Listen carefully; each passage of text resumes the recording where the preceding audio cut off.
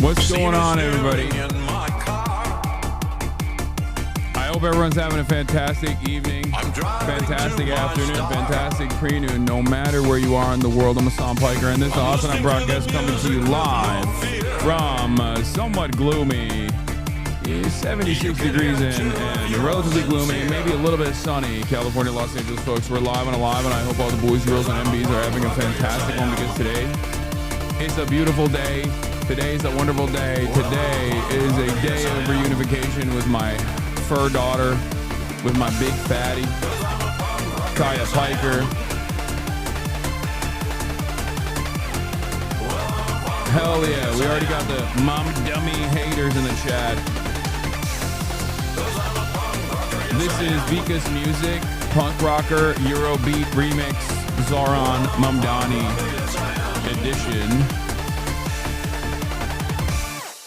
We're alive, and I hope everyone's having a fantastic one because today's a beautiful day. Today's a wonderful day. Don't call her fat, she big bone. No, she a fatty.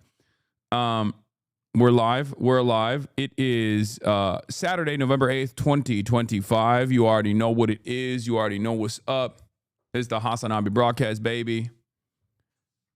It's the HasanAbi broadcast. We're alive, and we got a lot going on in the world. I'm going to get into all of that. But of course, before I do, this is part of the broadcast where I tell you about my personal news about what's going on in the world of HasanAbi Piker in between the time period where I press the stop streaming button and press the start streaming button. So help me God, that's what I'm going to do. And we will get into a bunch of things that are going on in the world.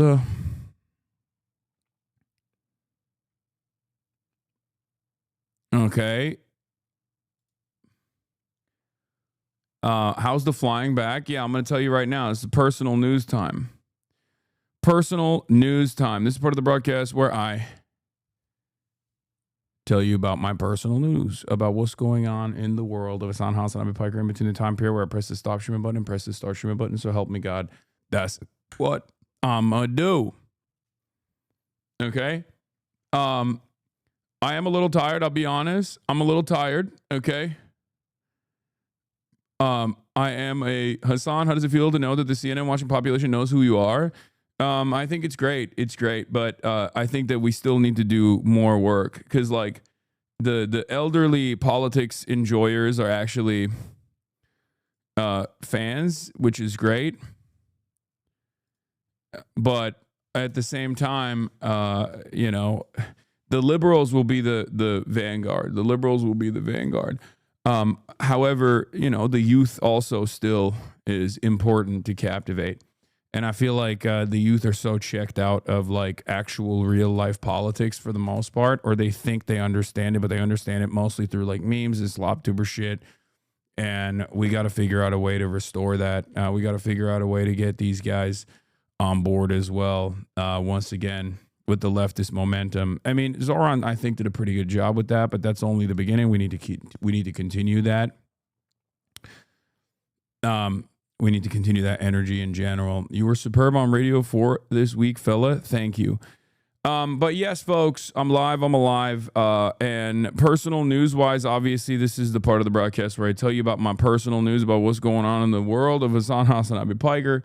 And not much is a lie. I ended the broadcast yesterday and then quickly got to the Dulles airport, got out of my hotel, went to the Dulles airport, and I have had a stroke of very good luck. And I hope, Allah Nazar listen, I hope that it won't actually impact my travel going to China as well, because like the Dulles airport, honestly, the Dulles airport kind of goated. Like they have the new bag scanners, they have the new X-ray devices, and it's so good because you don't have to take all your electronic devices out. Because you know, like when I'm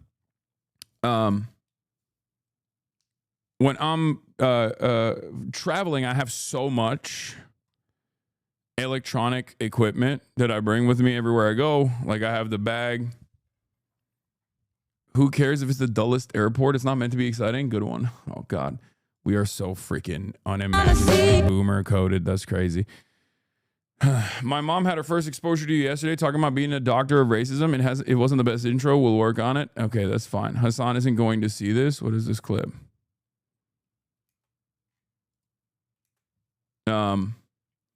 What terminal LaGuardia did you go in? Terminal C. LaGuardia is the easiest security in the U.S.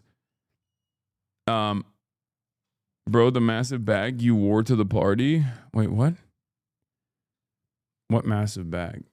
Anyway, when I travel, I travel deep. Like I bring so many different things. I bring the desktop, I bring the IRL setup, and to the uninitiated, it probably looks like a bomb, you know? So I always appreciate the newer bag scanners that they have. So they had that at Dulles. TSA was also no lines. TSA had no lines, and I thought that was pretty crazy. And we didn't even get any sort of like ATC setbacks. We did not get any sort of ATC setbacks, which was also cool. When I flew back in the kind of red eye adjacent flight that we took from DC to Los Angeles. And then I came back home, and I couldn't sleep because it was not lie flat, obviously. But came back home, and I was actually incredibly tired, but I did something that I probably shouldn't have done, which was watch, and I'm going to butcher the name. It's like hard to say the name. Pluribus.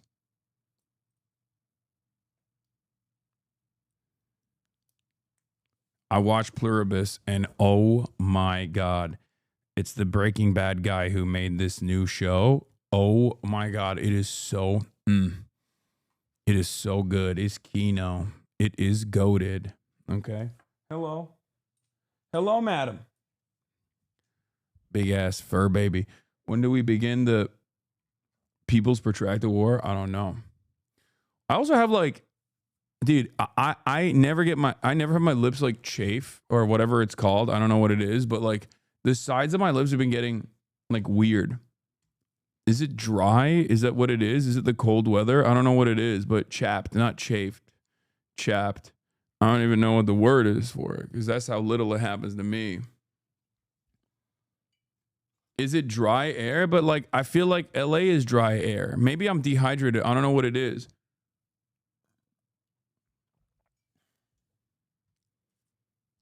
In any case, as a symptom of autism, okay, everything's a symptom of autism. Shut up. Your lips are chopped, bro. Sure. Use cocoa butter, drink water. Dehydration plays a role. It might be dehydration. Because I'll be honest, I've been eating terribly. I haven't been working out.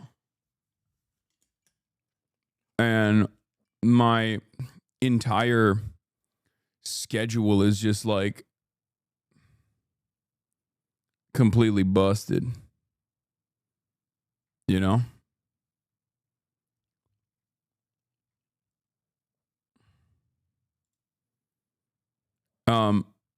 In any case, wait, what is this? People who trifle with Hasan Piker best be watched closely. Wait, what? This man is a black American theater teacher in Beijing, China. I like to make graphics on dem policy. Wait, this guy is literally in China. Why does he?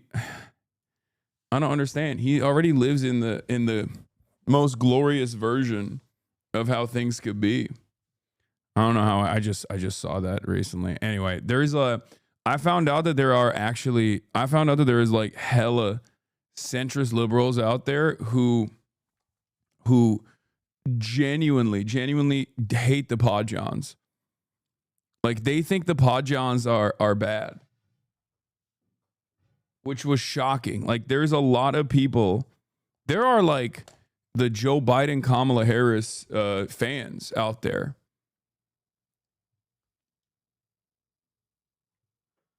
Like I was genuinely shocked. There's like centrists. Now they're not relevant in the party infrastructure at all. But it was shocking to see because like my timeline on Twitter was polluted with this stuff, and I will briefly talk about it as well. But that's what I was doing. I was actually duking it out on Twitter because I was on the plane and I was bored and I had some time. I had some time on my hands, you know.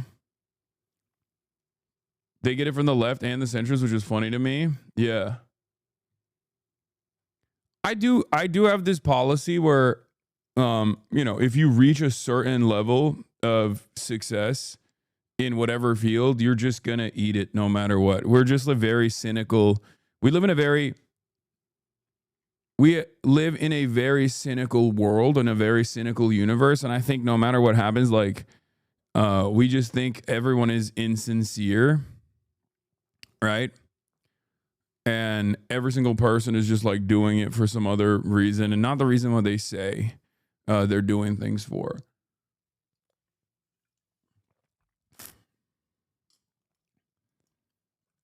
The K-Hop is on life support, but it's still as annoying as ever. Yeah.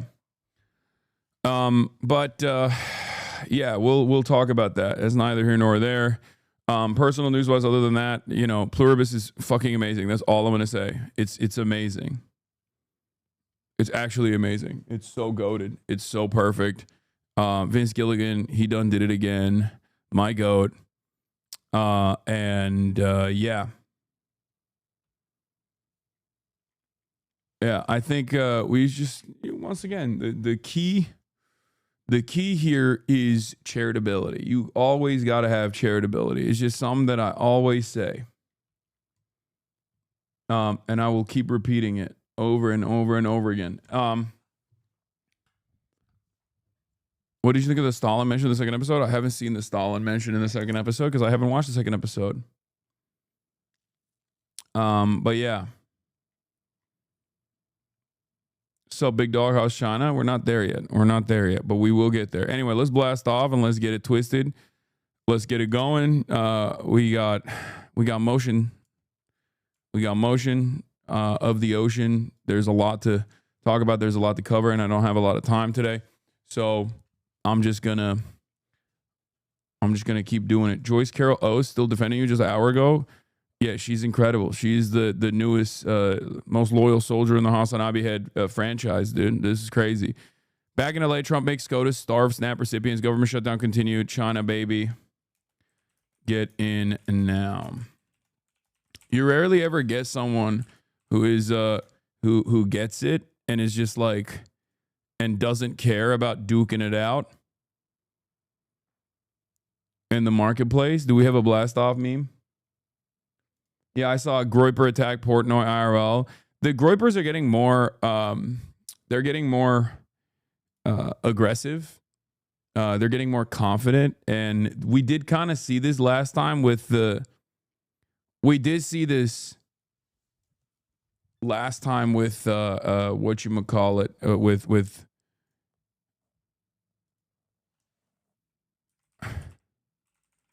hold on, sorry. We did see this with like Charlottesville, right? Like, and that kind of response or that kind of attitude, that kind of action, that kind of mobilization from the right does need like some kind of counterbalance, a disciplined and continued steadfast response. It is an absolute necessity, because otherwise it just keeps growing. It just keeps growing and growing and growing. And I think people feel emboldened and they think they can get away with this kind of stuff in public. And someone has to remind them that like, no, there is like social stigma associated with this shit, you know? And I'll be honest, like I despise Dave Portnoy. This is not a secret. I think he's a horrible person. And that was before he came out and was like, I'm Israel's strongest soldier. Having said that, like what he experienced here is like completely unacceptable. And what the fuck are we doing? You know what I mean? Like, that's just like, if you want to get mad at someone, I'm not the biggest fan of like, stalking out people and trying to confront them in the real world to begin with. I think it's like fucking annoying, and it's dangerous. It's shitty. It's silly. And most people don't do stuff like that. You have to be like a deeply unwell person to do stuff like that. But this is exactly the profile of a person who would do such a thing. Someone heard yelling slurs during Dave Portnoy's pizza review in Starkville, Mississippi. Hey, fuck the Jews! Fuck you, Dave Portnoy!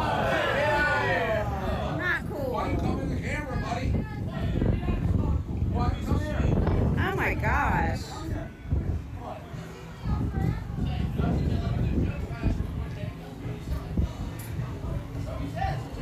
You're a whole ass loser, bro. Straight up.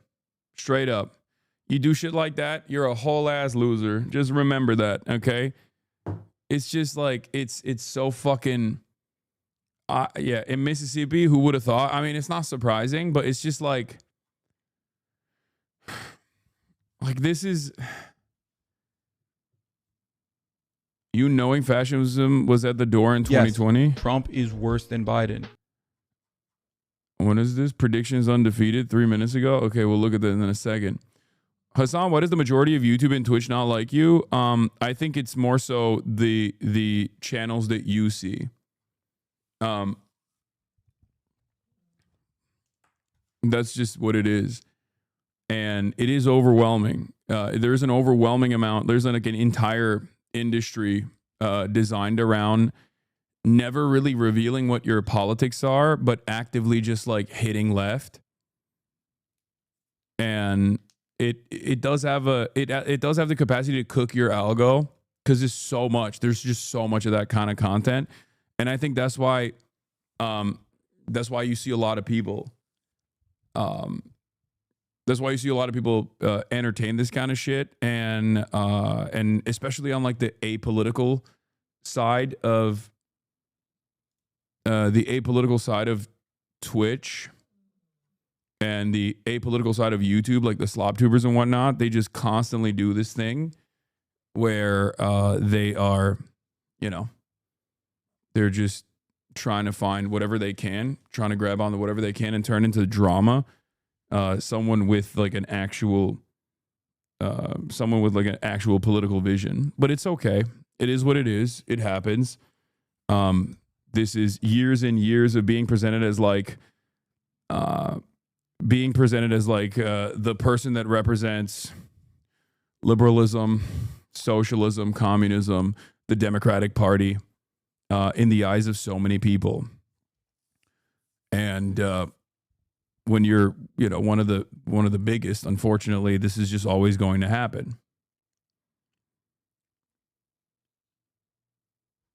It is what it is, especially at a time like, what did you guys think was going to happen? I mean, we talk about how like right-wing the internet is and how right-wing a lot of male spaces are, right?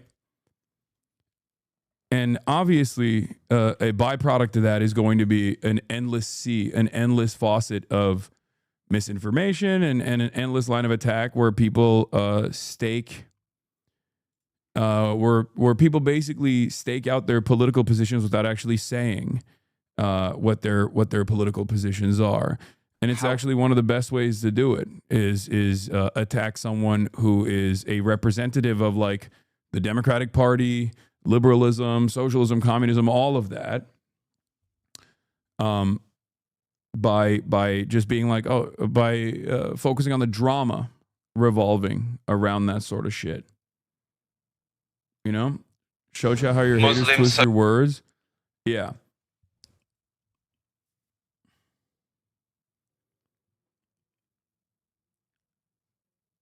Anyway, we'll get back to the Dave Portnoy stuff in a second. Did we blast off yet? Yeah. Don't forget the Streamer Award nominations end every day. Don't end today. Don't forget, everybody. Yes. I try to stray away from that, from entertaining that shit to the best of my ability, because like I think it does get in the way of trying to do the coverage that I want to do. And if you're constantly on a defensive posture, people are just gonna be like, yeah, dude, you suck. You're always on your fucking drama shit. Fuck you, you know? This is boring. So we just keep pushing. That is what it is. And the best you can expect is, you know, people coming to their own conclusions by actually coming in and watching instead of just like only getting the fuck Hasan content. And I think for the thousands that see, for every 1,000 person that sees the fuck Hasan content, there's like a couple hundred that actually come in here and see for themselves whether or not this is real. And basically that's how we bring new people into this community. Yeah.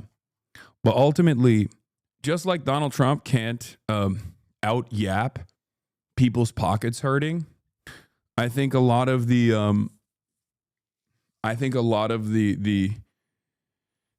content creators in this orbit can't actually keep presenting someone like myself as like the primary villain that they have, while the entire world is falling apart. You know what I mean? While Donald Trump is just like destroying everything. So we just keep doing what we do. It's like I see it almost in the same vein as like having to campaign every single day. You know what I mean? That's just how it is. Like I have a positive vision for a better future, and I will continue staying the course and continue talking about how we achieve that no matter what happens. And you know, people that don't like it, instead of addressing it, instead of addressing why that positive vision is bad, they will just continue to clip me out of context, continue to fucking create absolutely ridiculous narratives. And at the end of the day, those who are at least like somewhat charitable or somewhat curious to see what this is about will come in. And you know, I hate Hasan just to enjoy both sides content. Like, see, this is what I mean. You don't have to time this guy out. Nobody new here, man. Trump is destroying America. Boo-hoo, they clip me. Dave Porkboy, Dave. Like, this is what I mean. Like, this guy's in here, right? Like, he is, he's annoyed. He has his own personal perspective, and he's still watching. You know what I mean? And he will continue to watch. And eventually, we will arrive at like a reasonable conclusion. Don't call him a fucking loser either. I mean, it is loser behavior, but like, but that's what I mean. There are a lot of people who do that, and then eventually go, you know what? I actually do fucking like what this guy is about. Maybe he's not that big of a piece of shit.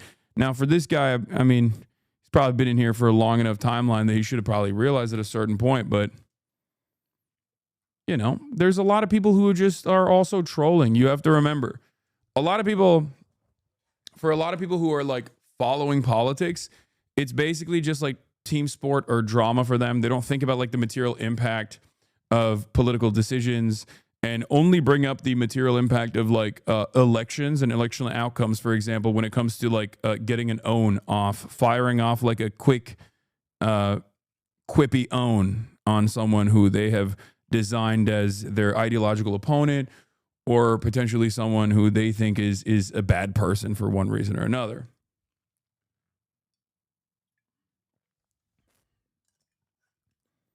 There are also a lot of people that are incredibly skeptical of everyone because they've been hurt.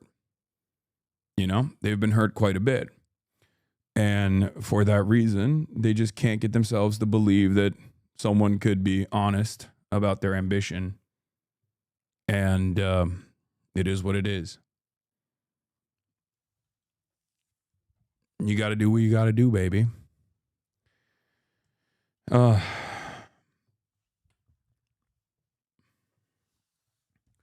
That's why you always will see when big major events are happening and people are actually tuning in to find out what the fuck's going on, and they arrive at like a take that I've had for years, right? For years and years. Doors open. For years and years, they'll be like, oh, extremely rare HasanAbi take. You know, maybe it's because I've been outside for so long this past week that I am a beacon of positivity, and I have a lot more time and a lot more investment in trying to have like normal conversations with people, even people who disagree with me. Even if people obviously betray that notion, because it's just impossible. It's just totally and utterly impossible to have those sorts of conversations. But in my experience, the best possible way to do it is in person. And that's precisely the reason why I go on things like CrookedCon, which brings me to my first story. We have the CrookedCon situation that a lot of people are apparently very mad about, right? And there's this, I didn't know that there was like this much centrist angst and anger towards me in this, towards someone like myself in this space. I didn't even know that there was any emotion in this space whatsoever, but it turns out there is. If you guys recall, I talked about this yesterday. I said, I showed you guys what I was saying as far as like on CrookedCon about what the Democrats could be doing better, what the Democratic leadership could be doing better. Here's a person from Progress Libs, I guess. I don't really know what this is, but Ridiculous for Hasan to criticize Democrats for not having a united messaging structure to combat Republican lies when he is one of the biggest peddlers of anti-Democrat propaganda in the country, which is pretty funny. I do think that that's hilarious because, like, I am, like, the left will yell at me because they'll say I am sheepdogging people into the Democratic Party. And then the centrists are like, you're not unconditionally loyal to the Democratic Party. And I want a competent anti-fascist response to what I see as like growing fascist forces in this country, because I recognize that this is ultimately going to destroy everything, right? And it's unimaginably violent. And I think a lot of these people just don't either have the mental capacity to understand that or think in ways of like online drama where they have, you know, like someone who they are a fan of, right? Like a content creator who they're a fan of, that they just advance their petty vindictive agendas over. And they simply just use, it seems like they simply just use the platform of politics as a way to advance that. Some of your biggest obs are lib-dub Dems. What are you talking about? Yeah, except those are the lib-dub Dems that are on Twitter. Those are the lib-dub Dems that are on YouTube, right? They're not actually the real fucking world liberal voter base of the party. So I said, you're smoking crack. And to be honest, this was not, you know, the nicest response because I had time. And to which she responded with, your words, not mine. She used that famous 18-second clip. Now, you guys already know. You've seen this clip many times over. You know exactly what I'm talking about here. I'm obviously talking about Israel-Palestine. So Democrats, if they were in charge right now, would be doing 100% the exact same thing, 1-to-1. Make no fucking mistake. Anyone who tries to tell you that Kamala Harris will be different is a fucking delusional moron. Do not listen to them. Yeah. And it's like, that's a perfectly clipped, that is obviously clipped so perfectly, right? Yeah. I only need 100 and it's obvious that like she's she's probably in here right now and she's like actively trying to farm this back and forth. And JD Cocherella response says, this was about Gaza, to be fair. To which her response was, even talking about Gaza, my point stands. Trump has completely cut out Palestinian voices from all negotiations and even floated relocation of the entire strip. They follow Lonerbox Destiny, Natalie, and Hutchlaw. I think you're too charitable to suggest they're being genuine in their criticism of you. It's fan behavior.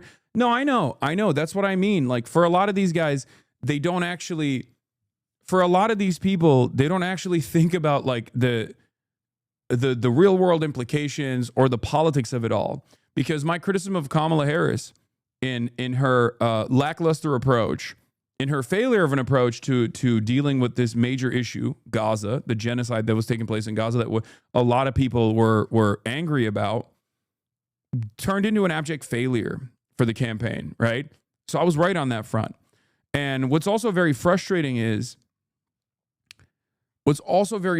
about this stuff is that, like, I constantly want the Democrats to actually be a fighter party, right? A party that fights back against the Republicans, where they, you know, they don't do that, and then they lose. They lean into right-wing forces, and they fucking lose. And it's very frustrating to see people constantly bastardize that message and try to do shitty analysis in general, because this is the shitty analysis that makes Dems lose, right? Like that's what's frustrating. Like, you can't just as I tell leftists, you know, Marxist, Leninist, vanguardists, like, you have to meet people where they're at. Like, you have to organize around the existing material conditions rather than close your eyes and imagine a world where everyone has this revolutionary potential, or everyone actually has class consciousness and a socialist revolution is imminent. Like, you have to realize you have to go where the masses are. The same goes for liberals as well, who ironically enough are actually firmly committed to at least like mass politics, because liberalism is mass politics. That's where a lot of people are. That's how they self-identify. And yet And yet what's frustrating to me is that like they are unable to see the reality. They're unable to see the reality. They're unable to look at what the base is saying. They have this like incredibly smug attitude. They have this incredibly smug attitude over the stupidity of the base of voters, where they're like, no, they don't understand. If they knew any better, they would just vote on harm reduction. It's like, okay, well, you can't assume that every voter is going to make the harm reduction. Every voter is going to go along with a harm reduction argument. It's very clear that like lying is a very effective tool. For example, like you have to think about these things if you truly understand the dangers of Donald Trump, as I did, right? Anyway, so all this stuff is, all this stuff is stupid. And then there's always like the, attacking the Hasan cult is ambitious. Like, oh yeah, you guys are such fucking brave warriors, right? You're such brave warriors for attacking the Hasan cult. Anyway, so there was someone who actually, that clip is also famously cropped, not to show like what I'm talking about. Like there's a reason why it's zoomed in, right? You got duped. Hasan was talking about bipartisan American support for defending Israel and attacking Iran. Maybe you should ask yourself why this context, a clearly visible tweet about Israel and Iran that Hasan was talking about, is cropped out. Anti-war championing that was coming from dumbass Republicans. I fucking told you that it was all bullshit over and over again. And make no mistake when I say this. Make no mistake when I say this. Democrats would do this exact same thing. Democrats maybe won't do the same song and dance in the way that Donald Trump does. They wouldn't go about it the same way, but they would do the exact same thing. Democrats, if they were in charge right now, would be doing 100% the exact same thing. Yeah, I mean, that's what's so interesting about it, right? Because like you see this and you go, ooh, this is fantastic. I will clip this. I will shorten it. I will actually make sure that the tweet is not visible either, so that people don't even accidentally arrive at the context. And if you're doing that and you find yourself like in a position where you're against the Republican Party, okay? If you're anti-Republican, but you spend all of your efforts and all of your energy trying to do fucking oppo stuff like this against like a left voice in the country, you're failing to see the forest for the trees. Your focus is unimaginably narrow. Okay? That's what the issue is. Not only is your focus unimaginably narrow, like you're trying to win like minor battles on the internet, and the most you do is piss off a bunch of liberals and I guess negatively polarize a bunch of people in your audience to turn around and think that I'm like a hostile figure to the Democratic Party or whatever the anti right-wing Republican position is in this country. And it's very stupid. It's very stupid to do that because like you get nothing out of this. Like it's not like I'm going away, right? And it's not like the Democrats in charge think of me in that same way anyway. They see me as a person that like got a bunch of stuff right. They see me as a person that got a bunch of stuff right about the election. And the reason why they think that is because I went to them and I talked to them. I talked to them in the lead up to the fucking campaign. I talked to them before the election cycle. I talked to them after the fucking election cycle. I continuously am trying to move this country in a more positive direction, in a left flank direction for the Democrats, both on the electability front, but also because I think that is good politics and good policy.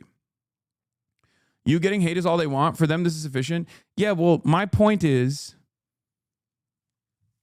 they're gonna clip this and be like, what? And ignore any person that replies to them with proof. I can literally see how they operate in real time. I know, but I guess like if these guys, my point is if these guys spent this energy on like Nazis, on Republicans in general, if they spent a fraction of the energy they spent on someone like myself on the actual opposition, it would probably be a little bit more productive because they don't fucking like how Nazi infested the website is, right? Nobody likes it. Like, we all align on that. We all align on that issue where, like, we don't like the right. So it just blows my fucking mind that there are still so many people that spend every waking moment looking at this unlimited faucet of misinformation coming from the right, this unlimited, this incredibly toxic space that they have been able to dominate, especially on Twitter. And then there's obviously the impact that Twitter has on places like Reddit and places like TikTok and places like, Twitch even, and YouTube and everywhere else. And it blows my fucking mind that these guys would be like, we hate that shit too, but honestly, we hate you more. I don't get it. I don't understand it. I literally don't understand it. And that's part of the reason why I barely ever talk about these guys. Okay? Because, not because like, oh, when I talk about them, I highlight them and I platform them, and then, my haters will then coalesce around them and it gives them a platform, and that's precisely why they're usually doing these kinds of lines of attack.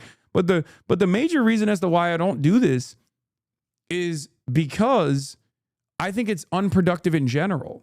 Like, I think it's far more important to fight the conservative forces in this country, to fight the reactionary forces in this country, both within the Republican Party and outside of the Republican Party. Okay? That's it.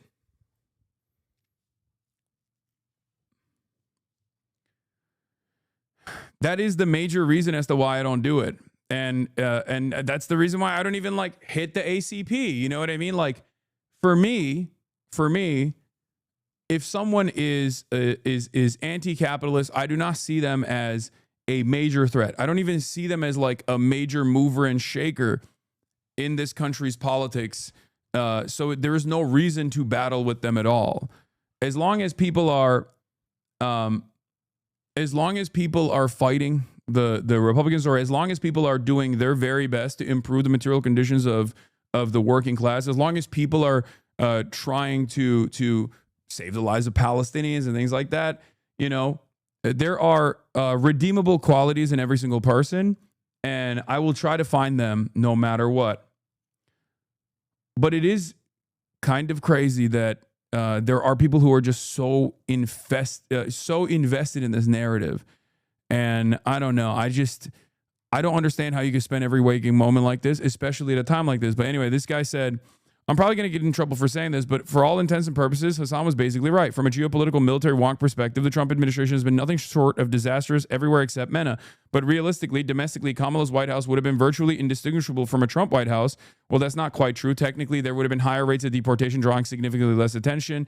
The part that I'm going to get in trouble for pointing out, I can't really put this politely. Kamala is just another reptile politician who's generally detached from the live realities of people everywhere. In Afghanistan, there was a proposal that would have gotten girls back into schools on a modified but workable curriculum.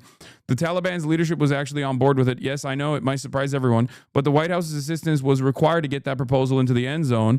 For the plan to succeed, the U.S. needed to shut its lips and not say anything to make it look like this was a proposal the Taliban had come up with, and just quietly help with the procurement of educational materials. The effort was passed over to the White House, and since it's a relatively low priority thing, that fell into the bailiwick of the office of the vice president at the time. That was one Kamala Harris. So the plan snaked its way into the office of the VP, where it immediately died an ignoble death, solely because Kamala staffers concluded she'll never go for it because she wouldn't be able to take credit. Okay? It's crazy that this guy thinks that's a hot take, by the way, and it's not true. And the irony is, like, I wasn't even talking about like all of the things that a Kamala Harris presidency would represent in terms of being identical to Donald Trump. There's never been a moment where I've said that Kamala Harris would be identical to Donald Trump on every issue. And that's what's so frustrating about it, because it's not that I don't hate when people hate me, but if you're going to hate me and you're going to disagree with me, you have to disagree with the actual positions that I hold. And what's so frustrating is people never do that. They just instantly go, I don't give a fuck what your position is. I'm just going to lie about what your positions are. And that's what's so frustrating to me, someone who, spends every fucking waking moment openly communicating my desires, openly talking about like what my opinions are.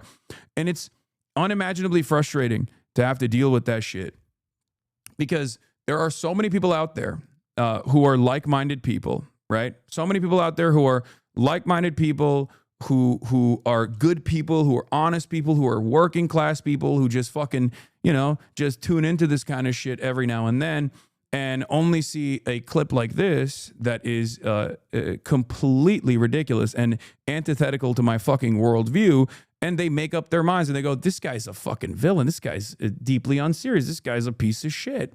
And I don't like that, right? I hate that. I think it's very, very frustrating because like, why the fuck are you doing that to me? Isn't there bigger fish to fry? But in any case, as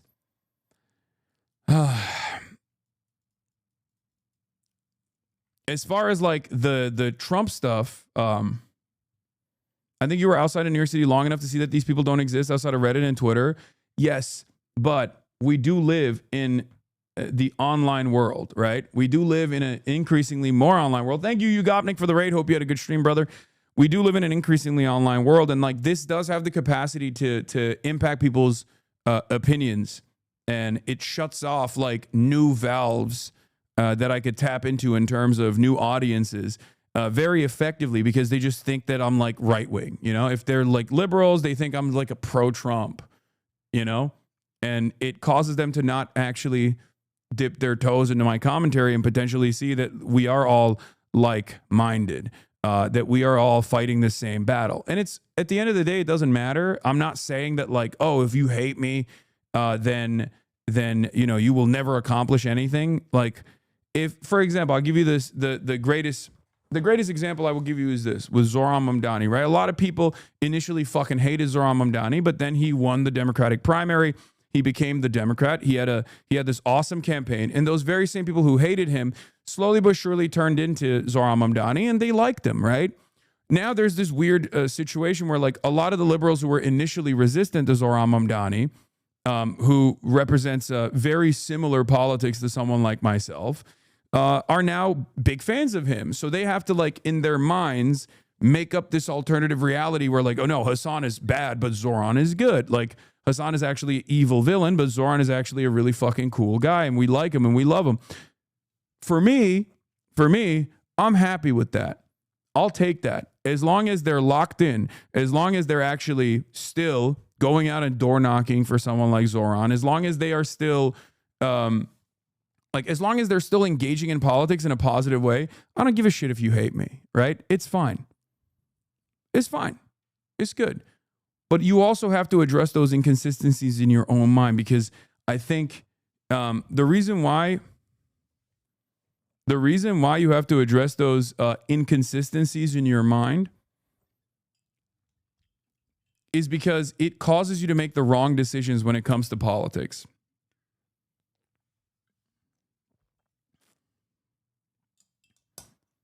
You know?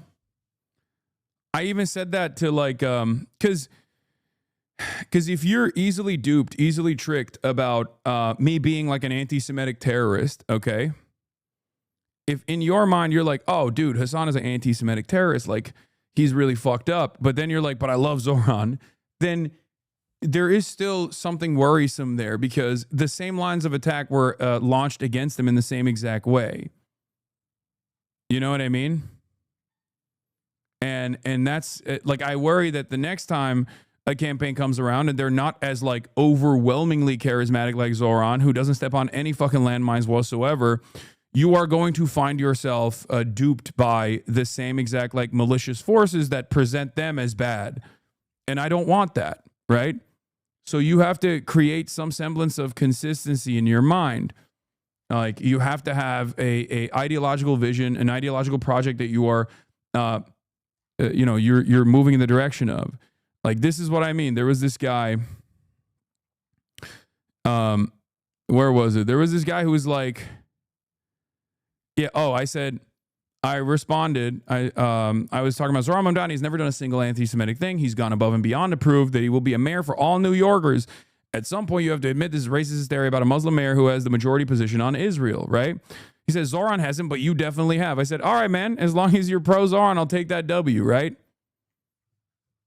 Yeah, Zoran is a good plan, and I've only heard bad things about Cuomo. So yeah, if I could have voted, I would have voted for Zoran, but we'll see how he does and judge him like everyone else. Stop using variations of the R slur ironically What? What do you mean? Is it because I'm saying like hysteria or insane? What?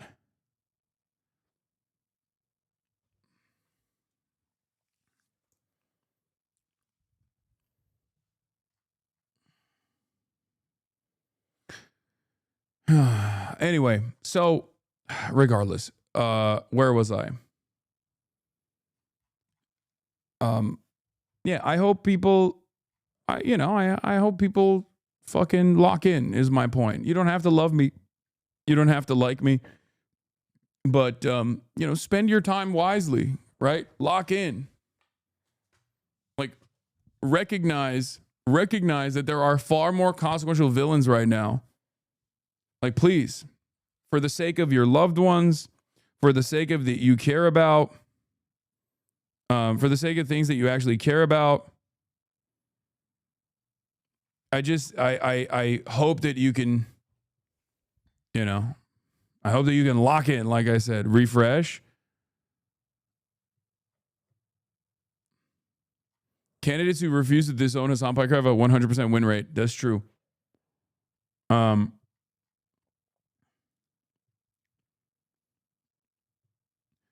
Like, I think a lot of people don't. I think that a lot of people also don't understand that I often will straight up let bygones be bygones, or even advance the interests of the Democratic Party, even if it's a person that I actually despise, like Chuck Schumer and Hakeem Jeffries. I hate them, but I've been writing for them, right, throughout this shutdown because they are trying to preserve the ACA subsidies.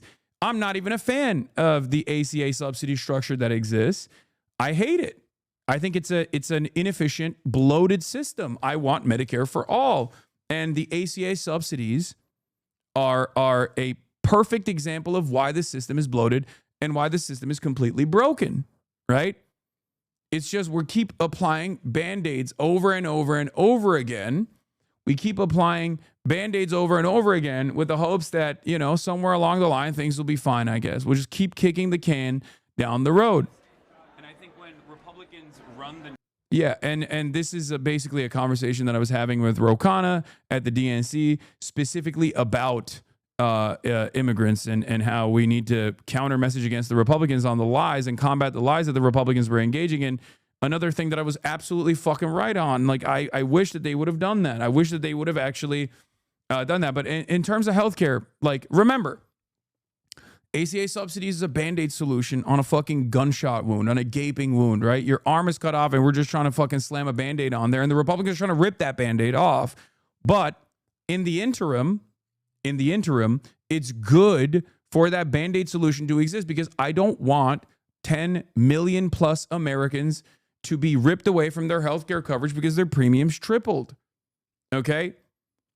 So if the Democrats are actually pushing back and they're fighting and they're using healthcare as a major driving force as to why they're fighting back against the Republicans, then I'm going to be on board with what they're doing. And I will give them that grace. I will give them that charity in spite of the reality that I disagree with them on many other issues. And this is something that I wish more centrists would do as well. Not that it matters, because I do think that a lot of liberals that are actually within the party infrastructure, a lot of liberals who are actually voters of the Democratic Party, they don't have such rugged approaches. They don't have such hardline, edged approaches to politics in general. But there are a lot of people who just like spend every waking moment doing shit like this, and I think it's like incredibly stupid.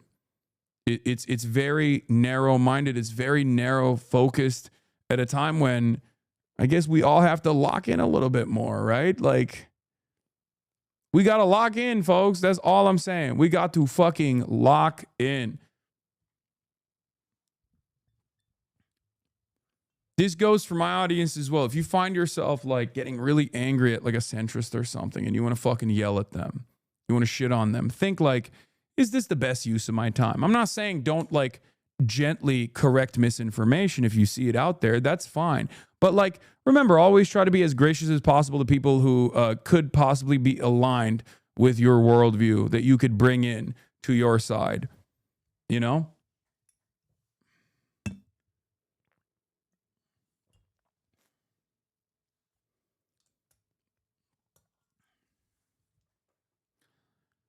That's not what the person said. He's saying that you can criticize foreign policy and simultaneously not say America and especially New Yorkers themselves deserve 9/11, but no one ever said that. You are inventing. It has been repeatedly said that the attack was payback and retaliation for U.S. foreign policy.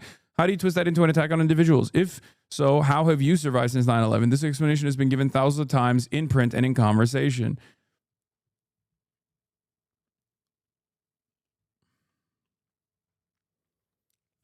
What is this? I'm trying to lock in, but you got to stop disparaging no-life nerds that never go out. Some of us still have brains and empathy. What do you mean, dude? That's crazy. That's funny. You're ridiculous. This is my major gripe. Guy who self-reports as a fucking no-life nerd who's a shut-in. Like, I'm not yelling at you, man. Don't worry. We need those. I was thinking about this. We need that. Because the right wing has the right flank in any race is always going to have moneyed interest backing them. We saw this with Cuomo versus Zoran, right? And what that moneyed interest does is constantly muddy the waters, do everything in its power to basically vilify and ritualistically humiliate the party that is representing some kind of change in the affirmative, some kind of positive change in the left flank direction, in the leftist direction. And this even happens with like centrist Dems versus, you know, far right Republicans, right? Like when they're going into battle, this also takes place. There is a lot of disparaging going on. And if you are especially someone who's coming outside of the party infrastructure that exists, like Zoran Mamdani, there is only one method out there where you can overcome the faucet of unlimited attack ads, and that is grassroots, right? That's just real people power, door knockers, people who are spreading the word in person, because it is incredibly powerful to be able to talk to a human being in the real world and say, this is my guy, and everything you've heard about him is a fucking lie. Trust me on this, right? And I think we could do that. We could do something similar to that on the internet as well. So what I'm trying to saying is we do need the shut-ins, you know? We do need the agoraphobes. We do need the people who are extremely online to basically reverse the network of disparaging left flank candidates, but then, you know, harness that power against right-wing candidates. You know, shut-ins rise up. Shut-ins rise up. That's my point. Like, the agoraphobics rise up, shut-ins rise up, because the reality of the matter is, like, you know, the reason why there is even like a Groyper army in air quotes is because this is an extremely online movement, as I talked about quite a bit. So this is a multi-front war. And it's a multi-front approach. And of course, you can play a role as well. You can play a role in combating the misinformation. You can play a role in actually doing what gets done to someone like myself with people who are like constantly in the fucking chat, sitting around, waiting for the opportune moment to clip me out of context to actually present my worldview as the exact opposite of what it is, right? And the reality of the matter is the right is such a target-rich environment that you don't even need to clip them out of context. You can clip them in context and people will fucking see it for themselves. The problem is we don't actually place a lot of emphasis on what the fuck they're saying. So they get a lot of bandwidth and a lot of leeway. And their audiences, right-wing audiences and reactionary forces are much more forgiving in general as well. There's not too much like ideological delineation happening on the right. And they're just like singularly focused on white supremacist ideology for the most part, so they can always just like stay the course. But in order to make sure that you can decouple centrists and you know, people who are self-identified as centrists or self-identified as apolitical from people who present themselves as from content creators who present themselves as centrist or apolitical, when in fact they are actually opening up the floodgates of far-right reactionary neo-Nazi politics, you should be able to do that to them as well. So yes, I am not disparaging the agoraphobics. I am not disparaging the shut-ins. I love my shut-ins, okay? And they play a formative role in this battle. But once again, My question is, like, if you are one of those guys, for example, and you spend every waking moment in this chat trying to find something to clip out of context to like make me seem like I'm right wing or whatever, right? And it's maybe you see some limited success and it makes you feel good. Don't you think that there are more consequential villains out there, more important forces to combat? People who are directly opposed to your worldview, people who are directly opposed to your existence? Go use that fucking energy on them. You know? Go use that energy on them. And at which point you will, people say no. Okay. All right. I mean, sure. Okay. If you think I'm your biggest villain, when, you know, my agenda is making sure that you get healthcare, my agenda is making sure that we put as many politicians in positions of power that they will actively and genuinely fight to make sure that every single American has healthcare, make sure that every single American has affordable housing, make sure that every single American city and rural town gets the necessary help they deserve, make sure that every single American that is of the working class has better benefits and more autonomy in the workplace. If you think that like that, those are my, you know, fundamental values, those are the things that I'm fighting for. If you think that that presents me as your enemy, unless you're literally a fucking billionaire or a millionaire, you know, a multi-millionaire, like a very powerful corporate entity, and you think that like that worldview that I'm presenting to you is like dangerous and damaging, you have a lot to think about. Because like if you are, you know, if you are actually, you know, Bill Smokes Crackman, if you are actually Michael Bloomberg, if you are actually Larry Ellison, then that's fine. It's understandable that you would see someone like myself as a op, right? But if you're just a regular dude who's fucking working a shitty dead-end job and has no prospects for a better future for themselves, like, and you think that I am your op, I am your number one enemy, you know, you're not locking in. They don't. You get more clicks for them. That's also not true. If we could just like turn the faucet of hyper scrutiny in the direction of like some of these right wing forces, I think more people would be like, this is gross. What do you think of the people asking you to take a break because of your overuse and exposure on the online political space? Some see it as an example of patriarchy within the left, for example. I have no idea what that means, but I'm not taking a fucking break.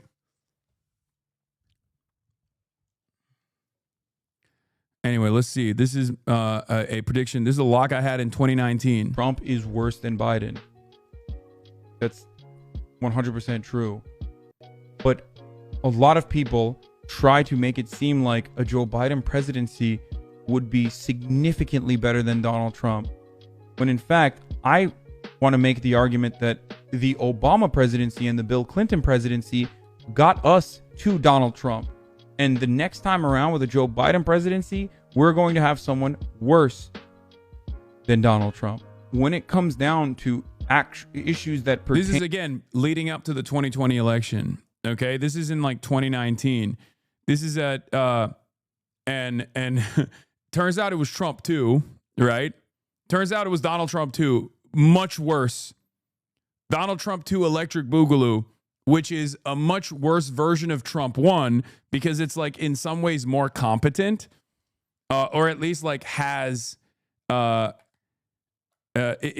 some ways it has the, it has the motion and the momentum and cares more about loyalty, right? Rather than bringing competent forces into positions of power that end up spoiling whatever the fuck they wanted to do. They have basically solidified their base, and they've and this is of course pre-January 6th, 2021 as well. So like there's less resistance, there's less interest, there's more fatigue, and they have no guardrails whatsoever. No competent individuals within the administration are trying to actively put hurdles to stop Trump from doing the maximalist agenda items that are unimaginably consequential, unimaginably damaging. To our material conditions, the parties are both unified. Tax cuts for the wealthy. The parties are unified. When it comes to continuously deregulating industries that aren't like directly murdering people by dumping chemicals into their water, the parties are unified. I'm, of course, talking about Wall Street regulations. When it comes to endless war and bloodshed, the parties are super unified. Could be the new fascist president. Whoever is like smart enough to realize that the time for fascism in America has come. Yes. Yeah. Yeah, that's like 2018 or 2019, I assume. Like 2019. And what I'm talking about right there is the consensus in DC. There's consensus politics on DC. Healthcare must remain private. There's consensus on this, right? Deregulatory mechanisms and a lack of interest from the left flank party against the endless amount of deregulation from the Republicans, there's consensus on. Endless war and endless militarism around the world, there is consensus on. Right? And as long as there's consensus on these issues of consequence, most people can't distinguish between either party. And I always say, like, the Democrats need to make a case in the affirmative. Here's another moment where this is from 7 months ago, but full stack 11:30. Let's see.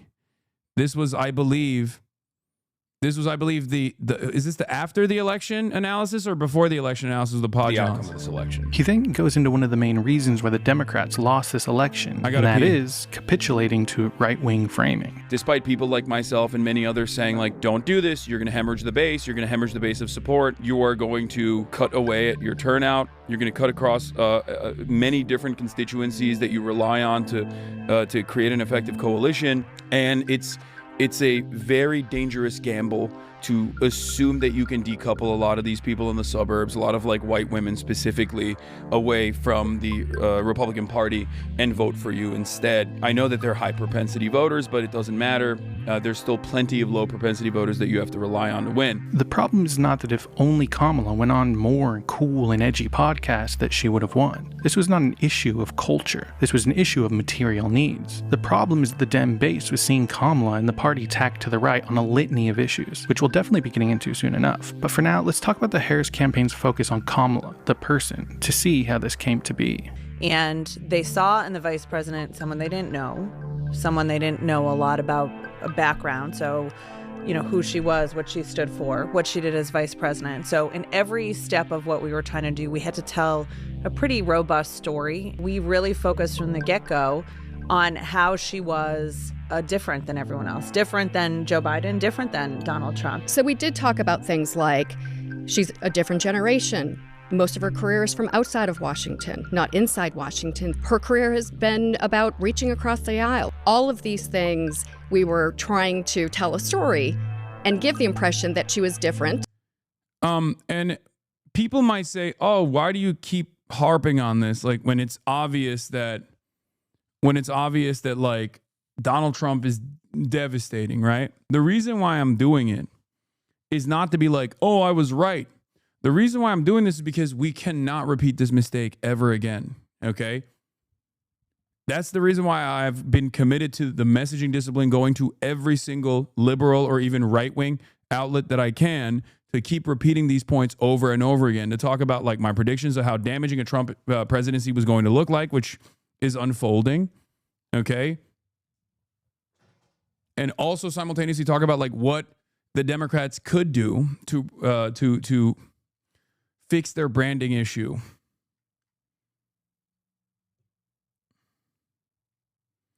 You won't. Trump will be your king till 2040, lol. I mean, this is the type of stuff that I'm actually confused by, because like if you say stuff like that, like don't you realize that's just bad for the whole world? And it's certainly bad if you're in America. It's bad for you too. I'm not going to ban this person, but like saying that, especially today, one day after the Trump administration went to, I'm memeing, dude. Okay, well, some people aren't memeing. Some people do come in and they go, oh, Trump is your God King, bitch.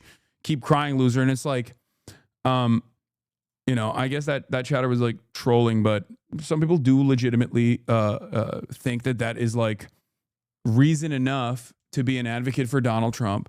And I'm always confused by that because it's like, well, brother, you're cooked. I mean, you're looking at an unprecedented affordability crisis where the administration has basically admitted that there is recession happening in key sectors in this country. And also on top of that, the Trump administration, after a record-breaking lengthy shutdown, has decided to continue the shutdown rather than actually concede to the very reasonable demands that the Democrats are making, and also have made things worse by starving 42 million Americans by force, even though the lower courts actually dictated that the additional $6 billion in SNAP subsidies that are already out there, like the contingency fund that's out there, cannot be used to, in the interim, fund the SNAP programs that 42 million Americans rely on to feed their children. 16 million children rely on SNAP, right? And the administration went to the Supreme Court and openly said, no, fuck that. We do not want you to fund this. And they're running around. They are running around currently celebrating that. How do I explain to a coworker who thinks that this isn't anything special and that he's fine? Like, how do you shortly say all of this? I mean, just ask him, like, one of the aspects that has been very damaging to the way that people reflect on the Trump administration has actually been the ballroom shit. I can't believe it, but it does feel like the electorate broadly got annoyed with the fucking ballroom. Like, that was a unique moment of discontent. Another one was the Zelensky thing. Like, it just blows my mind that the stuff that people actually care about is the unpresidential qualities of this president and not the actual impact and not the actual devastation. It is kind of crazy how image obsessed most people are still, where they see people starving and that doesn't piss them off on its own, but they see people starving.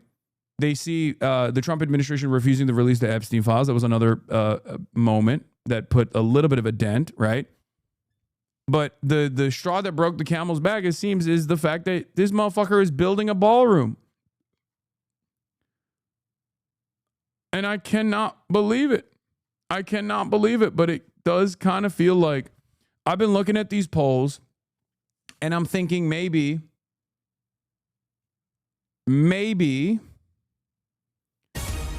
it's coming from, what is this? Mamdani faces criticism from liberal media. What is the liberal media criticism that Mamdani is facing?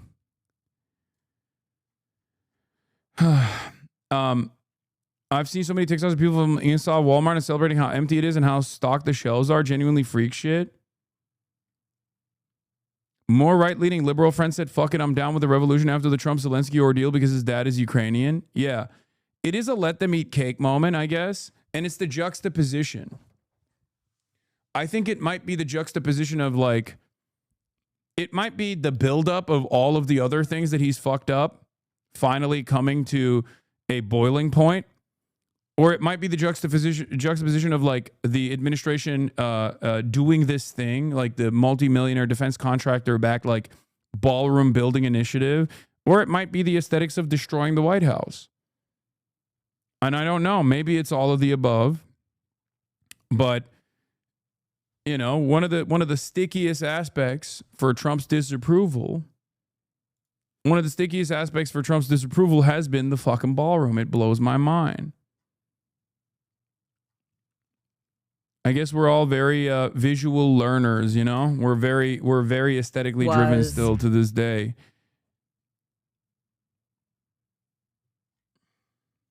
I think people are just dumb and the ballroom puts it in the black and white for a lot of normies. Sure.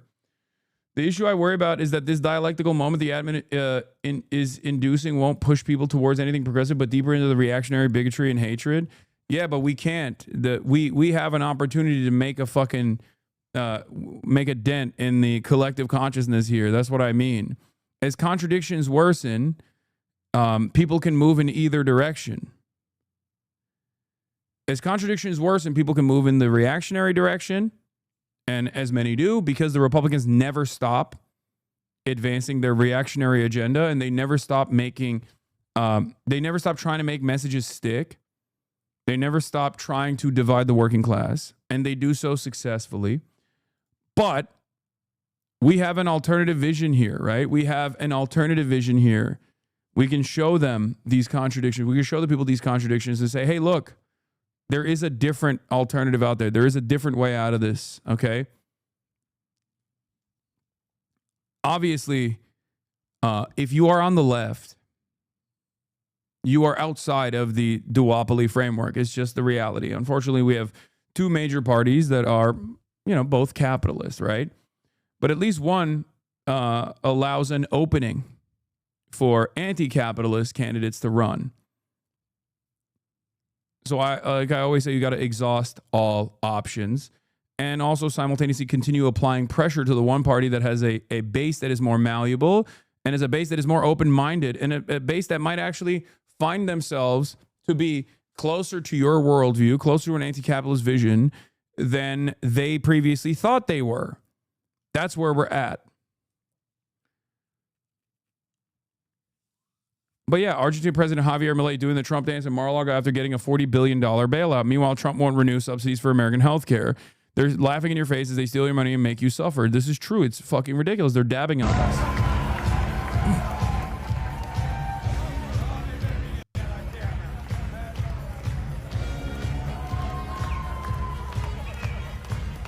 I can't in good conscience understand why. I can't in good conscience understand why they're doing this, by the way. I genuinely can't. Like, it blows my mind. It makes me feel somewhat crazy. Just like I can't understand why the Trump administration would, on the one hand, try to fix the price of meat, okay? The price of beef in general, because they identify that as a pressure point. They identify that as like a point of anger and resentment. But, which, by the way, ironically, also Argentina is involved in as well, because instead of addressing the monopoly that exists in the meat packing side of things and in the beef side of things, they're just like they just tried to flood the markets with Argentinian beef, right? Which frustrated a lot of American ranchers. So there's that too. But on the one hand, they're doing stuff. They're doing initiatives to try and break up the monopolies now, because they realize that there's a lot of discontent on that front, because there's a lot of anger in how expensive beef has gotten, right? It's one of the major points. But also on the other side, they are actively and successfully stopping. They're actively and successfully stopping by way of the Supreme Court, issuing an emergency order to temporarily block full SNAP food aid payments. Like, that blows my fucking mind. I am not the only one who noticed. Yeah. I said, I swear to God, he's trying to start riots in this country so he can mobilize the military, declare martial law, and halt elections permanently. I cannot see another reason for this kind of cruelty. I can't understand it. It makes no sense. Like, they're trying to relitigate the glorious time for the oligarchs in the roaring 20s.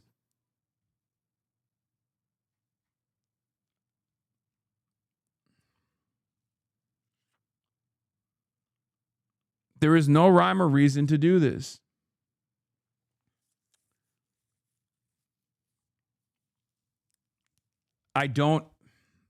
It just doesn't make sense. It literally doesn't make sense. Unless they are basically just they're like bots, and they just are fans of history and they want to repeat it or something. I don't get it. I do not understand it. Trump and his cronies do not think they need consumers anymore. They think AI and robots will save them from everyday people. They want us subjugated, and they will push escalation after escalation. We are on our own. Like, the Great Gatsby themed Halloween party is obviously one of those examples. Like, aesthetically, they are doing a horrible job. So horrible that even the Democrats, who are not the best communicators, at least on the leadership side, have still been able to come out of this like shutdown battle with the Republicans being held responsible. If the Trump administration was at least a little bit aware of the situation on the ground, or if they didn't actively try to say, like, we hate you and we want you to eat shit and die to the working poor every single day with this kind of messaging, with this kind of imagery, I think the Democrats would be getting fucking destroyed right now in the shutdown battle. If the Republicans were a bit more competent and less overtly evil, that would be a much more difficult battle to overcome. One that I don't think the Democrats currently are capable of fighting.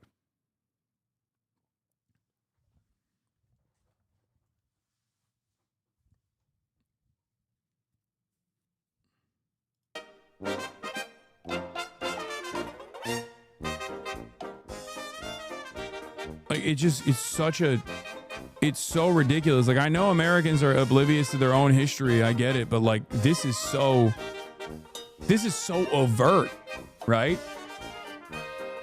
This is literally like Great Depression era levels of income inequality. It's not there yet. The conditions have not gotten there yet, right? But like, this is precisely what happened 100 years ago. We are straight up relitigating age-old battles. And it's the same forces. It's the same forces of capital that designed an environment, designed a system that gave them endless amounts of wealth and prosperity while the regular people suffered.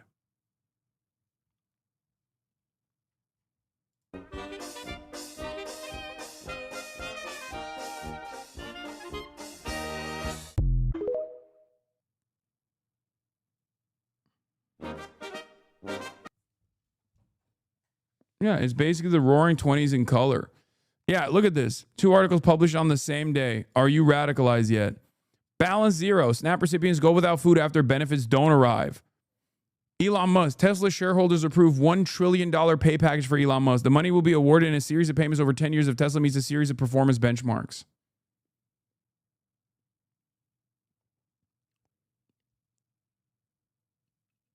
What are we doing? No one should have $1 billion, let alone $1 trillion. I cannot comprehend this. And I don't understand how there are people who will ride for this. There are people who still go, no, that's fine. That's good, actually. This is prosperity. This is a good thing. You're silly. You don't understand. This is a good thing. It's like, no, this is just as much a failure of the system as the reality that there are homeless people in the wealthiest country on the planet. Almost 1 million of them, 600, 700,000 people go to sleep without actual shelter every single day in the wealthiest nation on the planet. Okay? That is a policy failure. And this is a policy failure as well.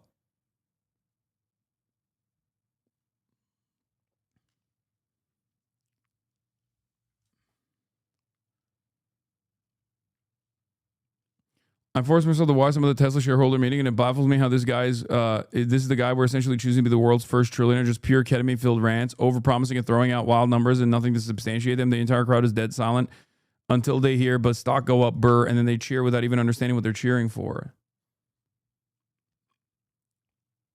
It's all, it's gotten to a point where, like, I personally think the stock market is just a straight-up scam, where the market fundamentals don't matter. Where fundamentals have nothing to do with the stock performance, and it's more so just that there are too many vested interests that are like Tesla is becoming like almost too big to fail in this way, where there are too many financial investments into Tesla, so they have to just keep making it seem like the stock is actually outperforming expectations, even though it's collapsed in and of itself. But it's utterly decoupled from the fundamentals, because it's not like people are just still purchasing Teslas. Like, that's not happening. They are overly reliant on this unimaginably unstable and incompetent person, Elon Musk, and the fact that, like, as long as he keeps over promising and never delivering on those promises and people don't punish him for it, then it's fine, because stock price keeps going up. Yeah, $1 trillion pay package for a company with $17 billion in revenue. It's fucking ridiculous.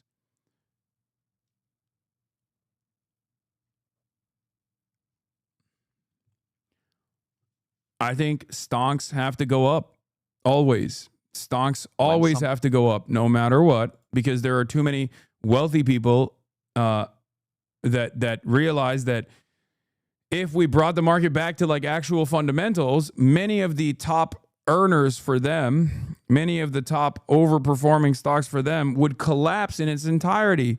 This is yet another example of this, right? OpenAI. In a new podcast, Sam Altman says, when something gets sufficiently huge, the federal government is kind of the insurer of the last resort, as we've seen in various financial crises.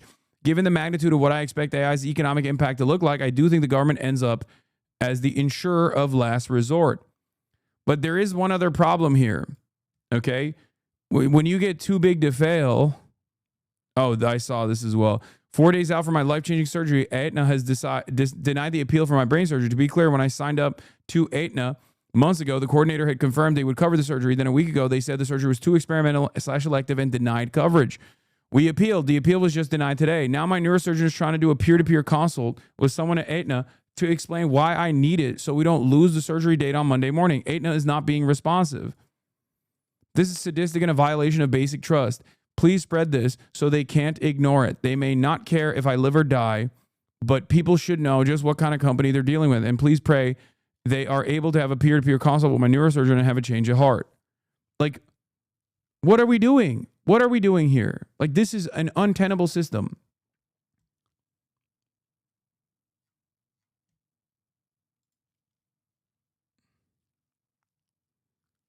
How can people not look at this and say, this is devil work?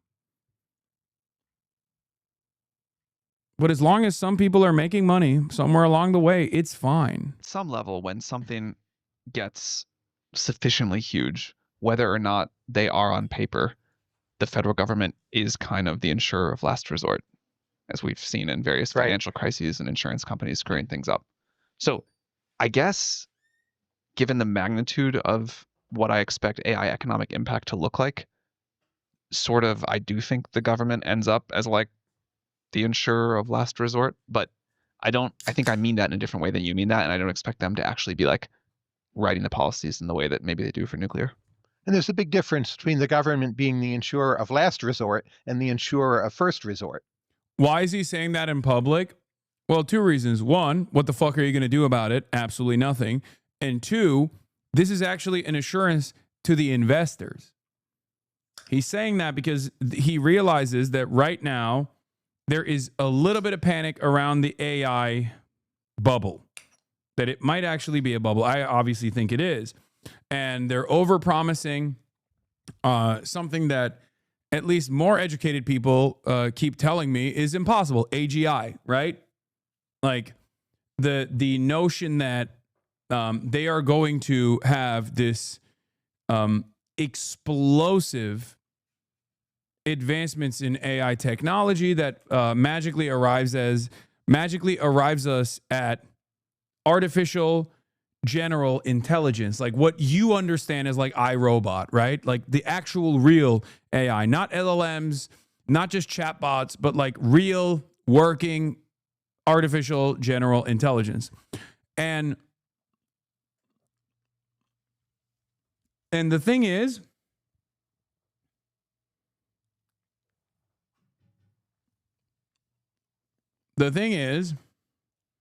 well, that has been the promise thus far. That requires a tremendous amount of investment and a tremendous amount of failure along the way. We're not even talking about the goals of AGI, obviously. The goals of AGI is to displace the labor force in its entirety. Having said that, what they're trying to accomplish is just like beat China to AGI, or at least a more competent version of AI that can successfully displace the existing labor force and create new super profit structures, okay, which rid the need for labor in its entirety. And God knows what that would do to the already exploding wealth disparity that exists in this country. and in the Western world in general. Having said that, because there are fears that they might not be able to continue white knuckling through this process, that he has to sit there and say, no, don't worry, the government will bail us out. The problem, however, is if the bubble bursts after becoming enormous, and it has already, because outside of the AI stock market gains, the GDP growth in this country last year was 0.1%. Okay. It's like 5 major companies that are the entirety of the stock market at this point. Like it's insane. The bubble has gotten to such a ridiculous size that I don't even know if the American government could save it or could bail it out. So, like, I think there is such a thing as like too big to fail. But then there is also such a thing as like something that has become so large that even the American government can't bail it out. And if there was anything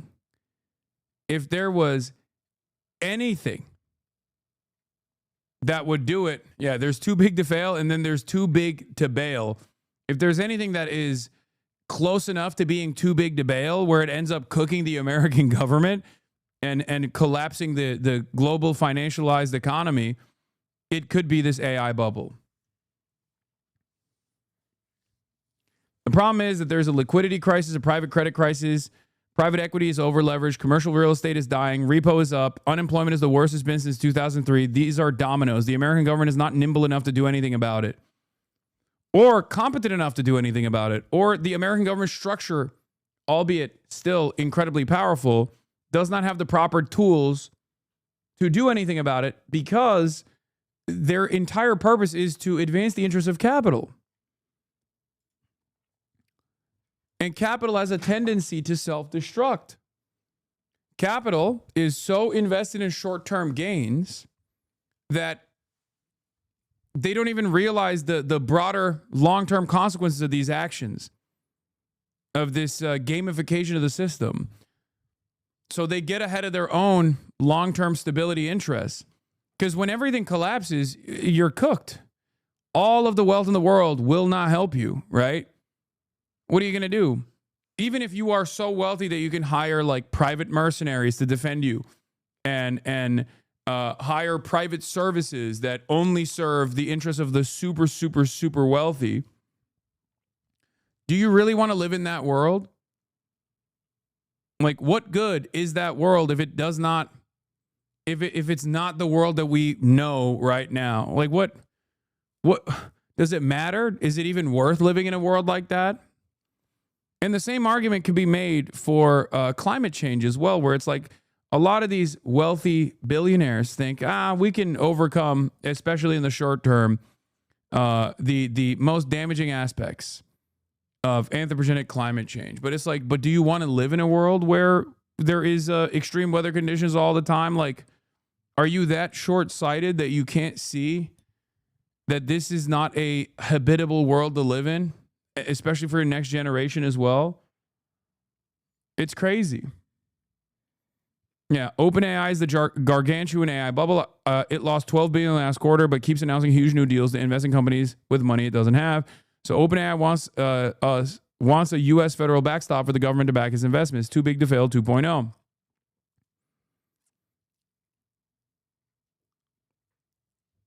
OpenAI's CFO didn't just say the company wants a federal backstop for chip investment. She said, and I think we're seeing that, the U.S. government has been incredibly forward-leaning. Then she immediately took to LinkedIn to claim that's not what she meant. This is where we're looking for an ecosystem of banks, private equity, maybe even governmental, the ways governments can come to bear. Meaning like a federal subsidy or something? Meaning like just, first of all, the backstop, the guarantee that allows the financing to happen. That can really drop the cost of the financing, but also increase the loan to value, so the amount of debt that you can take. Time to short OpenAI. Brother, when we say too big to bail or too big to fail, shorting companies like this don't matter because there is no system after that. Do you see what I mean? Like, too big to bail in the 2008 financial crisis actually yielded tremendous benefits for people who were ahead of the game and shorted, right? But there was a next day. My point is, I don't think there is a next day because of the gargantuan size that the AI bubble is, / the way that, and also the way that like our capitalist forces have completely dominated the government. That if the dominoes fall, I think the structure will not remain at all. So there is no payout for you at the end of the day when you short. there is no payout for you at the end of the day when you actually successfully short, like and time the perfect opportunity to short the AI bubble, right? Because if that fails, then everything is gone. It's still not as big as .com, and there was the next day in 2000. You're wrong. Okay. Maybe I don't understand it.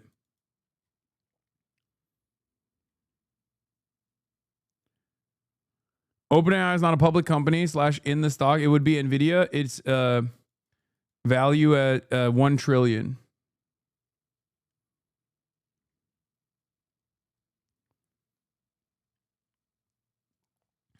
I disagree. It will be super bad, but not the end of the USA.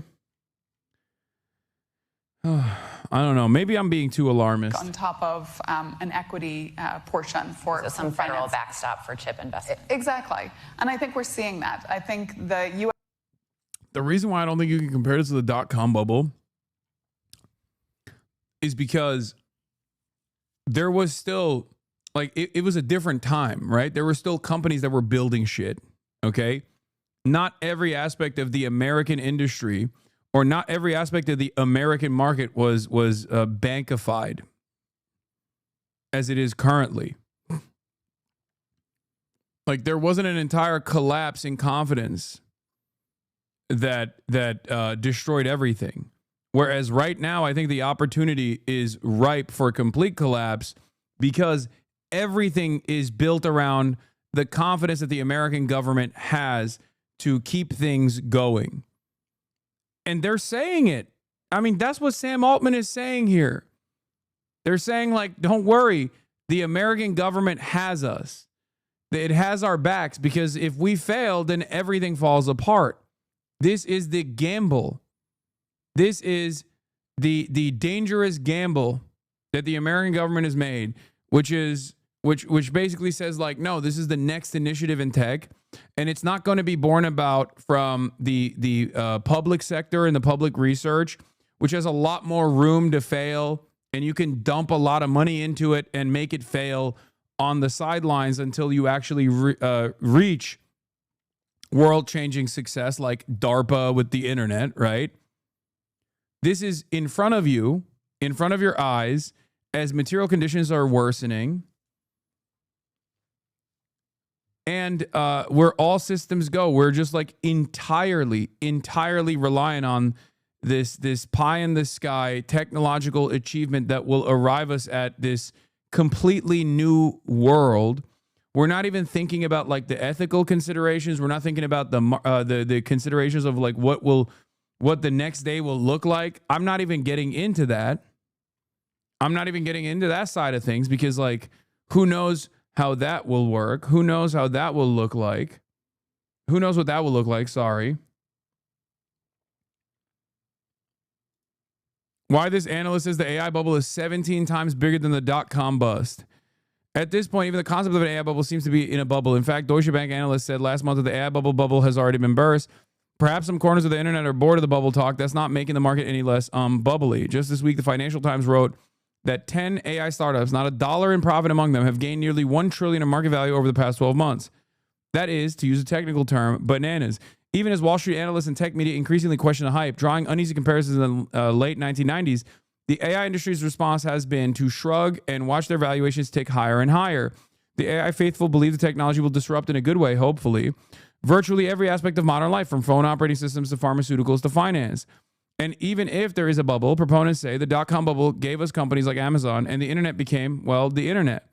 There are plenty of skeptics countering the AI hype machine, though few professional market analysts have done so as stridently as Julian Garan, a researcher and partner at the UK firm MacroStrategy Partnership. John Green put a video out there where he took money out of his retirement fund and the S&P 500 because it's only driven by AI, and he needed to make sure that he can diversify in other markets. Earlier this month, Garan published a report claiming that we are in the biggest and most dangerous bubble the world has ever seen. Garan concludes that there is a misallocation of capital in the U.S. that makes the current frenzy 17 times bigger than the dot-com bubble and 4 times bigger than the 2008 real estate bubble. That is, needless to say, a bold claim about a phenomenon that is famously hard to predict. I sat down virtually with Garan earlier this week to talk bubbles and why he thinks the AI fervor is, to quote his report, not just a bit bad, but rather the antithesis of socioeconomic progress. At the heart of the note is a golden rule I've developed, which is that if you use large language model AI to create an application or service, it can never be commercial. One of the reasons is the way they were built. The original large language model AI was built using vectors to try and understand the statistical likelihood that words follow each other in the sentence. And while they're very clever, it's a very good bit of engineering required to do it. They're also very limited. The second thing is the way that the LLMs were applied to coding. What they've learned from the coding that's out there, both in and outside the public domain, means that they're effectively showing you learned pieces of code that's, again, going to be limited if you want to start developing new applications. The third set of problems in terms of how it's built is around the idea of scaling. There's a real problem at a certain point in terms of how much you have to spend to improve them. I'd say it's definite that developers have hit a scaling wall. Otherwise, they'd be releasing demonstrably better and better models each time they came to market with a new product. And since ChatGPT 4 came out in March 2023, they haven't really actually raised the bar significantly.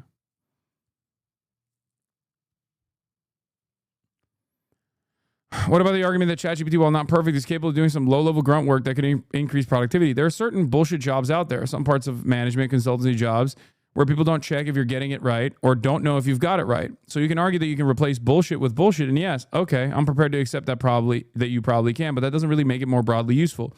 See, the reason why this conversation is very different than my analysis on top of this person who is like highlighting like some of the most damaging aspects of the entire system designed around AI success is because of what people consider to be efficiency. If you're a regular ass dude, when you think efficiency, you don't think in market terms. Okay? Regular people, when they think efficiency, they mean, am I getting the best possible service on the consumer side, right? Am I getting the best possible service? And an example I will use is luggage tossers, right?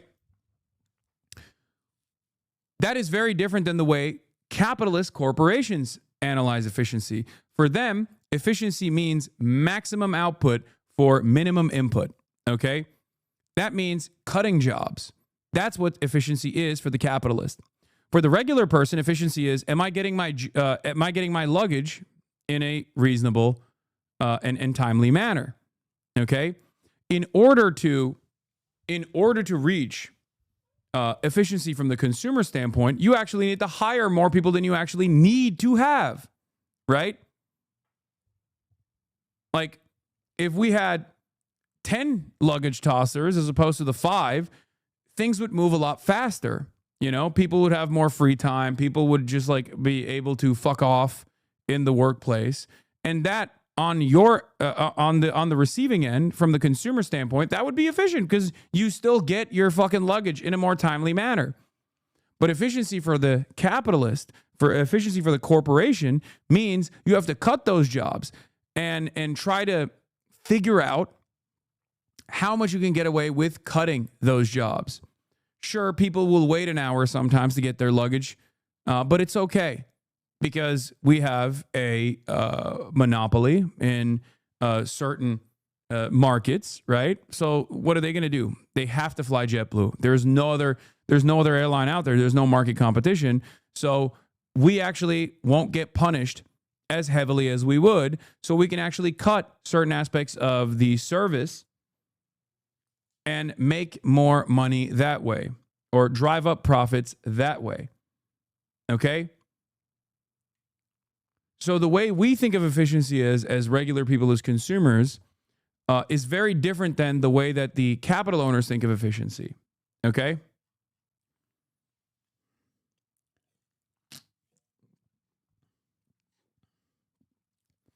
And this is the same problem with bullshit jobs.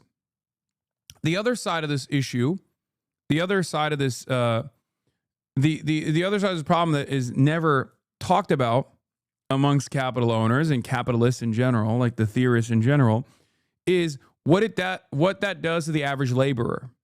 Okay? There is no consideration for the regular wage laborer in this conversation whatsoever. There's no consideration for their life. There's no consideration for their workplace conditions. There's no consideration for their families. There's no consideration for what that does to the broader economy. Okay? Bullshit jobs are fine. It's good to have bullshit jobs. Okay? It's good to have bullshit jobs. It's okay. People need to have jobs. And if we did not live in a capitalist organization, live under a capitalist organization of the economy, we could have technological efficiencies in the form of AI that would actually lift the burden off of the backs of many people that could then get the same amount of money, the same wages, and do work, do much shorter hours of labor. Okay? If someone just basically sat in front of an autonomous machine and they did not displace the existing labor force in the interests of, again, efficiency from the capitalist perspective, then the economy will be much healthier overall. Okay? The capitalist solution to this is UBI. The capitalist solution to this is, just let the robots do all the work, and then eventually, in order to avoid mass discontent and riots, we just give you some crumbs. Okay? But it is obvious that capital owners don't even want to give you those crumbs, or they want to give you the minimal amount of crumbs that they can give you without you taking out the pitchforks and burning everything to the fucking ground. That's not a stable system.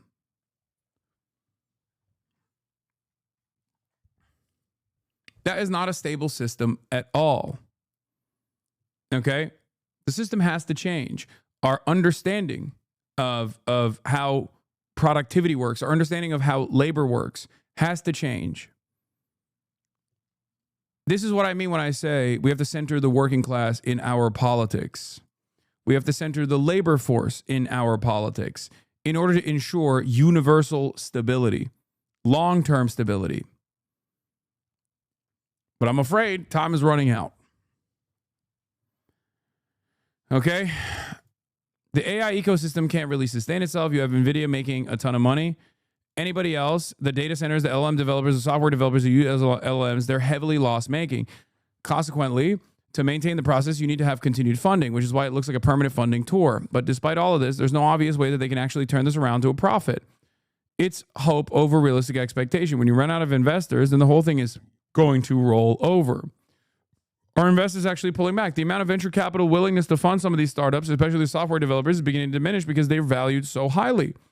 That leaves you with basically SoftBank, which has had to raise a lot of debt against the shares to fund the first tranche of the OpenAI commitment that it made, and it's still got a bigger second tranche to fund. You've got foreign states like, say, Saudi Arabia, but there aren't many countries who have unlimited spending power, and that leaves NVIDIA as a sort of a last man standing. Nightcap, are we in the process of deflating, or is the bubble still growing? Well, with AI, I can't say it's starting to deflate. We're just a week past all-time highs, so it'd be kind of arrogant to say that that was definitely the top. But it's certainly drawing closer. I have to ask, because I ask myself this all the time, what if you're wrong? What if the hype is real? Well, there are two ways I'd be wrong. One is, it just takes longer to break than I thought, which, to be honest, it already has. And what happens if I'm wrong in that way is simply that they continue building things that aren't fundamentally useful to the economic society. I don't think this is useful fundamentally to the economic society. It is useful to raise the stakes and to gamble harder, because that's just what the stock market is now. It is turned into this major gambling ring.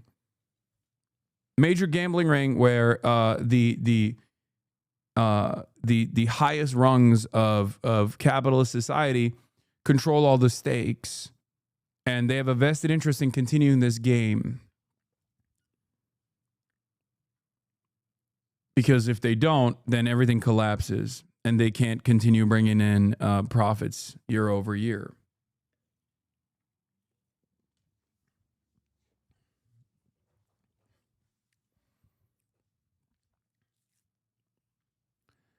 If it carries on for another year or another 2 years because they managed to persuade someone to provide funding, the more people are doing stuff that's not going to make a return. The future is not going to be as bright. Future gross domestic product will be lower than it would be if they didn't do this stuff and they just went about doing some mundane things that people actually valued. And if I'm completely wrong and someone could come up with super intelligence, well, that completely changes the world and we'd be depending on whoever controlled the systems. We could be in a utopia of sorts, or we could be in a brave new world, or we could be in a utopia like Player Piano, the Kurt Vonnegut book, where everyone's employed apart from some people living in their ivory towers. To be honest, I think that's beyond our current capability as an industrial society to pull it off. If that starts changing, then I'll change my mind very quickly. I just haven't seen it. I like that as the contradictions do worsen, as the contradictions heighten, you even see some guys like this person is a capitalist through and through to the bone. But real analysts that look to the existing systems, even with their horse blinders, their pro-capitalist horse blinders that cannot see a world outside of this organization of the economy, still can't help but recognize that this is not really useful. Okay? That's pretty alarming when you have econ bros going, this stuff is it useful really? Because these aren't like card-carrying commies, right? These are not card-carrying commies at all. One thing no one talks about is how normal investors don't like this gamblingization of the stock market. For example, Warren Buffett is sitting on a lot of cash, around $400 billion, and is waiting for the bubble, so there's many, many boomers. That means no money in circulation.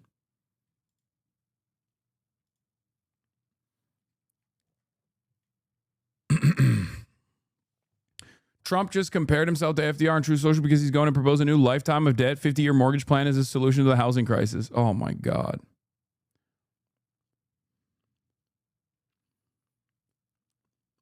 It comes back to the contradiction between the forces of production and the relations of production. Technological development directly undermines a society anchored around wage labor. Yes.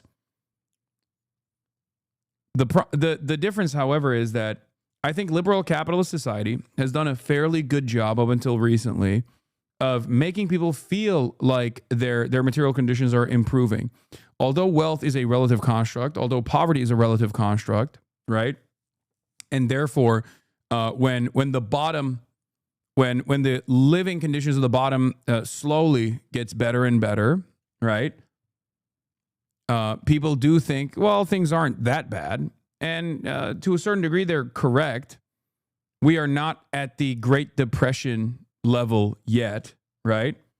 We are not at the level of like mass starvation. The wealth disparity that exists is even larger. It's larger than the time of the French Revolution. It's larger than the Gilded Age. It is larger. But the reason why there is not the same level of discontent, that existed back then that caused people to take up arms and engage in violent revolution, right? Whether it be a bourgeois revolution or not, it doesn't matter. It was still a violent revolution, or even a more modest reformist version of that, like we saw with the fucking New Deal. But even though then there was a lot of labor militancy and a lot of discontent and a lot of violence that took place in the buildup to that, reformist way of getting out of that crisis.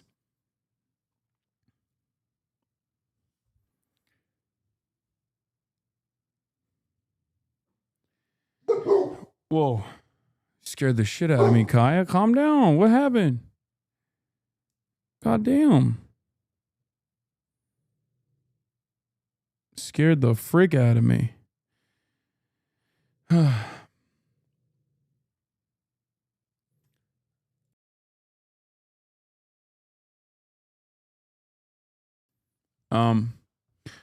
Also, at the time of the French Revolution, the church was the only propaganda tool for the aristocracy to justify its power. 50-year mortgage at 20 years old means you finish at 70 with no extra payments. Yeah.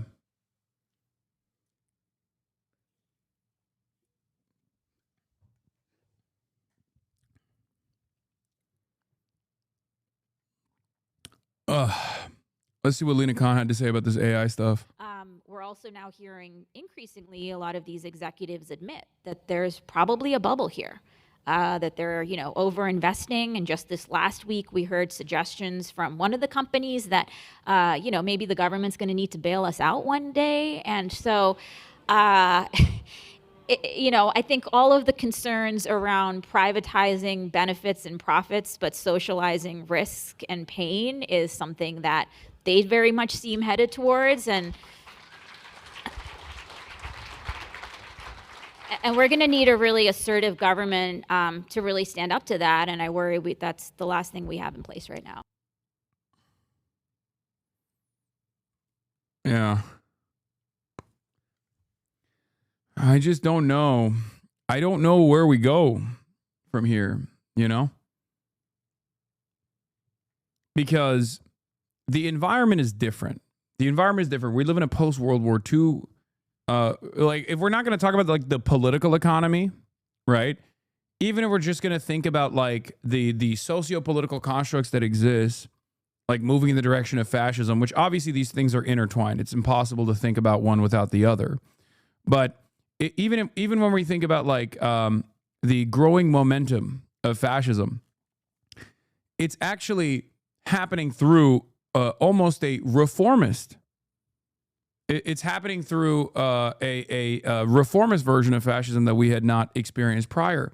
Because when fascism was initially invented, it was a revolutionary movement. It was billed as a revolutionary movement that came about through the parliamentary structure, but with a lot of violence at the time. But there was it was seen as a robust response to the growing, both revolutionary and reformist socialist movements that were in existence. And liberals, obviously, in Europe sided with the fascists, right? Now we have two liberal parties, with one center-right liberal party, which is the Democratic Party, and one far-right liberal party that is becoming an illiberal party. It's becoming a post-liberal party. It is reconstructing itself to become a fascist party. And I don't know what that looks like without robust response. I don't know how that works when there is no post-liberalism on the left side, when there is no organizational power on the left side.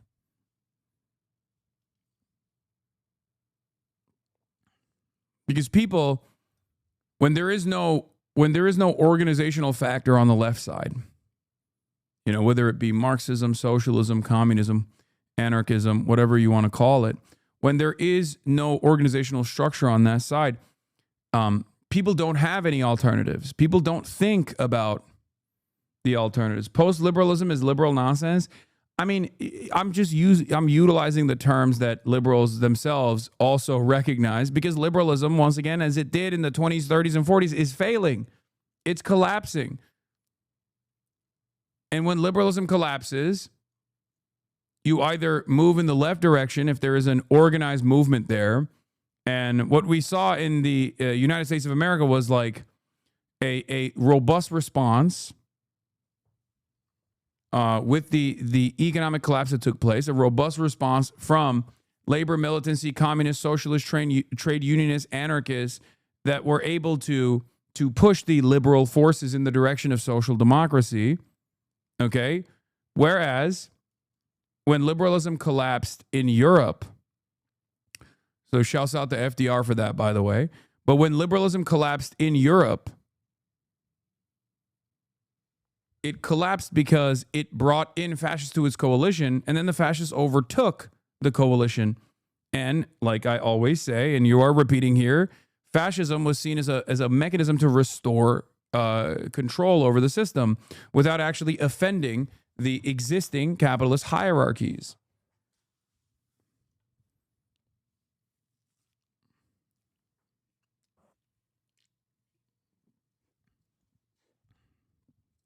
Until, of course, it was met with force.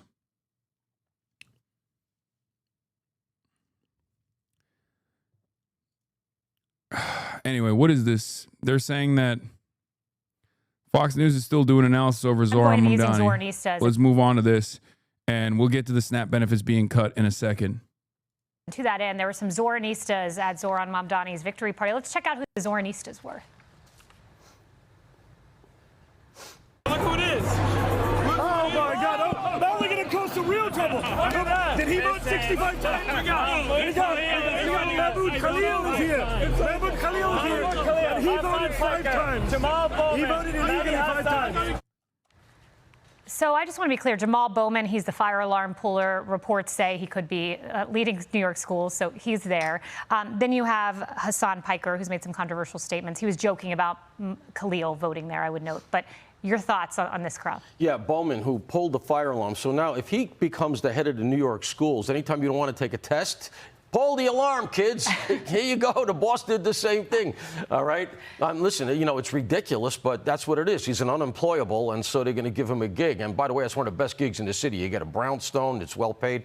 As far as Piker goes, he shouldn't be admitted to polite company anywhere in this country.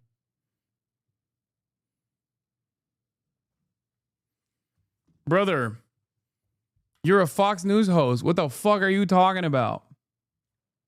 In my estimation, he hates this country. He said America deserved 9/11. He has said that communism is the honorable outcome of socialism, so we know how he's thinking. And he also said, and this is a quote from the victory party, that America, unfortunately, won the Cold War. Unpack that. Between Lenin... Yeah. Literally a scholar, by the way. Yeah. I love that I love that this is like this rustles so many feathers, because they're just like relying on an unlimited amount of Red Scare propaganda at a time when like most people don't really give a shit, and they're so far removed from that environment where there was a scary other out there that must be forcibly fought back against every step of the way. That like, I don't think this has that same level of motion. That's the reason why nobody gives a shit. Part of the reason why nobody gives a shit is because most young people look to the system and go, why would I defend it? Why would I defend anything that I'm experiencing? I have no hope for a better future. Why would I defend the system? There's nothing to defend. What am I defending? More porn consumption, more gambling everywhere. And I guess like some treats that I can get that fries my dopamine receptors, but there's no positive material outcome here for someone like myself. That's the way a lot of young people feel. So they're like, what do you mean? Does the USSR have a right to exist? I agree.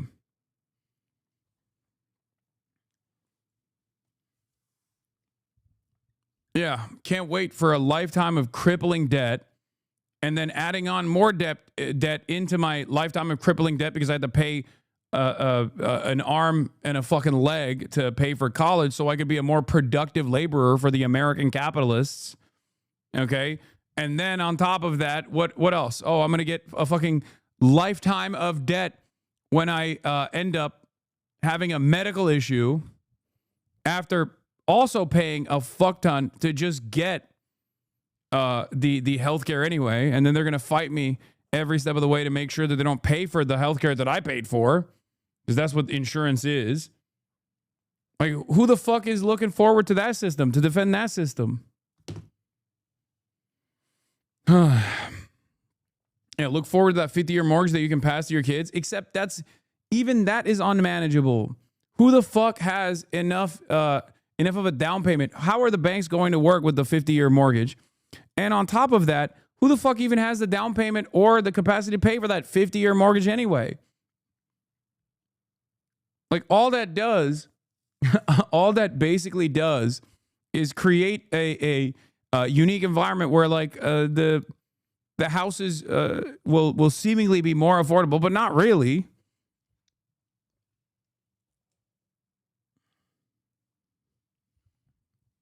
Although I agree with your overall analysis, do you not think this is going to work as a great message and is going to be used out of context to make people fear you? I mean, everything I say is used out of context to make people fear me. Like, I just don't think that it has any motion whatsoever. At least that when the USSR existed, there was the threat of an alternative. Okay? Look at the deterioration of material conditions in the aftermath of the collapse of the USSR. This is before we even talk about what happened to all of the countries in the all the countries that were under the banner of the USSR and how devastating that was for everyone that lived there. You know, child prostitution rates skyrocketing, people just straight up, the life expectancy collapsing because people were just like straight up killing themselves. Okay. But even then, there was always the concept of a threat of a good example. Okay. That is what kept European social democracy afloat. That is what kept European social democracy alive. Okay. That is also what kept whatever remains of our social safety nets alive as well for as long as it did. Bro, you're going to get arrested? And Stalin, you're talking between 20 and 30 million dead. But I guess a lot of them were Jewish, so it doesn't count that much. Man, scary stuff. And we also have news that we're going to bring next hour. I love the USSR as like a all systems boogeyman. Like, you can use it for everything. If you're a Nazi, if you're an anti-Semitic Nazi, you can say, oh, the USSR was devastating because it killed 100 billion goyim. Okay, it killed all the white goys, led by Trotsky, who was Jewish, and they slaughtered all the good Christian population of Russia and the surrounding region. And if you are a I guess pro-Jewish Nazi, you can be like, no, they actually killed all the Jews. They killed everybody. You know, you have something in there to design as a boogeyman. Is awesome. Because I hear both. I hear both arguments all the time. Obviously, the traditional fascist movement, used to say they killed all the Christians. They killed all the white Christians. And the new modern version of this, the new modern iteration of fascism will say sometimes that they killed all the Christians, but then they'll say they killed all the Jewish people.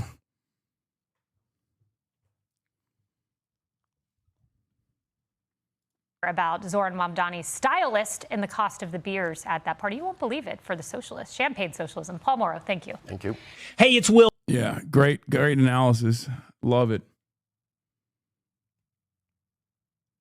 Big airplane news? Uh-oh. I don't want to fucking... I ain't got time for your crap. It's more like $450K over 18 years for a kid, but nice try, capitalist. New Histo Fund video came out. China was the only reason the world didn't collapse in 2008. They can again in 2026. He's starving 40 mil right now, not to mention the Fed workers not getting paid. Yeah. I mean, you're right. China was part of the reason why America didn't collapse in 2008. Let's see what happens next time. Who will buy our debt? FAA issues ground stop for Newark Airport over staffing. FAA issues ground stop for New York and Chicago due to staffing. Oh, fuck. Nice.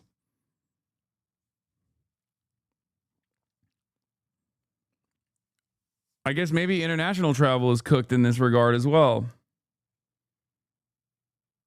I don't even know if I'll be able to fly back to the United States of America. I'm not going to lie. Yeah, and earlier today, 2 planes collided almost. In LAX airport. Vibes-based piloting, Sean Duffy suggests. Breaking, Fox News Transportation Secretary Sean Duffy goes on the record. Pilots need to stop depending on air traffic controllers. They need to suck it up and go. No, this is fucking bullshit, chat. Come on. No. Send me like an actual... You have to send me like actual...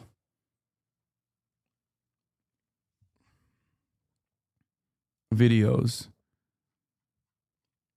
Yeah, we lost New York. The U.S. right is always desperately afraid of losing things. Remember when the U.S. lost China in 1949 to the people who lived in China? I covered the Tommy Tuberville racist rant earlier. Fly private to non-towered airport, silly. Yeah, let me fly privately on my PJ to China, and then let me fly privately on my PJ back from China. This dog will lose all support for New Yorkers. News: Governor Kathy Hochul right now is a no on Zohran Mamdani's free bus promise. I cannot set forth a plan right now that takes money out of a system that relies on the fares of the buses and the subways. She then pressed on the tax the rich chance. What the hell is going on, bro? She's operating. She's moving real different since Zohran won. She's like, better things are not possible. You're going to eat dog shit and you're going to like it. What is it? Is it because like the only person that's said that they want to go after Kathy Hochul is Elise Stefanik? Is that what it is?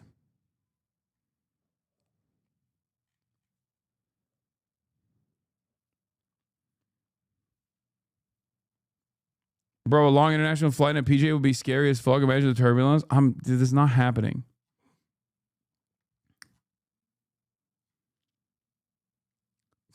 KK Kathy Hochul is funny. I like that. I'm from Buffalo. We don't put up with a lot of crap. So I just want to set the stage that, you know, you look at the history of people who've run multi-million-dollar ad campaigns to try and get me to change my position. I don't change my position. So I just want to put it out there. I respect people's opinions. I respect the proper place to convey them. And so I've said to people, I hear you. And that was important. But also, there's a time and place. And so that's all on that. No, I've had conversations on this trip, but many conversations, I'd say over the summer and the fall, that were important, that led to an understanding of what's in the realm of possibility, shared ambitions, but what is doable is the question. And so, no, we're aligned on so many of these issues. You know, I've made it clear where I have strong disagreements with issues that really do not pertain to. Bro, I'm on your YouTube channel. What is this video? New York City. I've said you need to get a police commissioner that people trust, who has a record of accomplishment to keep the trajectory that we're on right now, which is crime is going down. Crime is going down significantly. You don't say mission accomplished, but that is a great trend. So him agreeing with that assessment, that recommendation to keep Jessica Tisch, was an important statement on many fronts. So I'm looking. So here's the big division, right, between Kathy Hochul and Zohran Mamdani's politics. Like, this is one of the instant divisions between the establishment Democrat wing of the party and the socialist momentum that is responsive to the needs of the base. Zohran Mamdani doesn't just say, oh, I'm going to do fast and free buses. He says, we're going to make wealthy people pay for it, right? These guys also say, oh, yeah, we want affordability, but they never actually say how they're going to reach affordability for the working class. They don't want to even engage in the most modest redistributive policies. Okay? And that's the major difference. That is the major difference here. Is there a serious contender for New York governor in 2026? I thought Kathy was more responsive to these sorts of forces, but in the absence of a serious contender from her left flank, maybe she's not. And if she keeps talking like this, this is going to allow for a much more, this is going to allow for a knife fight. Now, the problem is, if there is a crowded primary or a serious knife fight here, does that open up the wave for Stefanik? Because Elise Stefanik, the reality of the matter is Elise Stefanik is not winning the fucking governor of New York, okay? That is not fucking happening. There's no way. One, she's ambitious, she's a careerist, but she's also dog shit on camera in a contentious media environment. That's number one. She flies off the fucking handle far too quickly. She has a hair trigger. She is repulsive. And more importantly, she is tied to the hip to Donald Trump, who is only getting more and more unpopular as days go on. Okay? So there is no shot that New York State goes, oh, Elise Stefanik, love her. Okay? The reason why we're talking about Elise Stefanik, for those of you who don't know, is because Elise Stefanik has put out a bid, officially launching her long-awaited campaign for New York governor.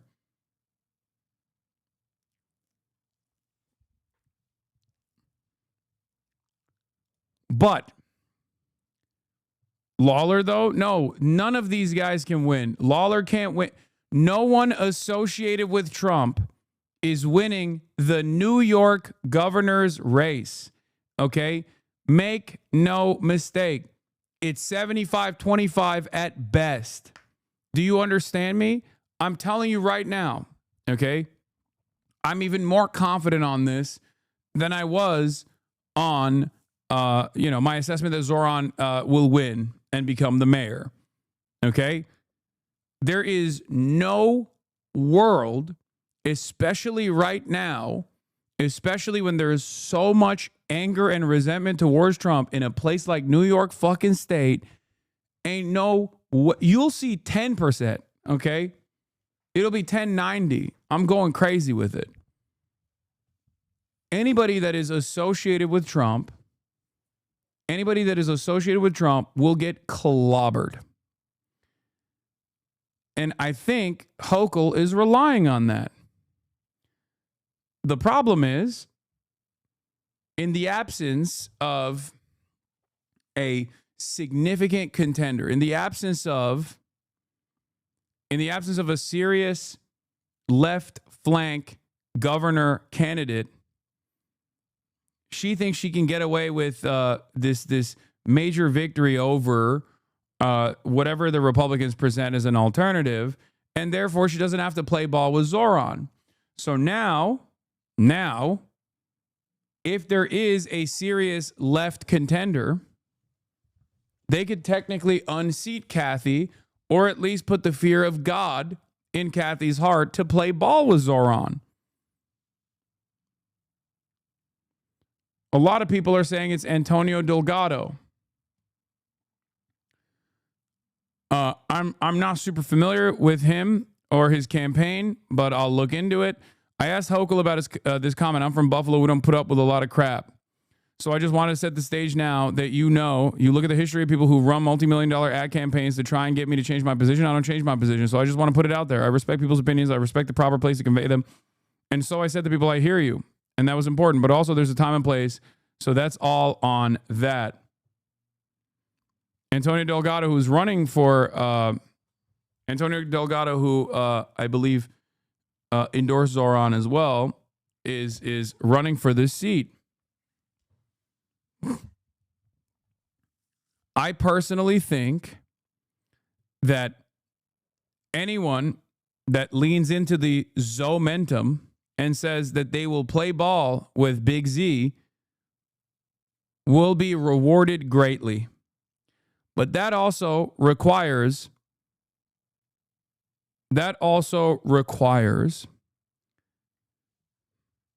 Big Z to play ball with this whoever this candidate is. And I don't know how that's going to play out. Will he be fearful? Will he be fearful, or will he actually lean into the momentum that he has to actually unseat Hochul and put forth a person that is willing to go along with this agenda? We shall see. Lines will be drawn if Zoran presses issues and that other side will be sitting with Trump. One of the consequential, but maybe like a smaller version of this battle is with Jessica Tisch. Okay? One of the consequential battles here is with Police Commissioner Jessica Tisch. Zoran has said Zoran has said that he will keep Jessica Tisch on board as police commissioner. If Jessica Tisch does not abide by the popular agenda of Zoran and creates hurdles, will Zoran replace her? Because I think it's still incredibly damaging to whatever movement that he wants to build if the police force is led by Jessica Tisch, especially with this new information that came out. Chris Sosa says, this well-timed leak gives full political cover for Mayor-elect Zoran Mamdani. Didn't he disavow you? No, he did not. Even if he did, it wouldn't fucking matter. But no, he did not do that. Think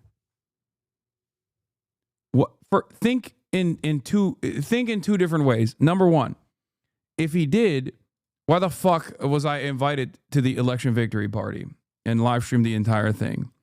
And the second thing is, even if he did, what difference does it make? I'm a fucking political commentator. What does that have to do with his agenda here? There are a million politicians that I cover on a daily basis here that I have no direct connection with. AOC invited you? No. What are these? What is happening? Chatter.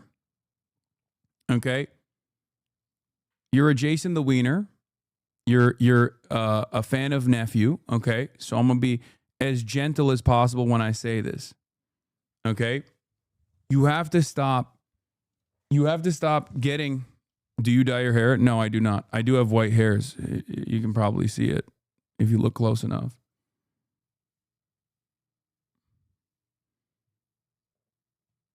You said you snuck in a little bit? No, I did not. I like, people need to stop thinking that like when I'm memeing about shit, I'm being sincere.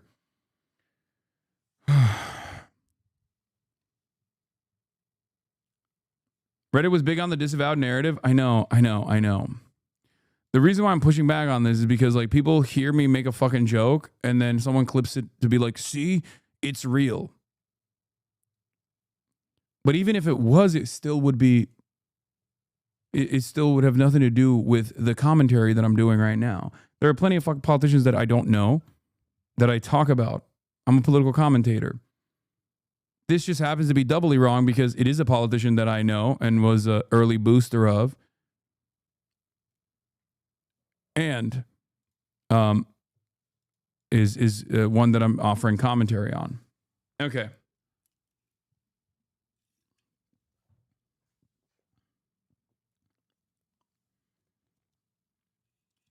You got to get age restriction on this shit because if not, these motherfuckers are children. What are you talking about? Half of this community were the same kind of children initially when they first encountered my commentary. The children are the future.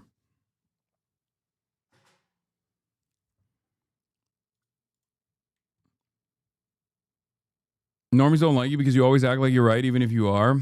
That's not true. The idea that normies don't like me is immediately destroyed whenever I fucking am out in the real world. I don't know why people still go along with this. It's partially because they see they're just online. It's very different in the real world, as we have seen over and over again. Anyway.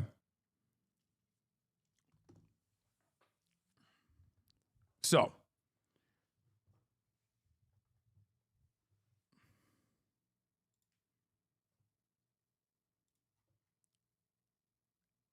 Where were we? So Jessica Tisch is quite the controversial police commissioner. Well, Zoran said that he was going to keep her on, except there's new information that just came out.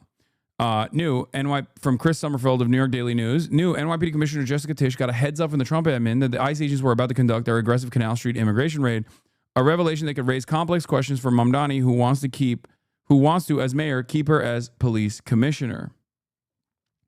No sanctuary laws were violated as a part of this. In fact, Tisch's rep said she acted on the advance notice by directing cops to stay clear of the area to ensure NYPD didn't end up in any way coordinating with ICE, a move Mamdani's camp lauded today. Still, the incident raises questions of what will happen next time Trump's admin launches deportation raids in New York City. Would Trump's admin give Tish advance info if she stays commissioner under Mayor Mamdani, who has been incorrectly called a communist by Trump? So when people look at this and they think, oh, this is coordination with the Trump administration, there's two different ways to interpret it. Okay? There's two different ways to interpret it. The reason why Jessica Tish got advance notice and steered clear of it was because I think she was worried about the NYPD cooperating with ICE. Okay? The reason why Jessica Tish did not want the NYPD to cooperate with ICE was because if they got advance notice and they coordinated alongside the NYPD, that would be a much larger problem. And that would be unique and illegal because there is existing New York City law and existing New York State law that makes it so that the local police departments are not supposed to be coordinating with federal law enforcement. This is a sanctuary city and a sanctuary state. That's important to understand. And a lot of local police departments also do something similar in blue states, especially where they actively stay away from cooperating with ICE, because I think if it were up to the cops, they probably would cooperate with ICE and you know, crack skulls. They love that shit. Okay? So I don't fully agree with what Chris Sosa is saying here. This well-timed leak gives full political cover for Mayor-elect Zoran Mamdani to rescind his offer to Jessica Tish to remain as NYPD commissioner and correct what much of his coalition would consider to be the only serious error of his campaign. What some folks seem to be missing, NYPD spokeswoman said Thursday that Tish offered officers to remain on the sidelines to also avoid any sort of standoff between ICE agents and city cops. Mamdani's coalition is not going to accept allowing ICE to round people up.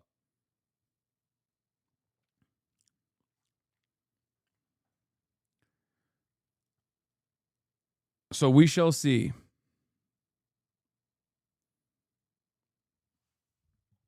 But you would think she would tell Zoran if she got advance notice. Well, this is before Zoran was even mayor-elect.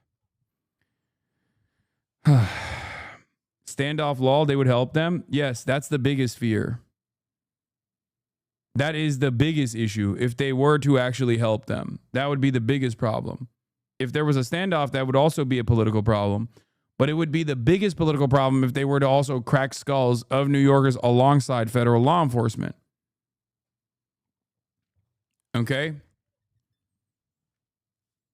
So this can be seen as Jessica Tish actually working in the interest of New Yorkers in order to not make a more consequential and a larger problem. Because I forget who it was. I read someone else's analysis on this that was talking about how the NYPD in the past, which is like a very powerful institution, has been able to basically tell the Trump administration, no, like we have this under control.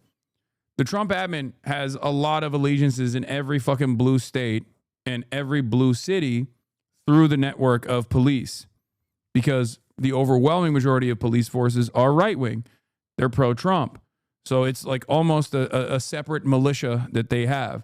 They have their direct paramilitary force in ICE, and they have their indirect ideologically aligned militias in the form of local law enforcement.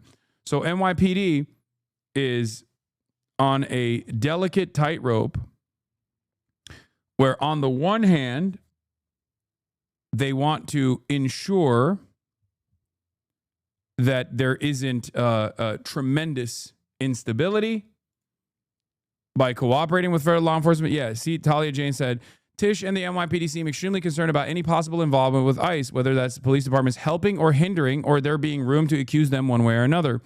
They seem to be particularly touchy about insinuations or speculations of any perceived or real slip-up or collaboration by NYPD that could be enough to give Trump / the DHS cause to deploy the National Guard on New York City for a full siege. It's like the NYPD is trying to lay low, because while they are a brutal force in New York City, they do actually behave in a relatively professional manner when push comes to shove like this. This is based on what's been shared with me about ICE incidents and just my observations. If you notice, they've been pretty diligently quiet, not really making a lot of noise, not doing media sprees. The vibes are very much keeping their heads down. NYPD has, in previous years, when Trump threatened to send in the feds, endeavored to show that they had control over the city, that the feds weren't needed. It's pretty reliable when Trump starts teasing federal involvement in New York City. NYPD gets super professional until things die down. I think what we're seeing here is that quietly tamping down on any notion of NYPD not following city law or of the impeding of ICE, maintaining things in an orderly way, not doing any political plays. Once the threats of feds subsides, the leash loosens. If the feds get sent anyway, I don't know.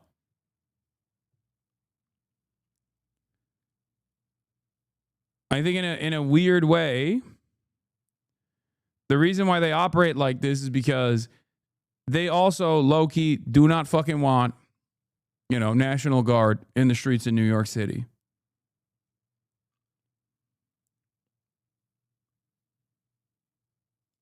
Zoran's response on takes on NYPD as of yesterday. By the powerful Hotel Trades and Gaming Commission, and he met also with the president there. And that was also where he caught up with New York One and answered some questions in an exclusive television interview. The day after you won the Robert Tucker, the FDNY commissioner, resigned. He is Jewish. It's been reported in the Post that it had to do with your... Yeah, we're skipping that part. I don't give a shit. He's like super corrupt. He's Mr. Lambo. Fuck him. Nobody gives a shit.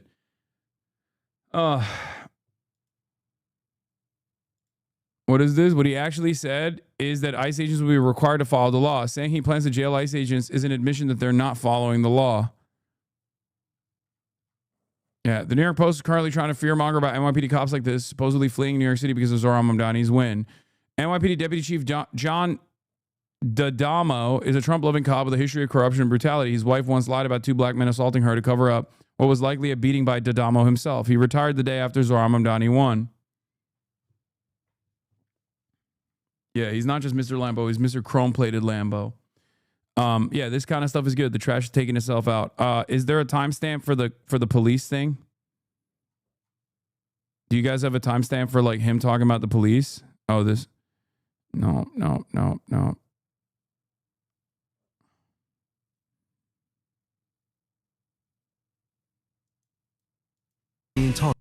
Members. You skipped it. It was 2 minutes in. Oh, okay. Appointed them, and I'm excited to be building that, and frankly to have started a transition with 4 incredible co-chairs who show exactly that excellence in the work that they've done. But are you concerned with his departure? And then also Mayor Adams a week prior had promised to hire another 5,000 new cops before you get into office. A couple other cities not outside of New York City have offered to hire NYPD officers. Are you worried about that backlash, especially coming from the law enforcement community? Yes, Mr. Lambo was the New York Fire Department commissioner, incredibly corrupt. Not the NYPD, I know. The NYPD police commissioner is Jessica Tisch. These are 2 separate jobs. I'm not worried about the backlash. What I am worried about, frankly, is the continuation of a retention crisis that we've seen only deepen over the course of this campaign, where when we began, there was about 200 officers leaving a month, and by the end of the campaign, it was about 350. And a lot of that is to do with the fact that we've asked police officers for far too long to do much more than just police work. We've asked them to be responding to the mental health crisis and the homelessness crisis, and that's why we're going to create a Department of Community Safety that will be tasked with accomplishing those facts and allowing police officers to be police officers. And last one on that, Commissioner Tisch received a heads up from ICE that raid would occur on Canal Street. Now, apparently she did give the Adams administration a heads up. If you were in his shoes, how would you have reacted to this? Would you have said, yes, NYPD officers do not interfere with ICE, but how would you have acted as mayor? What I will continue to do is be someone who will stand up for New Yorkers when Donald Trump is seeking to fulfill his promise to create the single largest deportation force in American history. And my NYPD will continue to not be of assistance to ICE whenever they are trying to terrorize New Yorkers across the 5 boroughs. Did she act in the right way? I think that it's important to continue a separation between NYPD and ICE, and I think it's important to bring an end to a chapter. Yeah, he's saying she is acting in the right way. Okay, so his assessment is also the same. He's not dodging it.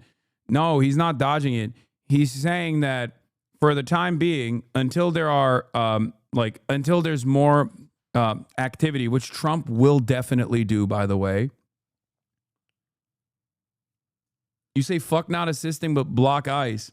But the reality is, let's say you do impede in ICE.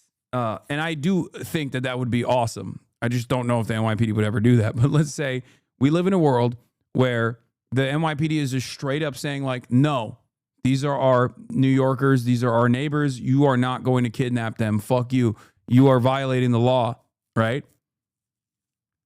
Donald Trump sends in the National Guard literally the next day, right? And then they have the National Guard collaborating with ICE to basically continue these deportations. And then there's even further bedlam. What do? Do you like arrest the National Guard? Do you arrest the ICE agents? I think it would be awesome if we did that, but I don't know where we go. And the reality of the matter is we could technically see it. We could actually see that reality because I think Trump is going to try and stress test it.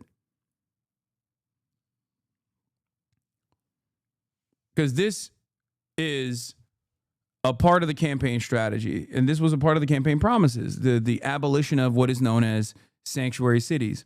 And in the absence of like local law enforcement upholding the status of sanctuary cities, there is no such thing as sanctuary cities. If ICE can just like go anywhere they want to and operate within the confines of New York City and New York State, then sanctuary city doesn't mean anything. And that's precisely what Trump is trying to do by force.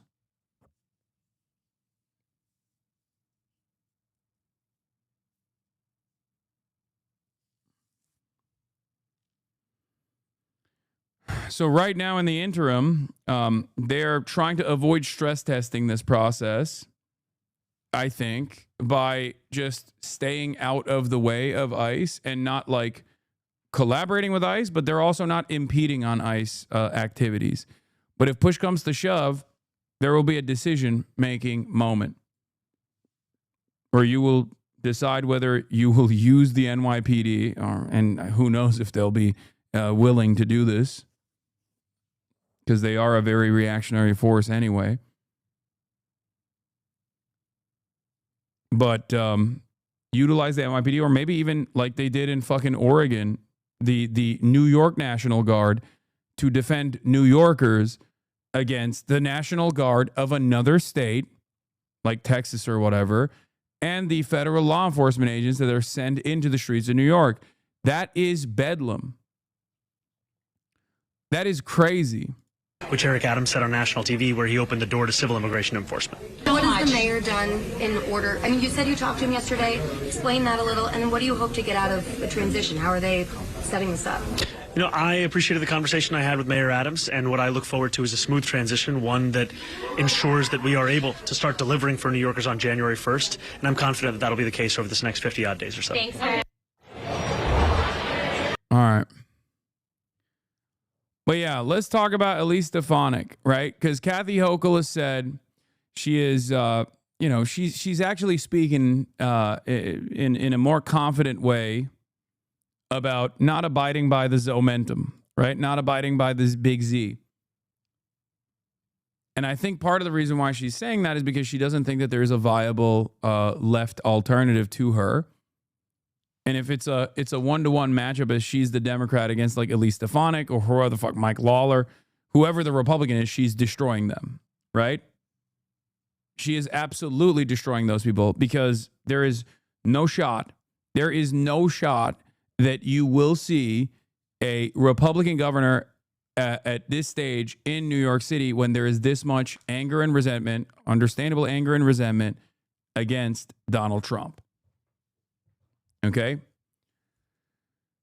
So if she doesn't feel stressed by, if she doesn't feel the pressure from a left force that might unseat her from her throne of power, then she might not feel the pressure to actually. You're misunderstanding the reality of New York as a whole right now, I think. What do you mean? But we'll see. What?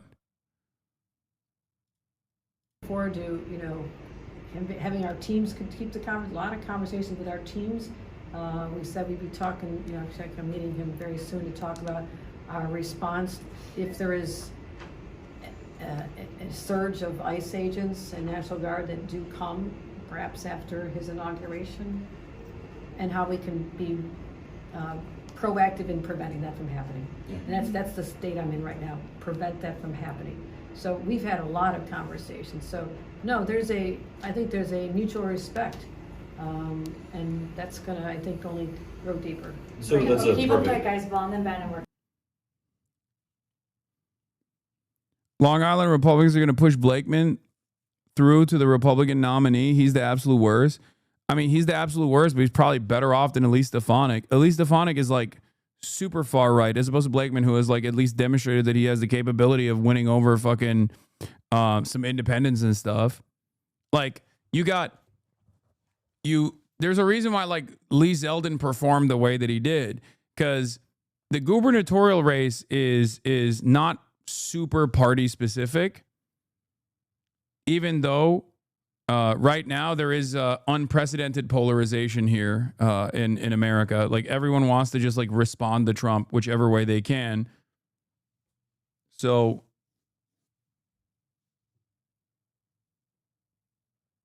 state sanctuary and city laws and city sanctuary ordinances act upon local and state authorities. Any attempt to apply restrictions of federal forces would obviously be unconstitutional.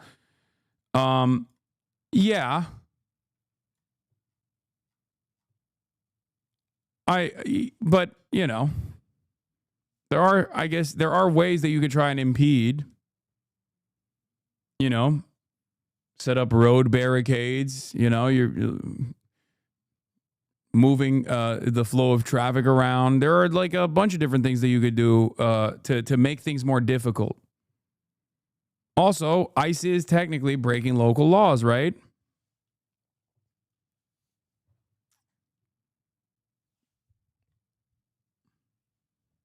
Also, I need you to understand something, chatter, and this is, a position that I stress all the time.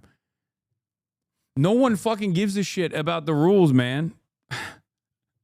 Like, where are the rules? Wake up. Ain't nobody's following the rules, big dog. We are not in a rule-abiding world any longer. We might have been at some point, but we're not there right now. So sometimes you got to get active and get more creative with the ways that you try to put additional hurdles. You're technically breaking local laws with that fresh haircut, hoodie, and perfect length stubble. Thank you.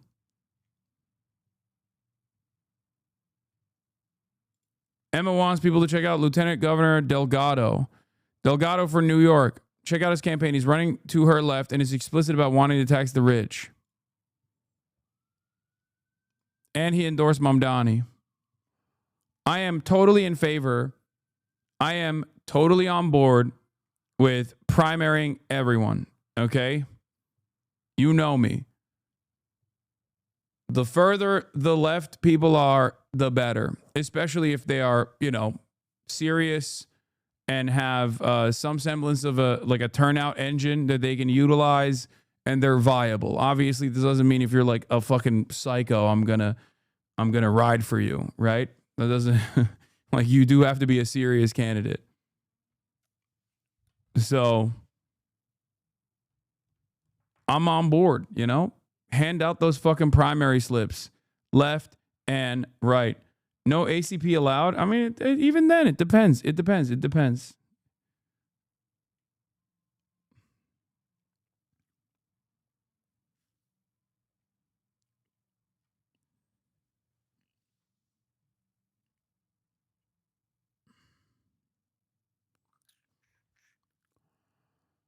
If you're against primarying people, you are anti-election and anti-democracy. Yeah.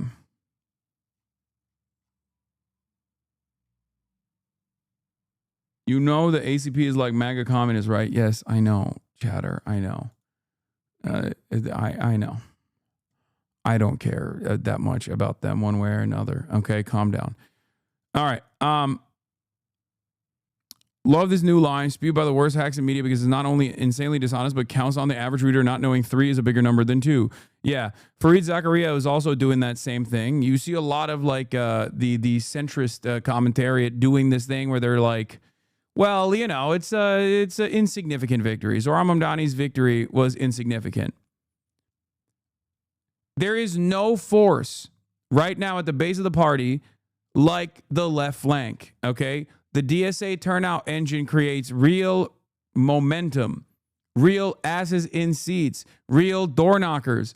I'm sorry, guys, but if you can't fucking recognize that, you are delusional. And that is before we actually identify why this race was so consequential, because the establishment forces and the billionaires that back both of these parties were actively trying to make sure that a person who calls himself a socialist, a person that actually wants to deliver some kind of promise that will restore hope for working class politics and working class individuals in general, and even more consequentially, perhaps, someone who is anti-Zionist openly, they did not want this person to win. And they did everything they could to rat fuck him every step of the way, including turning on the dial of racism as aggressively as they could in the last moments of the fucking campaign.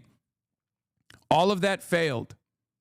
It's important to note that moneyed interests are still obviously very, very important of a factor, but it means that you can actually overcome moneyed interests. And that's what's good. That's what's important. Okay? Like the very fact that Andrew Cuomo, who very clearly did not even want to fucking be mayor, like he was just kind of there being like, why won't you hand it to me, was able to get to like 41%, means that yes, when you dump unlimited money into a campaign, you can still get a bunch of people on board, especially when you are when you have name recognition and like I said, a shit ton of money and a shit ton of fear mongering that comes along with the shit ton of money. So that's it.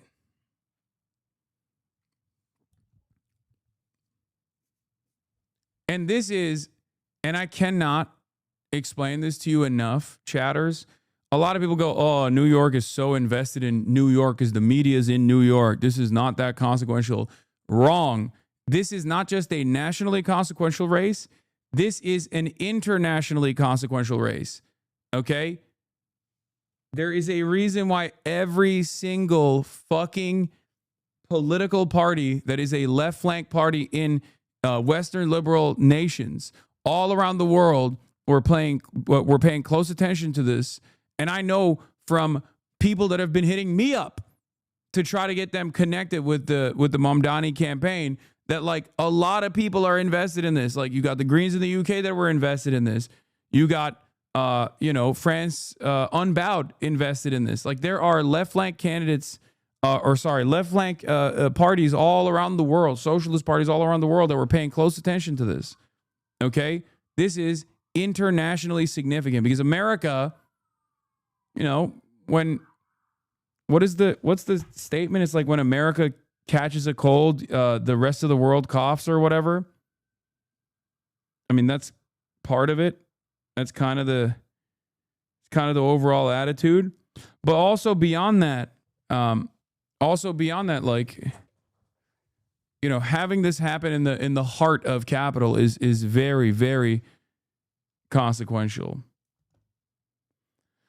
When America shits, everyone smells it. Yeah, there were people celebrating in Gaza. There were people hitting me up in Gaza.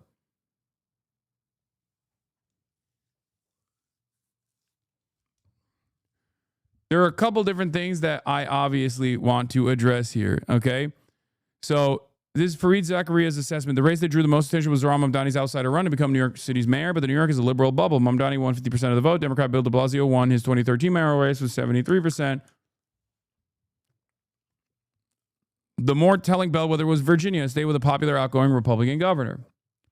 It's almost like de Blasio didn't have another Democrat and former governor with $55 million in outside billionaire money. Mamdani received over 200,000 more votes than either de Blasio or Adams ever did, but he had another Democrat in the race, whereas they, somewhat importantly, did not. So this assessment is like very deliberately trying to dupe people. But then the other side of the story that I also have been kind of frustrated with is the co-optation of Zohran Mamdani's affordability campaign In some ways, I think it's good because Democrats are obviously paying close attention and they want to change their messaging. But remember, that's why whenever people ask me about this stuff, I always say, it's not just like affordability. Affordability is good, but it's also like centering class first politics, centering the working class in your politics, in your agenda, right?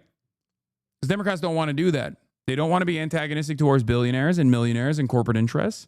And they also don't actually want to center the working class around their policy making. They just want to say like broadly affordability.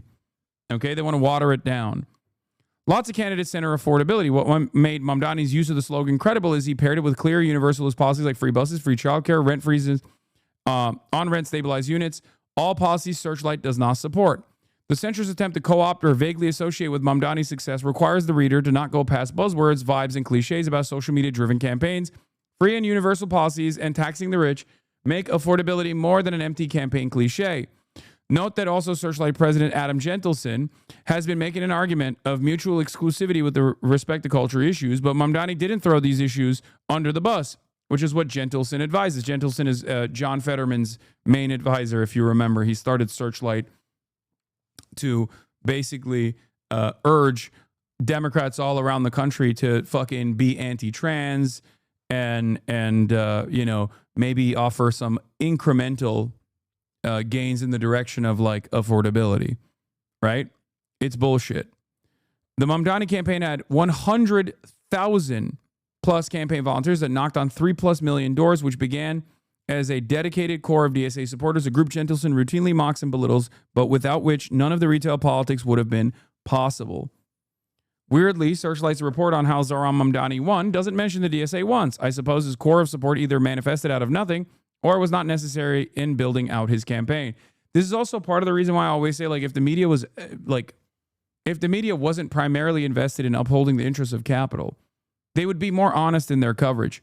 If the media was primarily invested in educating the public, they would actually make it be known that the DSA played a formative role in the turnout, that it was a massive turnout engine, right? But they won't.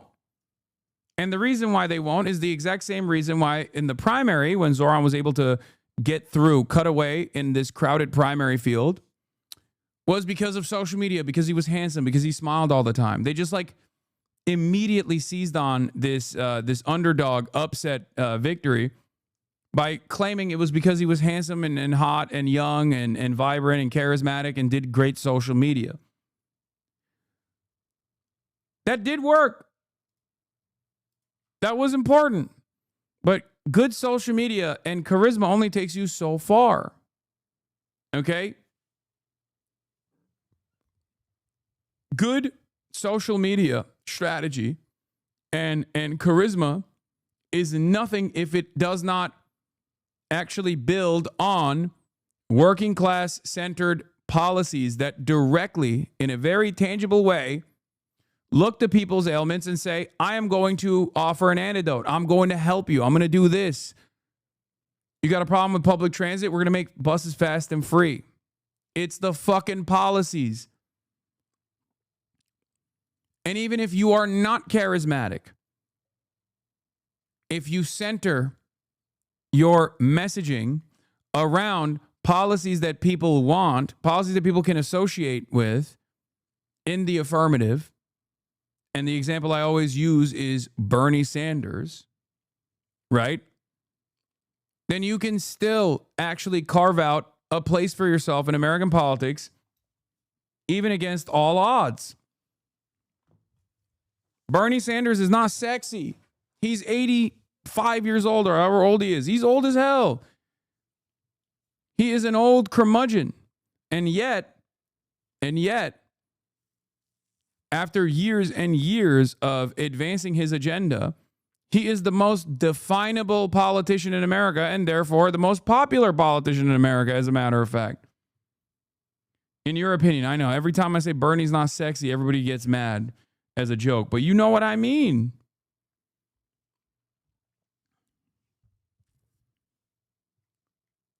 The main difference between Democrats and Republicans is Dems are largely policy-based voters, whereas reps are largely vibe-based. Dems keep trying to run vibe-based campaigns when they need to be looking to their base for policy concerns.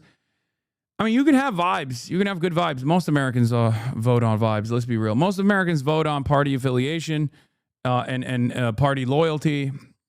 Like 80% of the people that do go out and vote. But out of the people that don't vote, the ones that don't vote either don't vote because of vibes, or the ones that do vote that normally don't vote, vote based on vibes. Low propensity voters are vibes based. But you can reach them and you can tell them, hey, I know for the longest time you felt like neither party actually speaks to your interests. But I'm here to fucking tell you right now, you have issues with your rent. I'm going to fix that. Okay? I am going to make sure that these rent prices fucking go down. You have issues with your health care. I'm going to fix that. I'm now not talking about like the mayoral race in New York, obviously. Now I'm talking about it like a national campaign, right? Because remember, I always say this like, oh, this stuff would never work in a red state, right? Okay. Racists need housing too. Racists need jobs too. Racists also want to go to the fucking hospital and get healthcare coverage. Everybody needs it. You know? Make the racists build houses for themselves in their neighborhoods so they have a roof over their heads. We want the racists to vote for us. We do. The point is, do you try to get the racists to vote for us by being racist? Because that's not going to work. And that's the current Democratic Party message. Or do you want the racists to vote for us in spite of our anti-racist messaging? Because they also want the same things that people who aren't racist want. Okay? Clip me. Clip me and ship me, baby. I say this all the time. I say this every day. Okay? I want to give every racist, transphobic, homophobic, Islamophobic American housing. I want to make sure that they still have good wages and an opportunity to advance, an opportunity to make sure that they have a roof over their heads, warm food on their tables, an opportunity for advancement, an opportunity to go get educated for free. Yeah, 100%.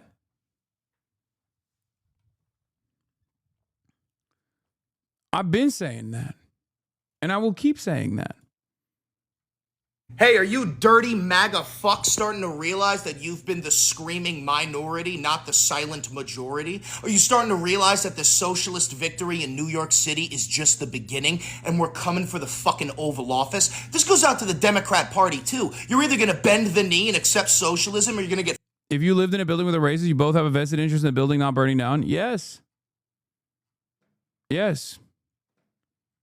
The goal is you cannot entirely destroy racism and white supremacy, but the goal is to make the material conditions work in favor of ensuring that there is less racists out there overall. Okay? That's it.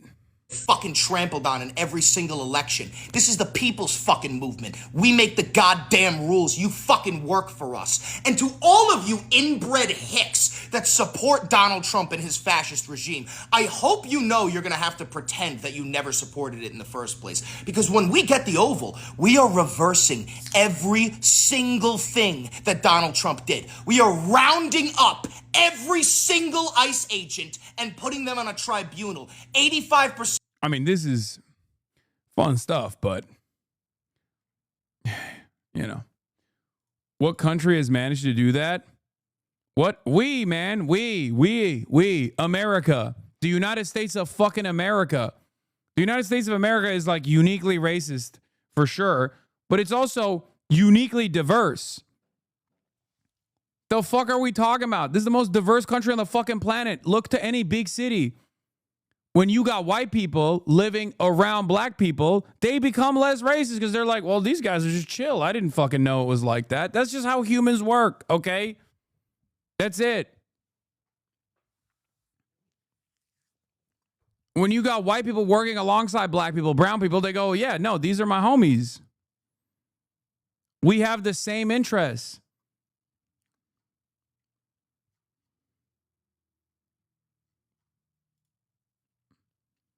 Without segregation, you can't, segregation is what makes racism much easier. And we have incredibly segregated neighborhoods still to this day because of white flight, because of redlining, because of all these different reasons that we never actually fucking addressed. But there is a reason why most big cities are fucking blue. Okay? The reason why most big cities are fucking blue is not because they're just like I don't know, they're just like magically woke and gay or whatever. It's because they're blue, because they're living around these people. And if the Republican Party's message first and foremost is like, you should be terrified of black and brown people, that's not going to work for someone who lives around black and brown people, who has friends who are black and brown, you know? That's it.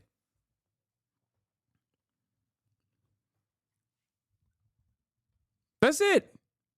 Someone who hears that shit, who is on the subway around black and brown people, someone who sees that shit and goes to work around black and brown people, someone who sees that shit when he goes to a diverse learning environment, like a college campus, when they're around black and brown people and befriend black and brown people, is not going to believe that stuff. And they're going to turn around and say, I don't know about this, man.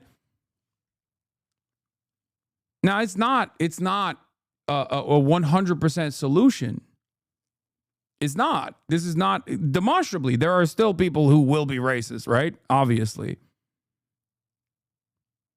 But there's a reason why it's less. Like these places are less racist, for example. They're less susceptible to the social conditioning that that brings about racialized animus. Okay?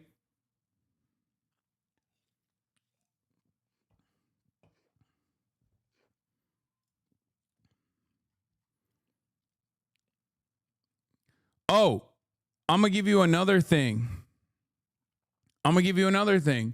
Because another HasanAbi fucking lock of the century also took place in this campaign with Spamberger and with Sherrill as well, but especially with Spamberger in Virginia.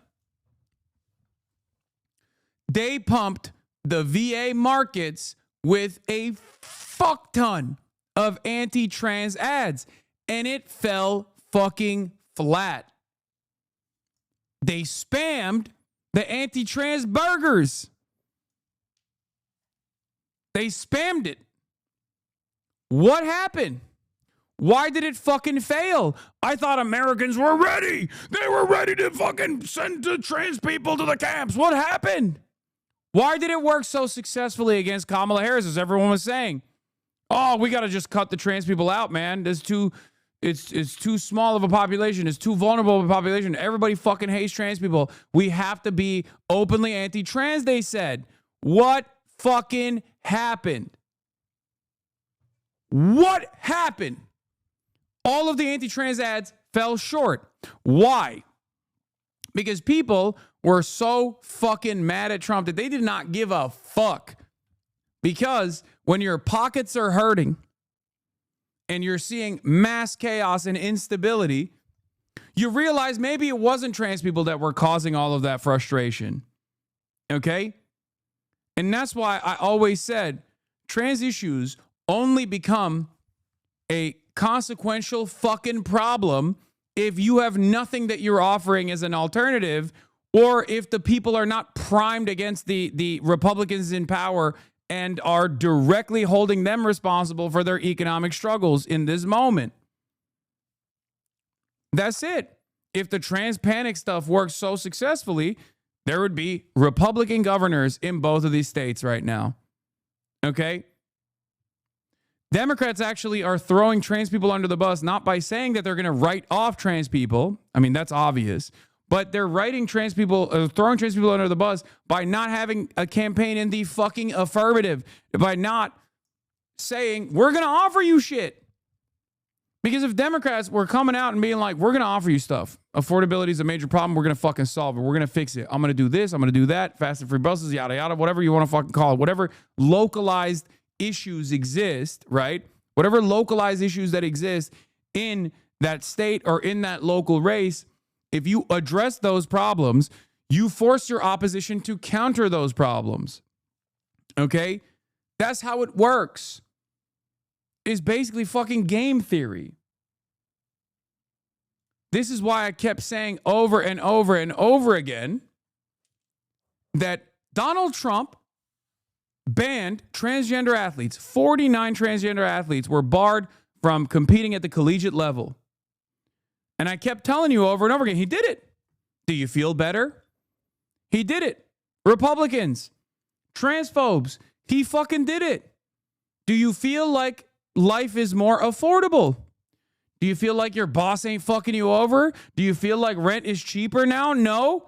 But I thought that everything was going to be solved if we just got rid of these trans people. What fucking happened? Are things better now? No, because it was a fucking distraction. It always is a distraction. It's a very violent one for trans people, obviously, but it's a distraction nonetheless. So you have to actually offer people, if you are the Democratic Party, you actually have to offer people class first politics, class first policy, because the working class is the largest number of voters, is the largest percentage of voters. It makes no sense to segment it out. I never will understand it. Think about it from the perspective of, if you're looking at New York, people who take the bus or people who take the fucking train, commuters versus people who drive cars. There are more people in New York City that take the bus or take the subways and take public transit than there are people who drive fucking cars. So target those guys. There are more people in New York City that rent than own their own apartments. So target those people. You don't have to win everybody over. You just have to win the majority. That's how you win fucking elections in a democracy. And for some weird reason, Democrats don't want to do that. And they want to act as though they are trying to defend trans people. And the only way to defend trans people is if you just unconditionally let us win. If you unconditionally give us your vote, we don't have to earn it. We just have to get it from you. Otherwise, it's these demons that are going to fucking win the race. And while that is true, and that Republicans are obviously always going to be far worse, you can't win elections that way. Yep, here it is. Republicans went all in on anti-trans messaging for the 2025 election, inspired by Trump's Kamala is for they, them ad. It didn't work. And now they're trying to figure out why. Democrats, meanwhile, learn how to respond to this messaging. I wonder why. Because you cannot out-yap people's pockets hurting, okay? That's it. You cannot out-yap people's pockets hurting.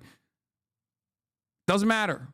You could be the greatest yapper of all time. Trump is pretty good. He's pretty charismatic, even though he's been snoozing a lot more recently. But he can't do it either. And if he can't do it, you definitely can't. He keeps trying to offer red meat to the base to be like, look over here. Come on, we're bombing Venezuela. Point to that. We're doing a shutdown. We're going to starve the people. Okay, you're making it worse now. You're making things worse. People are suffering. You cannot yap your way out of a recession. You cannot yap your way out of people's wages not going as long as it did in the past. You cannot out-yap people. You cannot out-yap against people's real economic struggles. Okay? In Virginia and New Jersey, both Winsome Earl Sears and Jack Citarelli made transition a key part of their campaign, only to be defeated by their Democratic opponents, Abigail Spanberger and Mickey Sherrill. For some, the problem was not the issue itself, but the candidates that were delivering the message. Sean Spicer, former chief strategist for the Republican National Committee and White House press secretary, told Not Us that over text that anti-trans messaging is probably 80-20, meaning he believes most people support the Republican position. But that was not the issue, and racist Spicer said, candidates matter, campaigns matter. He added, the Republicans need to be reminded. That's fucking bullshit. Oh, a more charismatic anti-trans advocate would actually win this race? Fuck no, he wouldn't. Okay? No shot. They wouldn't. Because every Republican around the country is now attached to the hip to Donald fucking Trump. And everybody fucking hates Donald Trump. Why do they hate Donald Trump? because he ran on a campaign offering to fix the affordability crisis and then only focused on issues that actually made the affordability crisis worse. Started deporting people that are actually keeping prices relatively low by working for fucking pennies on the dollar. He said he was going to take out all the criminal migrants, all the scary criminal migrants. What happened? Why is ICE waiting outside of courthouses for undocumented migrants that are in legal limbo on their immigration status that have just simply been working here? Where are the fucking criminal migrants outside of daycares? Where are the criminal migrants outside of churches? Where are the criminal migrants outside of schools? Where are they outside of farms? No. Doesn't exist. It was a lie. This also goes back to the same thing that I say all the time. Democrats need to be counter-messaging all the fucking time. They need to be messaging all the time. They need to be counter-messaging all the time. They need to be campaigning year-round as the Republicans do. But they don't. They don't. They rely on people's morality, causing them to see, causing them to see the light one day. And that doesn't happen. It's ineffective.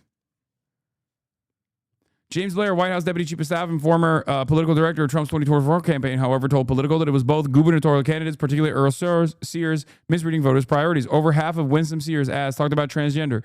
It's not even the top 5 issues, according to voters, Blair said. Terry Schilling, president of the Conservative American Principles Project, which spent $2.5 million in New Jersey and Virginia to expose radical Democrat support for gender insanity, told Not Us that the issue was the states in play. Oh, it's because they were solidly blue. Yeah, I mean, I said this already. People got real pissed off about this. Hey, and there were people that genuinely thought, they genuinely believed that Donald Trump was actually excising the violent criminals. And the only reason why people are led to believe this lie, aside from the faucet of misinformation that comes from independent outlets on the right and also Fox News as well, is because there is no robust response from the Democratic Party that says that's a fucking lie. That's a lie. Undocumented migrants in this country are responsible for a lower rate of per capita crime than natural-born U.S. citizens are. If you pair that up with documented migrants, it's negligible. It is marginal, and they're hyper-focusing on it specifically because this is a vulnerable population that is easy to target and it's easy to ridicule, and there is not enough of a robust defense mechanism out there. Yeah. And that's the reason why people end up believing this bullshit, and then they get shocked when it's actually implemented. I talked to those people. This guy is cooking. You said Biden wasn't doing enough in 2021. Yes. Another thing that I am so frustrated with, like the centrist liberals that fucking saw this, and then we're like, "Whoa, you're fucking wrong," or "Oh, you said Kamala was gonna be the same," or whatever. Like all these other misdirections is like, no, dumbass. This was one of the major issues that I have been fucking screaming about for years and years and years, saying Democrats need to constantly deliver a robust counter messaging on the faucet of hatred that's coming out of the Republicans, the faucet of misinformation that's coming out of the Republican Party. And if they don't do that, the Republicans will actually seize control over the conversation, and they will seize control over the conversation, and they will use that to their advantage, and they will win on this issue. Okay? But the Democrats were too fearful because they saw the one poll that says 66% of Americans want mass deportations, and they were like, well, okay, we're the mass deportation party ourselves now. It's fucking ridiculous. But yeah, here it was. Guy who did absolutely nothing to push back on Trump's mass deportation push other than both sides of the election when we had a chance to actually stop it, has thoughts on a robust response. God, crooked media bros suck so much shit. I was shocked. I thought centrist Twitter would be in favor of crooked media. I thought, because from where I'm standing, crooked media is like way closer to centrists than fucking I am. And it turns out there are people out there who are just like straight up, people who are just straight up like, no, I'm more centrist than fucking crooked media. Who is that for? Who do you represent? I mean, absolutely nobody, you know? Bro, Kamala deadass said that at the DNC she would be tougher on immigration than Trump. Deadass.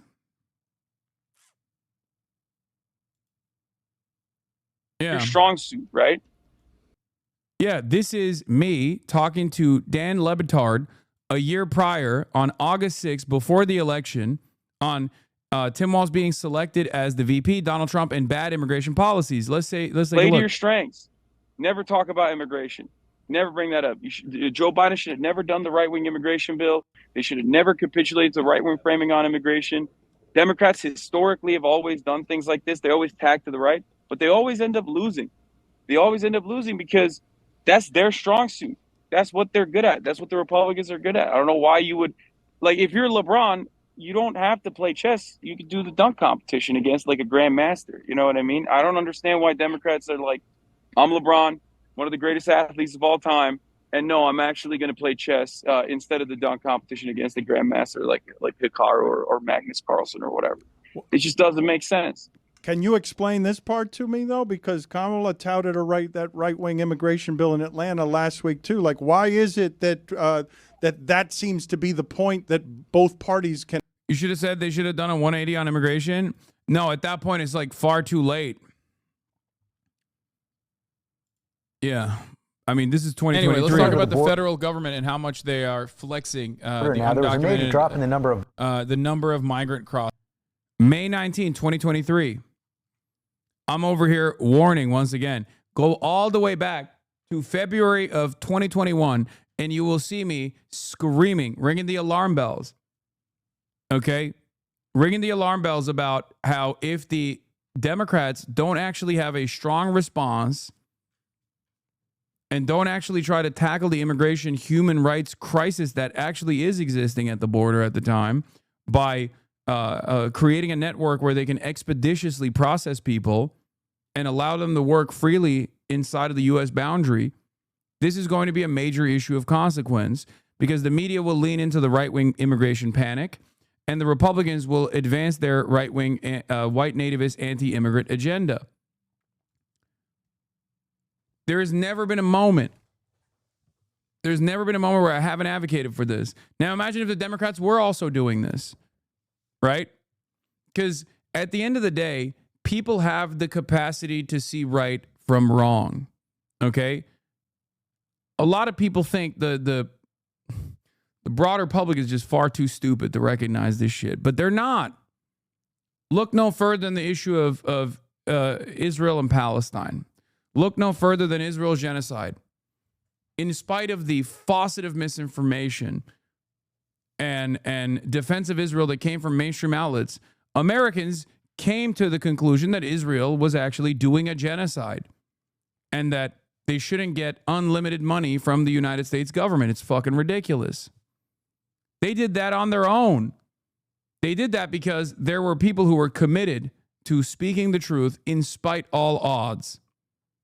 Okay? Same goes for immigration.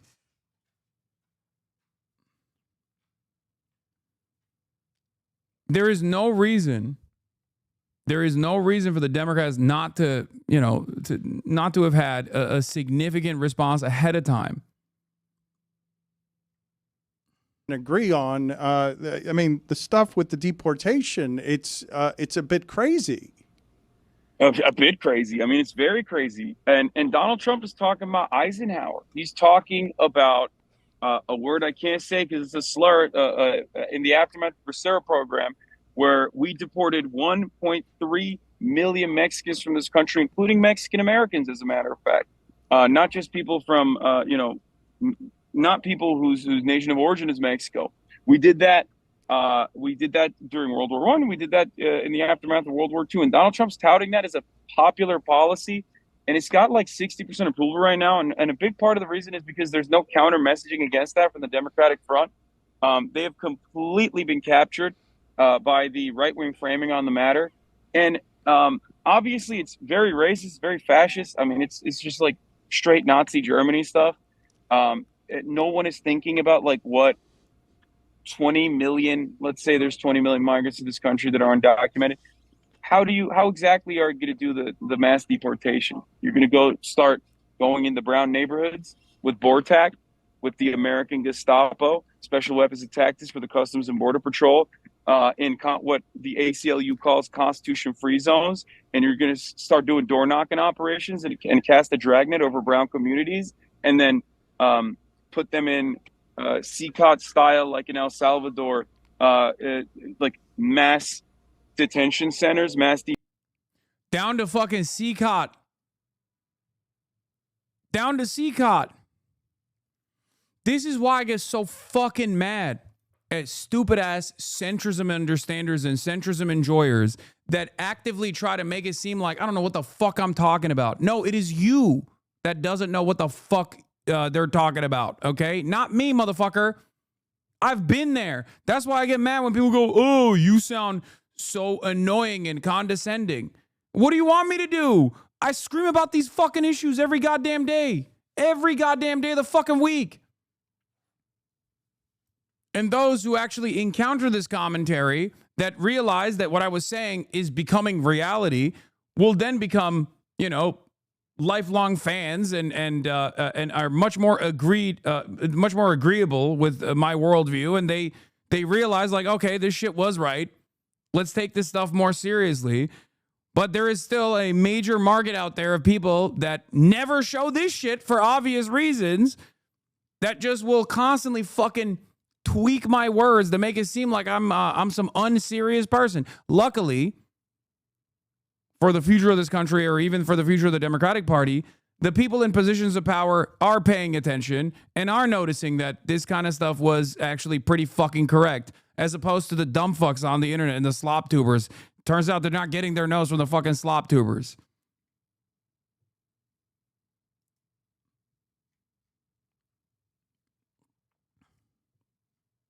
Deportation facilities, you're going to put them in front of one judge 200 at a time, because there's 20 million people. That's a lot of people, right? You have to make this process as expedient as possible.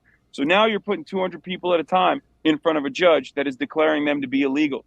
Then due process erosion, CONT, down to the fucking wire. Every single thing that the Trump administration has attempted so far and is continuing to fucking attempt. I've never stopped screaming about this shit.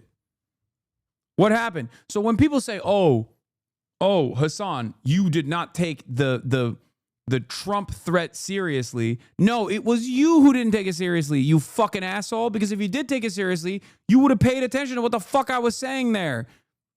One of the things that I constantly yelled at the Democrats over, literally in person, like with Ro Khanna at the DNC and the Democrats that would listen to me during the election cycle, was you're not making people imagine what mass deportation looks like. This is a major fucking issue. You need to explain piece by piece exactly how this would take place. You need to explain how dangerous this would be, how awful this would be. You can't just wait until people fucking realize when it's being implemented. At that point, it's far too fucking late. And the example I would use at the time was abortion. Republicans presented a anti-choice, quote unquote, pro-life, pro-life narrative as a viable alternative that would better Americans' lives.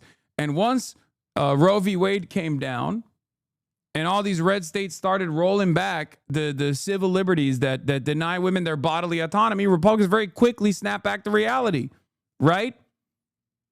That had taken place before this fucking election. Everybody thinks they love the Republican agenda until the Republican agenda comes back and bites them in the fucking ass. And then they experience buyer's remorse. And we do this every fucking cycle. I hate it. I hate it so much. But a part of the reason why we do this every fucking cycle and we play the song and dance every goddamn election cycle is because the Democrats don't have a robust response to the Republican bullshit. Republicans campaign year-round. Democrats barely campaign every election cycle. It's ridiculous. Republicans have a vision. It's an evil one, but they have a vision nonetheless. Democrats do not. Do you understand? And that's a problem. Republicans have an agenda. They have a unifying principle. Okay, for the culture related things or for the social policy making, it's white supremacy, it's reactionary politics. For the economic agenda, it's deregulation and tax cuts for the wealthy. But they will constantly advance that agenda. They will constantly propagandize at the behest of this agenda. They will constantly lie. They will cheat. They will steal. They will tell you this is actually the best way to fix the economic hardships that people are fucking experiencing. Democrats don't have a similar unifying principle that they can move in the direction of. They have no North Star. And because they're undefinable by policies, they get defined by their opposition. And then they constantly are playing two steps behind, constantly fearful, constantly playing the defense. And even worse than that, then they turn around and concede on the opposition's framing on issues that they do not need to concede on at all, because these are manufactured hysteria campaigns. It is utterly ridiculous. And not only is it ridiculous, it's dangerous. Okay? It's dangerous because it allows the Republicans to win. It allows the Republicans to win, and it allows the Republicans to conduct their incredibly dangerous fucking agenda. Their incredibly damaging agenda. Their incredibly violent agenda. This is what I want to avoid. That's why I famously did the fucking whisper rant at the DNC, where I was like, Democrats seem to love Republicans. They want to be Republicans. They want to hug Republicans. They want to kiss Republicans. I don't. Okay? I hate the Republicans. I hate the Republican Party. Thank you. I hate the Republican Party with all of my fucking heart. And that means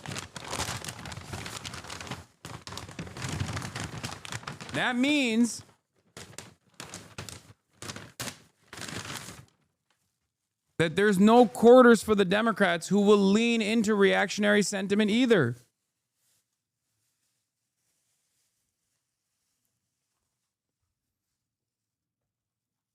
That's it.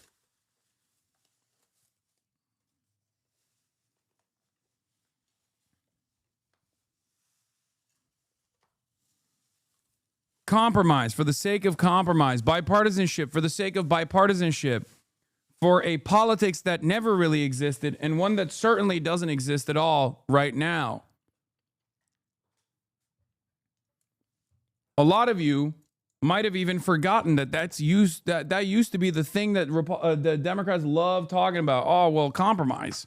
Oh, why can't we go back to a good type of politics where the Republicans were honest? They never were. They were always fucking liars. They've just gotten better at lying over time because you got worse at addressing those lies.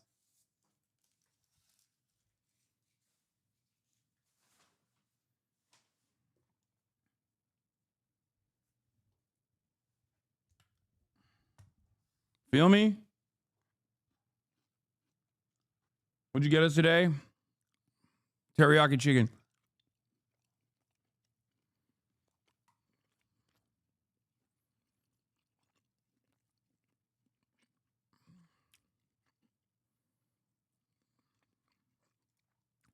Anyway, overnight, a Supreme Court justice temporarily. Let's get to the fucking extra evil shit that the Republicans have been doing as the vice signaling party. Blocking an order to release fully funded SNAP benefits. Justice Ketanji Brown Jackson's order, coming after the Trump administration appealed a decision from a federal judge who ordered them to pay up. The temporary pause gives the appeals court more time to weigh the legal arguments in the case. Attorney General Pam Bondi posting, a single district court in Rhode Island should not be able to seize center stage in the shutdown, seek to upend political negotiations, and dictate its own preferences for how scarce federal funds should be spent. At least 9 states, including New York, Kansas, Pennsylvania, and Oregon, say they're starting to send full SNAP food assistance benefits. But the 42 million Americans who rely on SNAP are still in limbo. In Cleveland, Ohio, 75-year-old Diane Howard gets just $63 a month in SNAP benefits. Open up the government so seniors like me and others and people that have children can eat. And she doesn't know how she can celebrate the upcoming holidays with her family. Thanksgiving is coming up. I don't know. I'm just praying. Meanwhile, Democrats are offering to reopen the government if Republicans agree to extend Obamacare subsidies for 1 year to prevent healthcare insurance premiums from skyrocketing for millions of Americans. Democrats are offering a very simple compromise. But Republicans dismissing the offer. Of course, that's a non-starter. Our Democratic colleagues are asking me to do something I cannot and will not do. And overnight, former President Joe Biden blasting the Trump administration.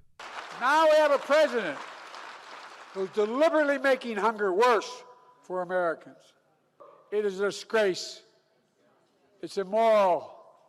It's wrong. Simply wrong. So clearly, Republicans are not on board with the Democratic proposal. They say they will not talk health care until Democrats vote to reopen the government. But guys, in the meantime, it is not lawmakers who are paying the price of this shutdown. It's the federal workers who are missing their paychecks and millions of Americans who are caught in the middle of this. Gio? That is such an important point, Selena. It's all about the American people. Thank you so much for your reporting here.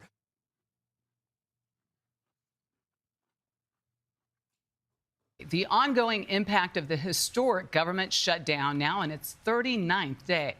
Late last night, the Supreme Court granted the Trump administration's emergency appeal to temporarily withhold about $4 billion to fund the Supplemental Nutrition Assistance Program, or SNAP. The ruling by Justice Ketanji Brown Jackson gives the lower court more time to consider the administration's arguments, but it adds to the uncertainty of the program, which helps feed 42 million Americans. For the first time since the shutdown began, the Senate will work through the weekend to try to end the impasse. President Trump is spending the weekend at his Florida resort. That's where our Willie James Inman has traveled to meet with the president. Willie, good morning. Michelle, good morning to you. That temporary block on SNAP benefits by the Supreme Court adds to the confusion millions of Americans are feeling as they wait for food assistance and as the Trump administration targets meat packing companies over the price of beef. This weekend, the president is directing the Department of Justice to investigate what he describes as price fixing and price manipulation by foreign meat packing companies. The president offering no evidence to support his claim. His social media post comes as he appeared to brush aside concerns about rising prices earlier this week. I don't want to hear about the affordability. On Friday, he elaborated on his earlier comment, claiming prices are lower under his watch. They said, oh, I don't want to talk about affordability. The reason I don't want to talk about affordability is because everybody knows that it's far less expensive under Trump than it was under Sleepy Joe Biden. And the prices are way down. But a new report shows consumer sentiment dropped in October as Americans expressed concern about prices. Meanwhile, some 42 million Americans are without food assistance. On Friday, the Department of Agriculture said it would fully pay out benefits following a judge's order. The Trump administration appealed to the Supreme Court, saying paying the benefits in full would take away from other programs. Some Americans expressing frustration with Washington. Get together and really think about it's for the people. It's not for you. It's for the people. The longest government shutdown in American history showing no signs of ending. President Trump putting pressure on senators to stay in Washington this weekend to end the political stalemate. We have a shutdown, as you probably know, because the Democrats have gone, they're crazy. They're crazy, but they don't care if they hurt the country. Republicans want to extend government funding before any talks with Democrats on health care take place. But on Friday, Democrats presented an alternative plan, which includes an extension of Obamacare tax credits. Leader Thune just needs to add a clean 1-year extension of the ACA tax credits to the CR so that we can immediately address rising health care costs. That's not a negotiation. It's an extension of current law. Senate Majority Leader John Thune dismissed the Democratic proposal, but the Senate will be in session this weekend as lawmakers try to work out a deal, all while those SNAP benefits remain in limbo. Dana? All right, Willie, thank you. This week, a task force dedicated to fighting anti-Semitism reportedly decided to sever ties with the conservative Heritage Foundation.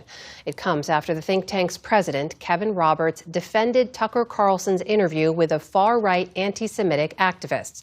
This infighting has laid bare a growing schism within conservative circles over how to address anti-Semitism. William Brangham reports. Nick Fuentes, thank you for doing this. Yeah, thank you for having me. I wanted to meet you. The interview, which lasted over 2 hours, was posted late last month and has been seen over 20 million times. The conservative commentator Tucker Carlson interviewing Nick Fuentes, the 27-year-old hard-right influencer with millions of followers known as Groypers. Fuentes is known for his open racism. White people have a special heritage here as Americans. His misogyny, like when he wrote "Your Body, My Choice" after the 2024 election. The whole political system is just based around women never being accountable for any of their choices. And his overt anti-Semitism, ranging from Holocaust denial to his belief in a global Jewish conspiracy. A big challenge to that is organized Jewry in America. I don't think the interview with Carlson drew quick, sharp condemnation from many in the conservative movement. Ben Shapiro. Dude, Israel wishes that they could get all the Jews in order.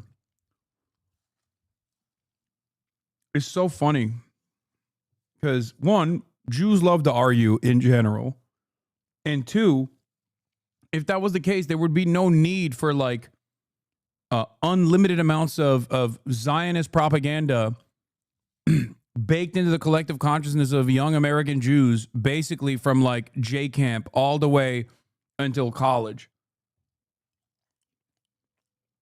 There would be no need for it.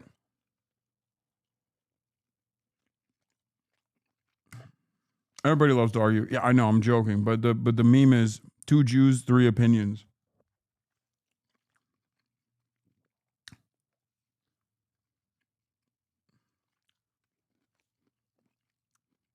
My favorite type of anti-Semitic conspiracies are the ones that are so like objectively against the stereotypes, not like the super, harmful stereotypes, but like the funnier stereotypes that Jewish people have, like the notion that like Ashkenazi Jews and the Chinese got together to build coronavirus. Like the idea that like Ashkenazi Jews notoriously never get sick. Yeah. Yeah, they built a virus that would avoid Ashkenazi Jews is so funny to me. Yeah, the famously resilient to ailments.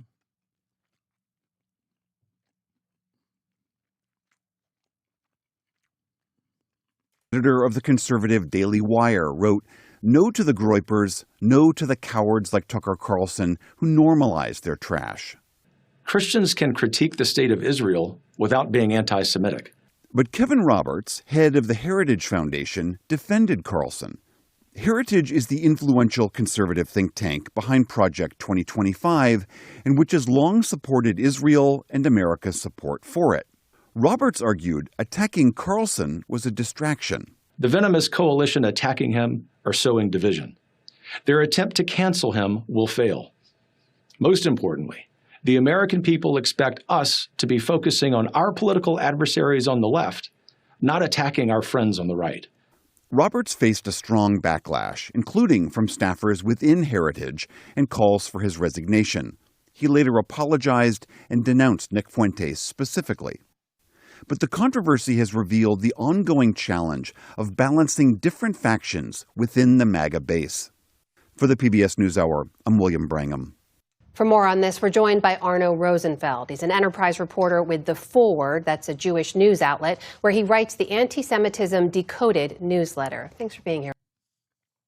It's so fucking funny to see this. I'm sorry. Like, hey, I know this is a terrifying time for a lot of Jewish Americans. And to them, I say, welcome back to the fight. Okay?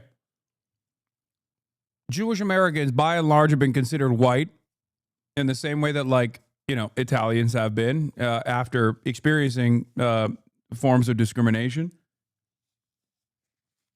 And a lot of people are going, oh my fucking God, this is terrifying. This is dangerous. And I understand why you think it's terrifying and dangerous. And it's like, yeah, this is where we've been, Like, I'm white as fuck. And even having the name Hasan as a dude who's white as fuck, even having the name Hasan is enough for many people to just be like, you are a radical Islamist fundamentalist terrorist who also simultaneously wants every American to be transgender and homosexual, which is in direct violation of your Sharia law principles, and that's because you're doing taqiyya.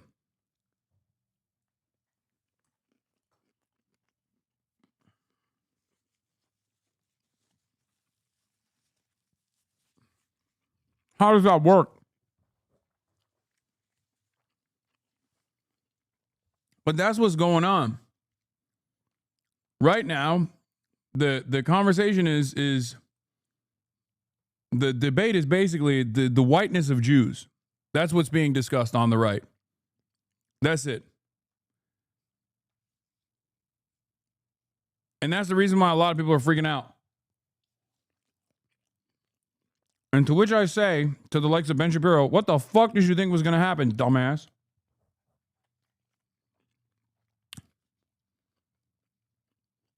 Why did you think that this coalition would hold as you kept pumping racial animus over and over again, assuming that people would not actually directly hold the broader Jewish religion responsible as they have in the past?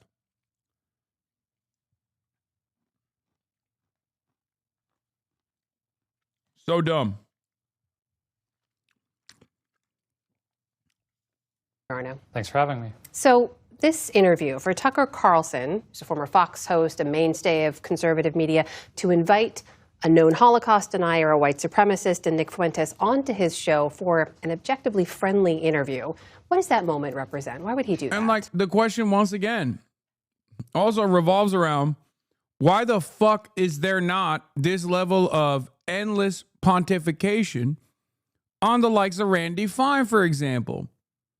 Or any number, or Tommy Tuberville, when they say America is becoming Islamic Mohammedan jihad central.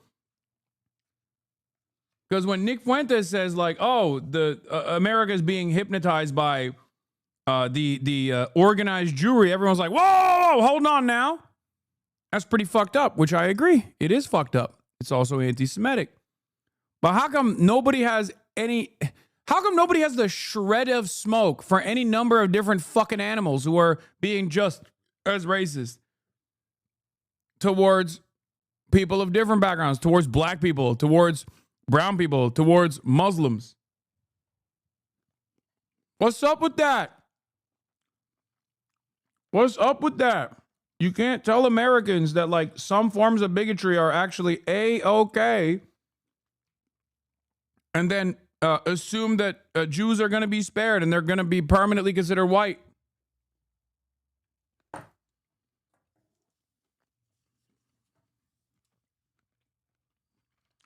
It don't work that way.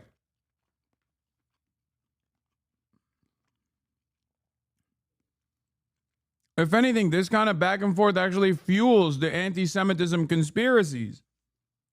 Because the average person goes, wait a minute, I can be racist to everybody I want, but not the Jews? How dare you? There must be a reason for it. You know?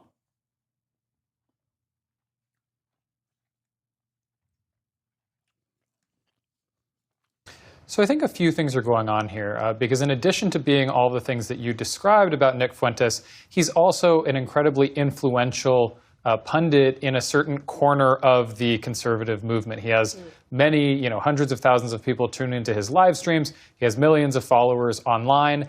And I think Carlson recognized... Okay, calm down.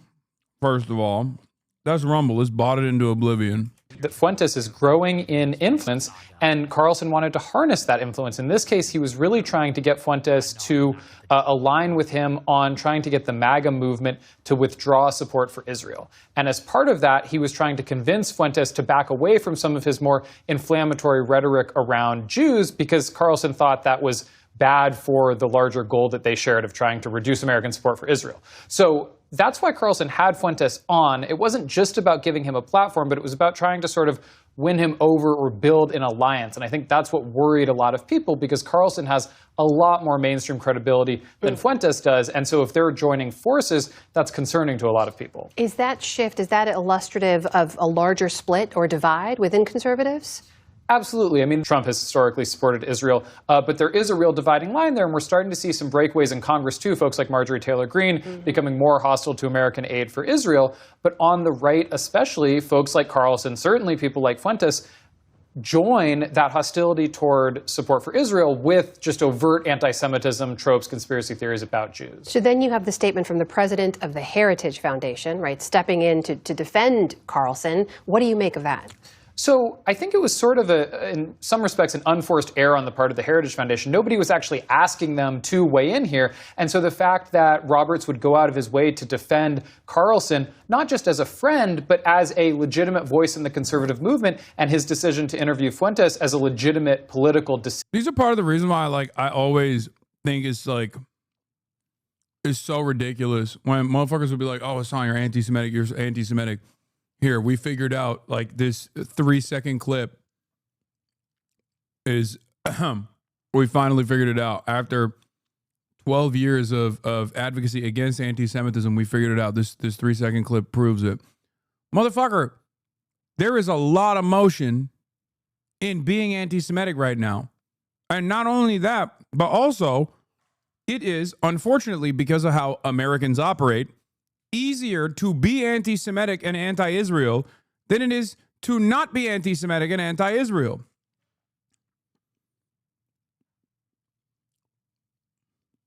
That's just the truth. It is much easier to help Americans understand why Israel is bad by just simply leaning into fucking Jews control the media narratives, okay? Straight up. And it's something that I've been warning about for fucking years. It is absolutely ridiculous.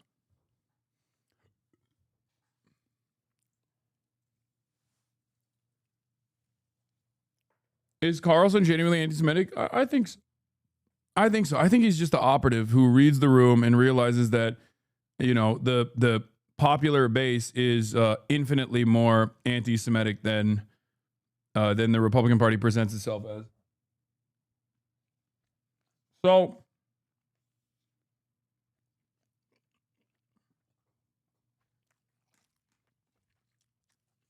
it's the same thing that I always say.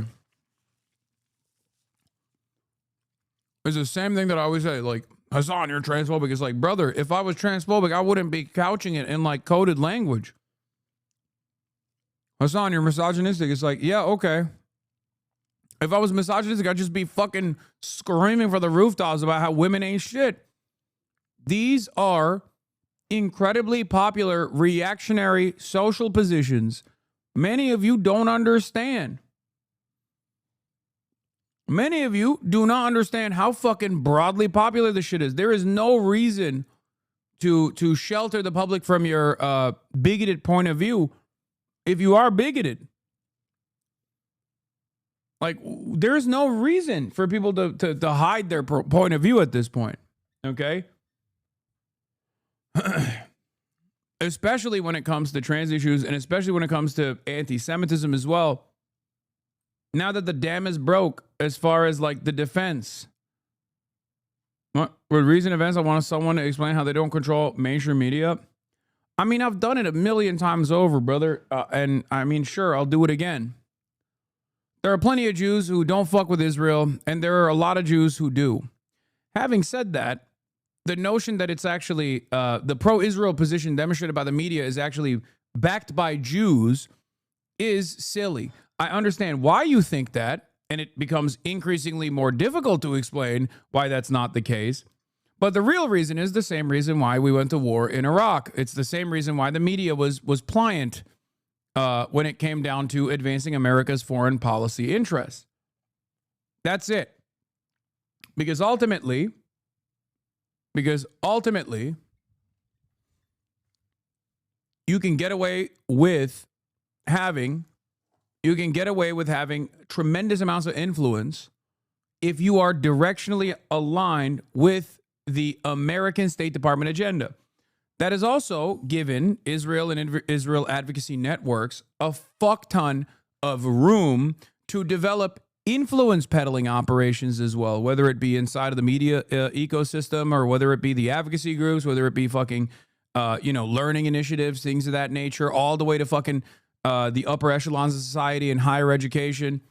But that would not exist if Israel was not primarily a settler colonial vehicle for Western interests in a resource-rich region, a settler colonial apparatus that is an unsinkable aircraft carrier in this resource-rich region that is a constant destabilizing, or if America's grand design is implemented, a permanent stabilizing force in the region that ensures that none of these other fucking countries ever act out. Otherwise, Israel will come and genocide them like they did the Palestinians. That's it. That is the real reason why the American government and the American media that is always going to go along with the American government's interests is aggressively pro-Israel. Okay?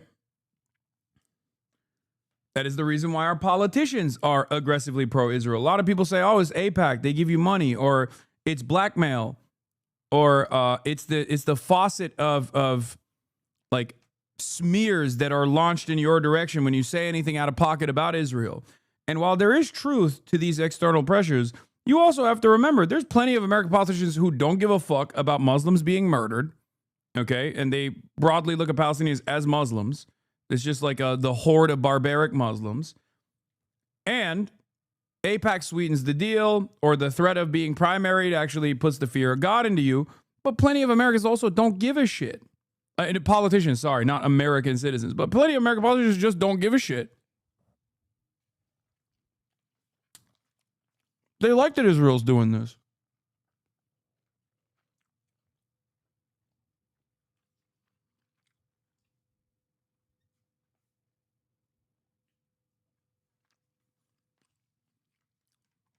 What about Europe and European media? Exactly. It's the same principle. America says jump, Europe says how high. It's not any different.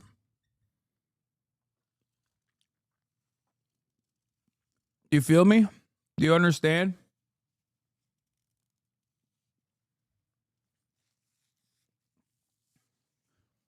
That's part of the reason why I get also very annoyed with like the anti-Semitic conspiracies, because these guys want to believe that like the brave, bold, beautiful WASPs, the good Christian nationalists that are secretly Christian nationalists but can't actually openly state it in Congress, are just being bullied and blackmailed into submission by the scary Jews, and that's the reason why they're advancing Israel's agenda. That takes away the responsibility from the American politician, and that is fucking ridiculous, okay? That is fucking ridiculous. If you think those motherfuckers don't love what Israel is doing and have no problem with what Israel is doing, you are not paying attention, okay? That is unimaginable copium. That's it.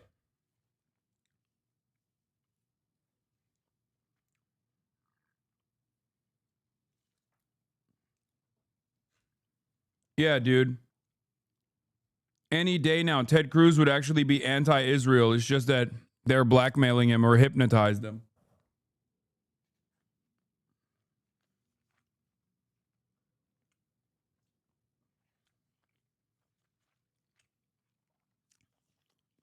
Nobody wants to eat the unlimited smear campaign that you receive when you speak out against Israel. Look no further than your boy. Did you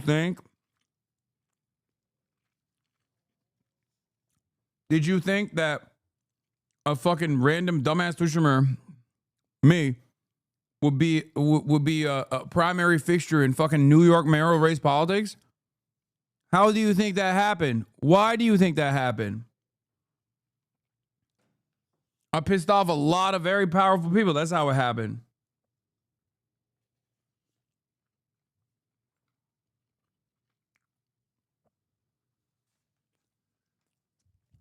Anytime I fucking speak,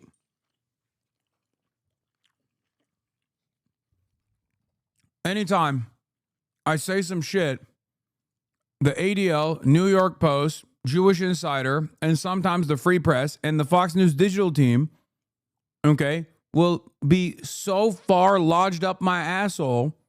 How do you think it's so fucking coordinated? How do you think it happens every time? You think these guys are just like, well, we all collectively found this same 18-second clip out of context? Like, come on.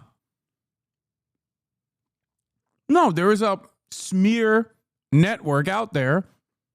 It's just lost a lot of its institutional motion. That's it. There's also a lot of bitch-ass haters who basically do this work for free for all of these other places because their favorite content creator actually despises me. So they're like, oh, if we can take this guy down a peg, like, it'll still make me feel like I'm worthwhile. I'm engaging in a worthwhile endeavor. That's what's so crazy. Is like, there's motherfuckers that do this shit for free, brother, for free. These guys are already highly paid. Why are you doing their work for them? At least get paid for it.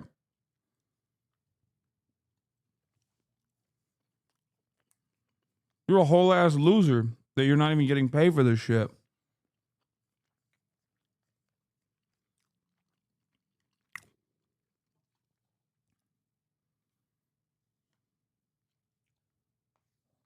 Anyway.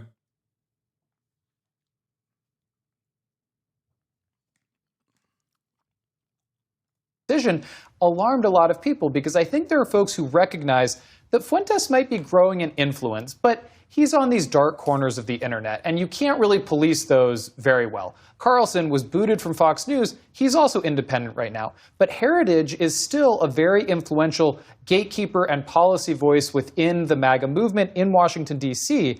And so if it's not just Carlson as a more mainstream voice than Fuentes, bringing Fuentes along, but then it's Heritage giving their stamp of approval to Carlson, I think that's what scared a lot of people. They started thinking, oh my gosh, where are the gatekeepers? Who's going to stop this open anti-Semitism and animosity toward Jews from entering the political mainstream? So what about that? What about the keepers of that firewall, as it were? Because you have seen people like Mitch McConnell and Ted Cruz and Ben Shapiro come out against Nick Fuentes unequivocally.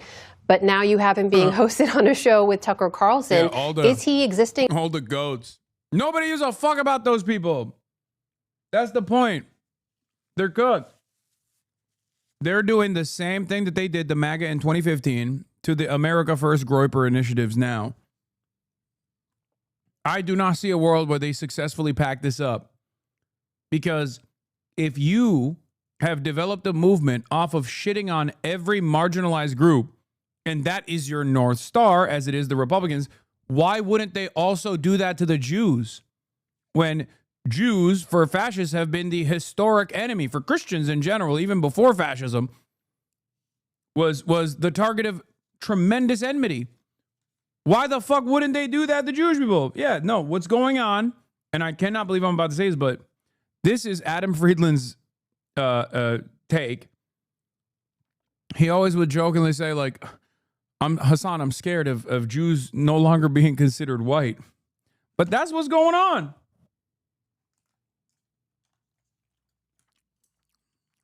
Jews had a good run. Okay? Jews had a good run being white, especially like post 9/11, probably peak white, okay? Like I would say, I don't know when this pivot happened, but I would assume it was like probably what, like 80s, 90s, like it just kept, like Jews kept being seen as more and more a part of the white in group. Like I would say probably like the 80s, right? Because like up until the 60s, Jews were getting packed up left and right, especially because, you know, many of them had socialist tendencies. And America was doing the Cold War and stuff, so that was like, you know, a big problem for them. The McCarthyist trials were unironically purging a lot of Jews from positions of power.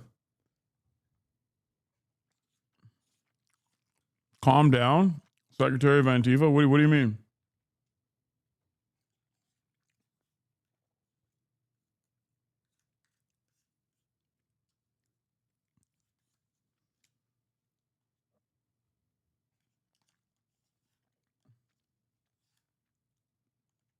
I think somewhere along the way, America was no longer seen as or self-described as a Christian nation, but a Judeo-Christian one. And it peaked after 9/11. Jews are literally white, though, but the race is white. Dog, look at me. Look. Me too, okay? I'm over here in the fucking gallows looking at you going, first time? What do you think? Yeah, I know. You can be white and not be a part of the white in-group.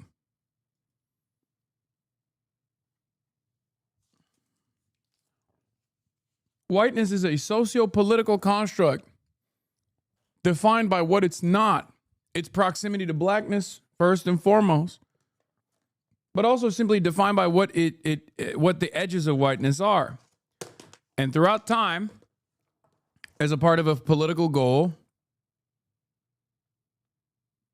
what is this? A few Nazi freaks won't cause another Holocaust. The real place of power is still extremely Jewish exceptionalist. No, I sure. By the way, Secretary of Antifa is Jewish. For those of you who don't know, before you fucking freak out on him. That's why I was asking, like, what do you mean by calm down? No, that's what I'm saying is like being kicked off of whiteness status doesn't automatically mean Holocaust.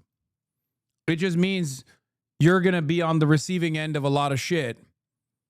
It's not going to, like, I mean, like, you're relegated to maybe not the same as like Muslim status, but you know, somewhere on the racial pecking order, but no longer firmly within the white status. It's a sliding scale, exactly.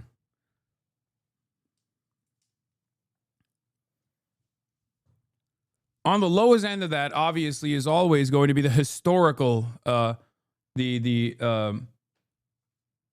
historical marginalization of black people. So it's like always, like, black people and indigenous people are always going to be at the bottom of that spectrum of like proximity to whiteness. But you know, I wasn't saying like it's going to turn into like the Holocaust or anything. I was just simply saying that, like, for the last 20, 30, 40 years, but especially in the aftermath of like 9/11, where every Republican started saying America's a nation of Judeo-Christian values, like that's probably going to go away. So you'll see more anti-Semitism as an experience, and it will be not dissimilar to like the shit that I receive.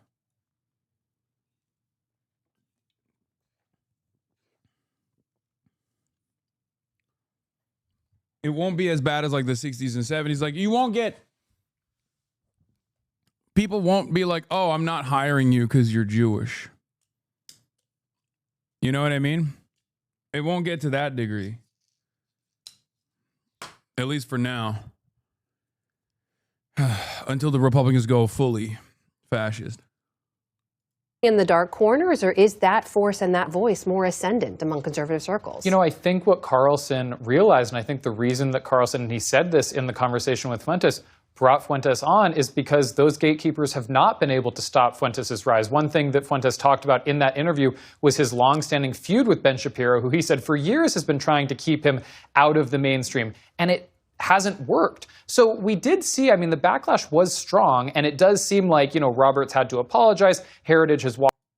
The left-wing Jews will say this is coming, but the bootlicking Jews are probably so pissed off right now. Yeah, I wouldn't say I'm at risk of being genocided yet, but dude, being a minority is not lit.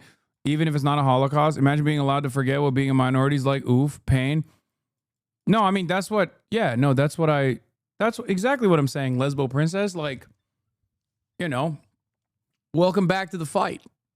I mean, well, for many Jews in this community, obviously, you already were aware of this shit because you're progressive, but I'm talking about like the likes of Ben Shapiro, who have just refused to see the fucking writing on the wall, and also, perhaps even more consequentially, his own fucking personal involvement with normalizing this kind of fucking hatred because he's a dumb fuck piece of shit.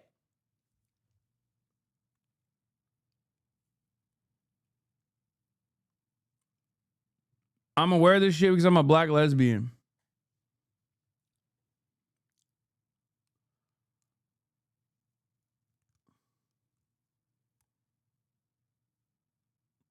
Am I the only Jew that doesn't feel like a minority on the premise of my ethno-religious heritage? I mean, it depends. I'm just saying, like, things are changing. Things are definitely changing. You can't say the L slur? Wait, what? What is the L slur?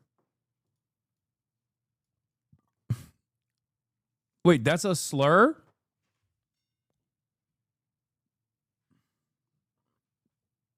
I thought it was like a loving.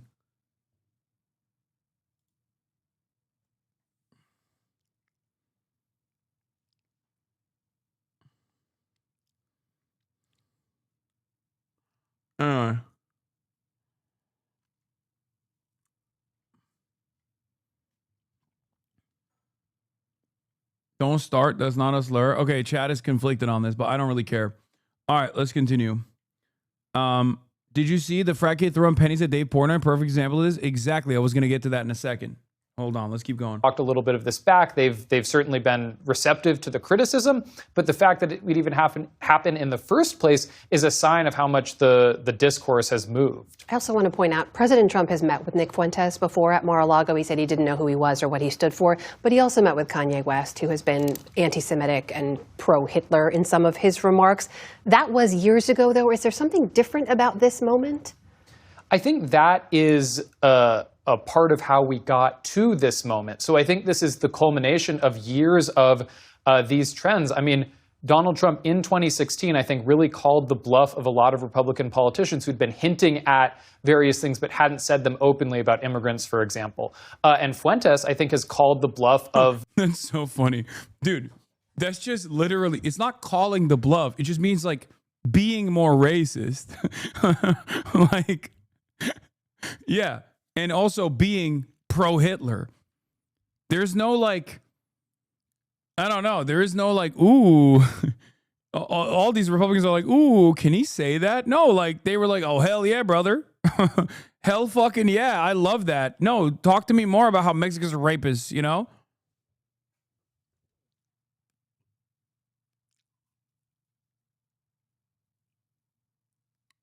But that's the thing. Like, this was always the maximalist position, you know? The more fascist you become, like, of course, you're going to eventually go back to, you know, the OG.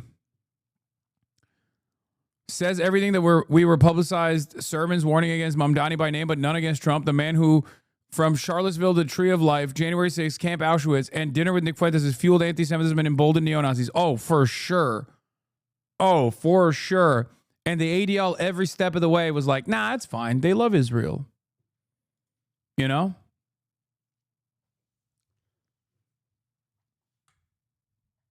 Wow, I'd really hate to be a streamer who bragged about boosting Fuentes' profile. Ooh, who might you be talking about?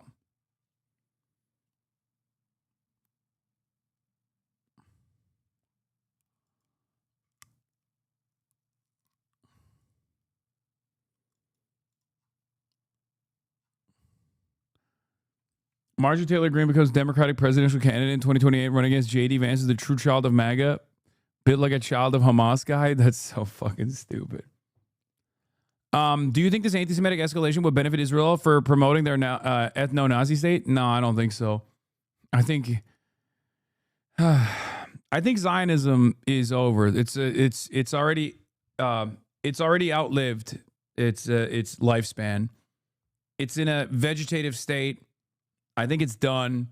However, how it comes to a close is entirely dependent on how a lot of these advocacy networks actually try to manage the death of Zionism. Many of them don't even want to recognize that Zionism is dead. They want to hold on to the notion that there is still a lot of like institutional stigma associated with anti-Semitism. Like it's not gonna, because at the end of the day, you literally will say, at the end of the day, someone could just simply say, what the fuck are you talking about? You're over here talking about anti-Semitism and the Holocaust, okay, which was horrifying. Meanwhile, the current Holocaust is going on, and you're saying you're doing that for Judaism. What do you do to that argument? The Randy Fine, Nick Fuentes phenomena, the Randy Fine versus Nick Fuentes argument will always be the most prescient reason for why there is no like real moral standard here, and it's just people simply trying to hold on to previous restrictions that actually worked in the past. Because Randy Fine, Nick Fuentes loves the old Holocaust that took place and most likely wants to let it happen again. If, you know, he had enough power, maybe he could do that. But there is currently a Holocaust going on right now, and Randy Fine is openly promoting it. Right? But we don't think about it like that. We never think about it like that. Even people in this chat will probably go, oh, I don't know if I'm comfortable with that, because, like, you know, that's state violence that's taking place. It's like, yeah, what do you think the Nazis were doing? State violence. That was also normalized through a long period of dehumanization of both Jews and all of the enemies of the fucking Third Reich.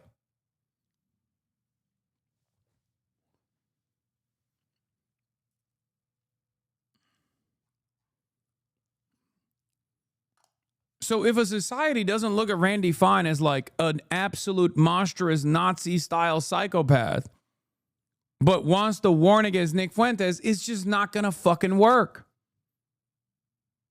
It's just not going to work, because people are just going to be like, what do you fucking mean? I'm allowed to say whatever the fuck I can about Mexicans, about trans people, about black people, about women, but I can't say nothing about the Jews? Why? That's the question. And you have no answer for that. I mean, I do. I talk about it all the time. It's because, you know, it was cynically weaponized. Jews and Judaism was cynically weaponized to defend the interests of Israel, which is, of course, completely aligned with the interests of the United States of America. You know, and there was some back and forth and times where Israel stepped out of line, but it was still ultimately important for America to continue its allegiance with Israel, because it's, you know, it was a bulwark against communism, an espionage center, you know.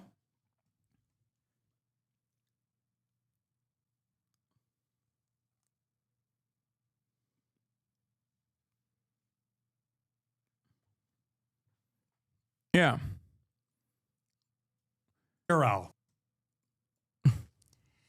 Megyn Kelly introduces the subject. She goes, I'd like to talk to you, Ben, about Nick. I mean, unfortunately, this is true. Being a pro-Israel Jew has made any condemnation of Nazism absurd. You lost the moral high ground. You truly have no leg to stand on. But first, I'd like to show the audience this clip where Nick. The thing is, people who are pro-Israel don't understand that, though. But the problem for them is there are more people who are anti-Israel than pro-Israel now. You see what I mean? So if you're in an environment where everyone's pro-Israel, like in the media, in most corners of the media, or in, you know, Washington, D.C., you're like, what the fuck? Like, these guys are making these fucking comparisons. It's heinous. How dare you compare the Nazis to this beautiful state of Israel? Like that's just state violence. That's normal. That's supposed to happen. They're killing Muslims. Like, I mean, they deserve it. October 7, October 7, October 7. Except most people don't feel that way anymore. They might not be pro-Hamas or pro-Palestinians in general, but they're so anti-Israel because of Israel's actions and because of Israel's entitlement and arrogance and demands for unlimited fealty and unlimited loyalty and unlimited political cover that, like, for them, for the average person, they go, the fuck? Okay.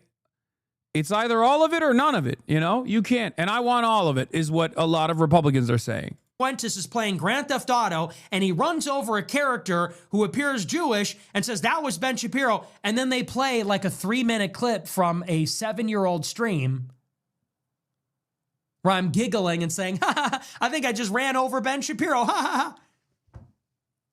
And then everybody boos. Then the audience goes, boo. They go, boo, boo. Your boos mean nothing. I've seen what makes you cheer. You people cheer for genocide in real life. We have reached, by the way. I can't even shit on him for saying this because I verbatim said this.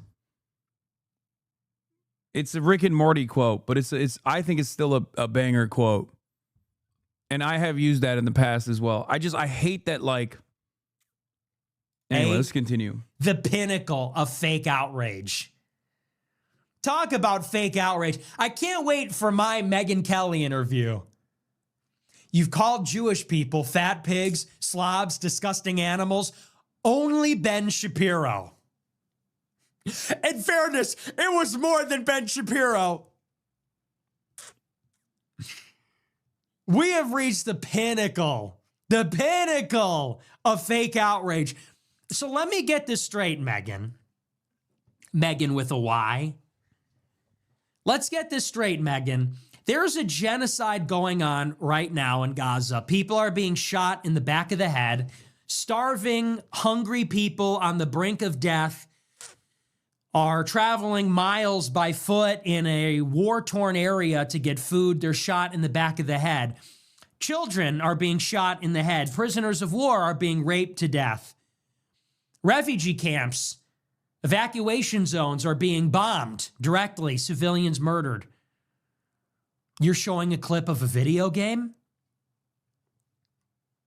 That's cartoon violence. You're showing a clip from a video game from Grand Theft Auto. If you don't understand, like, we all obviously are negatively primed towards Nick Fuentes because he's a booger-eating, white supremacist Holocaust denier who also happens to be gay and Mexican, but that's besides the point, even though it's like kind of antithetical to white supremacy. But to the uninitiated or someone who does not give a fuck about anti-Semitism, as many people don't, they hear this and they go, well, this makes fucking sense. That's the worst thing that you can ever give your ideological opponents. An honest argument. Because he's not wrong. He's a fucking Nazi piece of shit who's cynically, I think, using the prestige that he's getting from being an anti-Israel voice to advance a dangerous agenda of anti-Semitism. But in this moment, when he says, oh, you guys are complaining about me like playing a video game and simulating the murder of Ben Shapiro, when you're also simultaneously defending Israel's genocide, like real genocide, real starvation of children. The fuck you have no leg to stand on is true.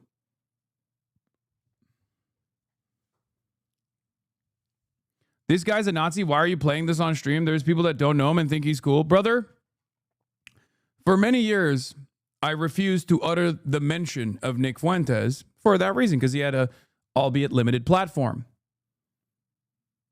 As a matter of fact, I'll give you guys one inside baseball moment. There were numerous times when Ethan Klein wanted to actually make fun of him for going on a date with a cat boy and shit like that. Back when we had the Leftovers podcast, I was like, are you out of your fucking mind? No, we're not covering him. It doesn't matter. Even to ridicule him, we're not covering him at all. We're not giving him any fucking breathing room. We're not giving him any platform whatsoever. And I actually vetoed that shit over and over again. But unfortunately, some of my other fucking ideological opponents who claim to be liberals may or may not have sucked his penis, and also simultaneously openly delivered them a fat platform and also additional media connections, and even promoted Nick Fuentes and even talked about how Nick Fuentes owed them so much for their new career. Yes, I'm talking about Sex Pestiny. Oh, we were debating. There's no reason to debate people like that have very limited platforms at the time. And then he was resilient enough to work his way through the ranks and claw back after tremendous amounts of deplatforming, claw his way back into relevance, found himself in Kanye West's orbit at a time when Kanye West was also going through a manic episode and screaming Heil Hitler all over the place, had dinner with Donald Trump, and kept pushing and pushing and pushing, sending his little groypers, the ones that at least can go outside, to Turning Point USA events, infiltrating every facet of the Republican Party, and basically creating a media environment where like any Republican under the age of 35 is basically aligned almost entirely with his politics. And it's, you know, lo and behold, you got a real fucking crisis on the right now, and he's getting a shit ton of high profile media coverage. So it's too late. And a big part of it, what is this? Liberals are beyond ill prepared to navigate the spiraling line of truth and Nazi lies that come out of this guy. I'm sorry, it really doesn't make sense how he's gotten so much popular. 100% he's insidious specifically because of how effortlessly he can drift back and forth between truth and Nazi propaganda. Yes. Yeah, you perma'd me for sharing a link of him like in 2021 when he was talking about a different Nazi because you didn't want to platform him. You were mad at someone else I caught her straight. Yeah.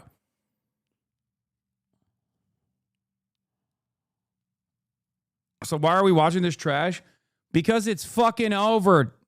Are you dumb? This is PBS NewsHour. Tucker Carlson's interview with anti-Semite Nick Fuentes exposes rift among Republicans. He's getting profiled on CNN. He's getting profiled on the New York Times. There's literally a New York Times article right here. Who are the groypers? A word associated with the right-wing pundit Nick Fuentes and his followers is suddenly part of the national vocabulary. What are we talking about? What are we fucking... You guys, you can't just shove your head in the fucking sand and hope that this problem goes away. If once it gets to a certain level, you have to at least be aware of it. You know?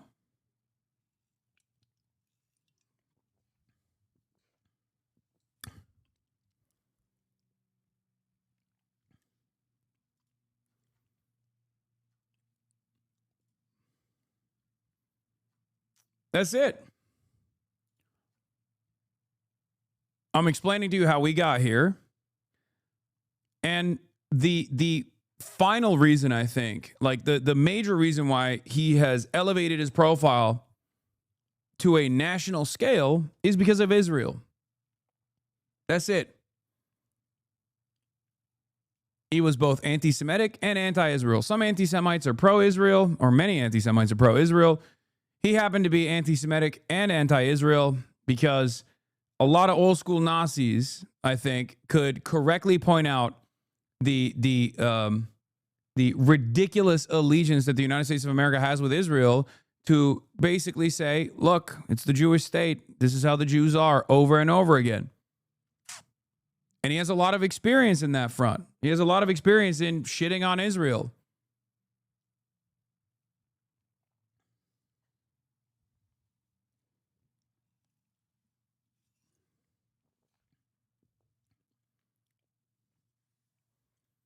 And while the same dumb fuck liberals who were in my chat going, how dare you criticize little old Israel after October 7, partially also because I was a, Muslim with the name Hasan criticizing Israel after October 7, I ate that shit non-fucking stop. And while all the liberals were focusing on my ass, whether it be the ADL or whether it be the same sex pest that allegedly sucked Nick Fuentes' penis, every single one of these groups that were just like actively hounding me every fucking day of the week, calling me a terrorist, calling me an Islamist fundamentalist, he was in the fucking sidelines doing whatever the fuck he wanted to, pumping out content, reaching those very same stupid-ass liberals who may or may not have known about him with a somewhat more progressive-sounding message about Israel. And he built built back his fan base piece by fucking piece. And here we are.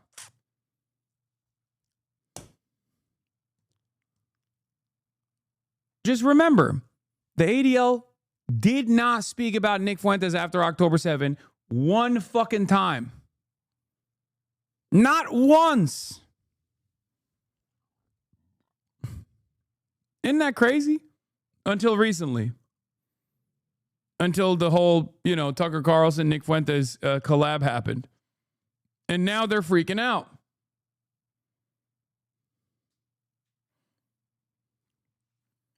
Not once. They were too busy coming after me. They were too busy coming after Frogan. They were too busy coming after anti-Zionists who were not anti-Semitic. Yeah. And a big part of the reason why, obviously, yes, Fuentes and his followers hate me is because I'm not anti-Semitic. I talk about Zionism and not Judaism. And therefore, I'm seen as a phony. I'm seen as fake.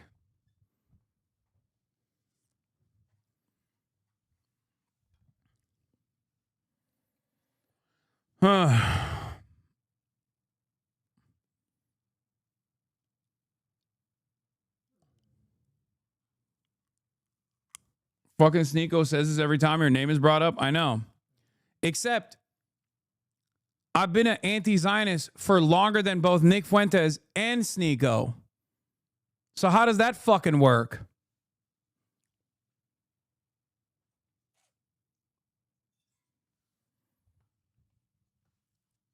I've been openly anti-Israel for far longer than these guys have been around because, they're much younger than I am.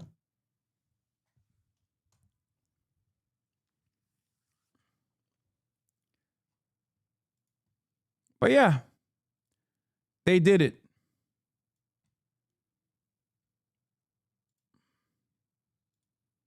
Wait, Hasan platforming Nicholas J. Fuentes? Oh no. Come on, man.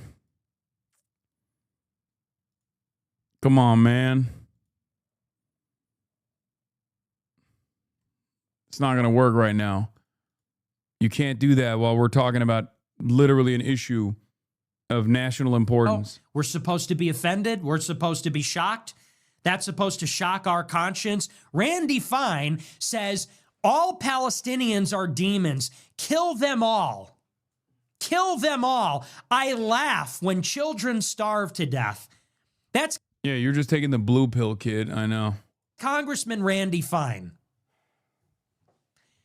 Are you going to show that screenshot before you talk to Ben Shapiro? Are you going to show those screenshots?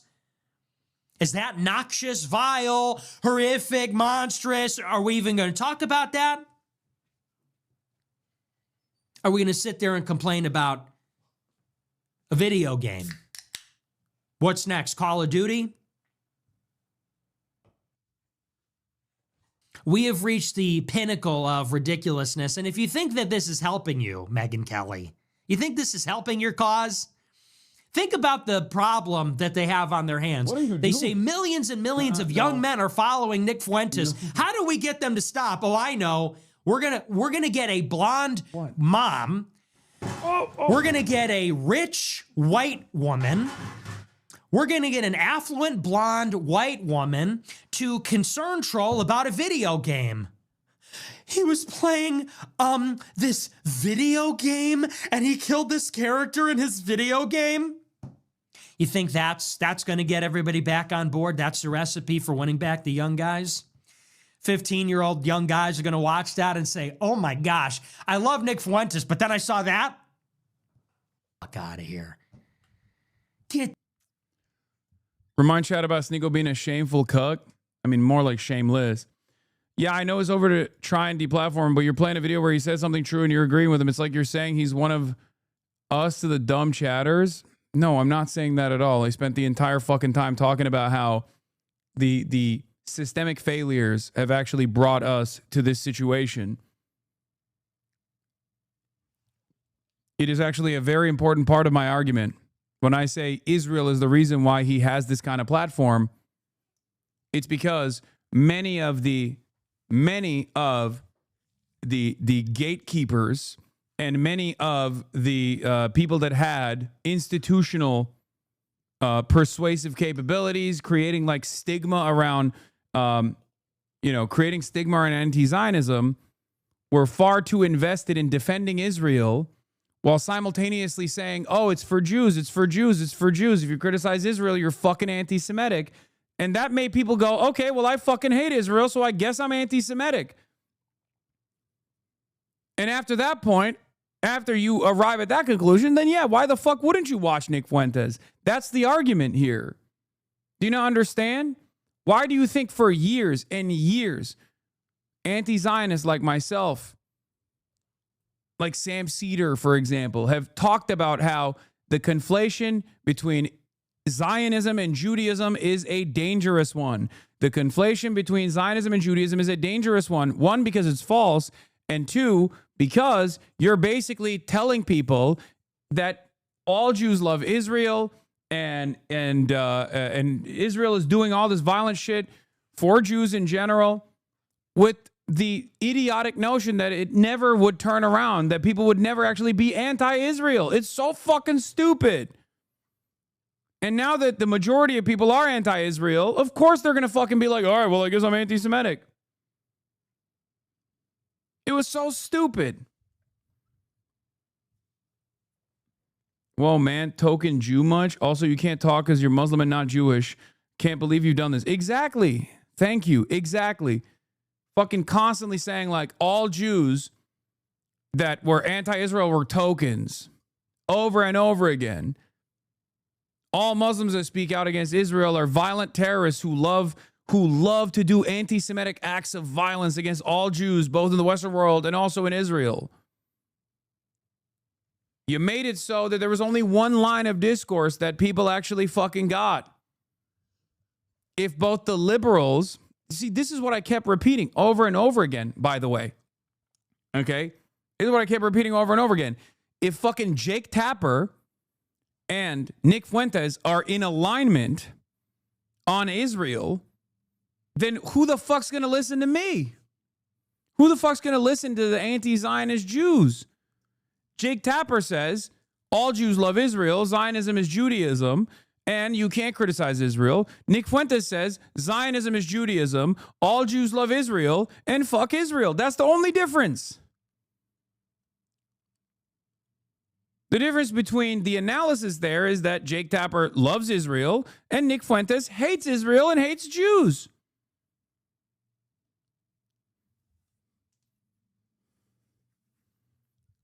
This is what I mean. This is what we mean when we say the conflation between anti-Semitism and anti-Zionism was always a dangerous game, because if people actually realized that Zionism was a dangerous ideology, a fascist ideology, or that Israel was a violent endeavor, a criminal entity, then people would go, okay, well, maybe they would say the things that they're saying on TikTok comments now about how, oh, the painter guy was right. Oh, the small hat gang is up to no good again.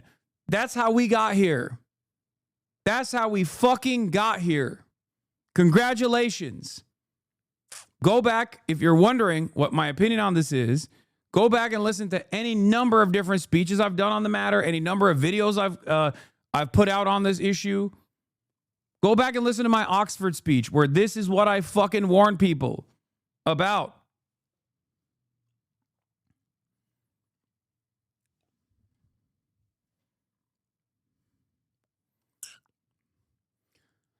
The main argument on the contemporary right can be boiled down to whether it's Palestinians or Jews who deserve genocide. I'll just that all this could have been avoided if Biden had held together the ceasefire in November 2023, and it probably would have been nipped in the bud if he had taken the deal on the table in April 2024, if Trump had not torn up the ceasefire to go turbo neocon in March, June 2025.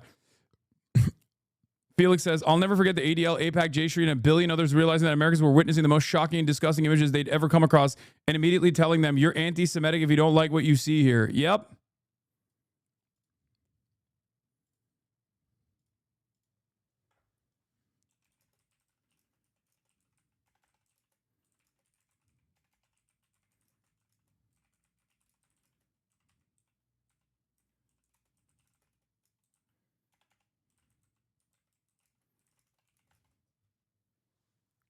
all the Biden liberal admin is responsible. Oh, for sure. Of course they're responsible for it.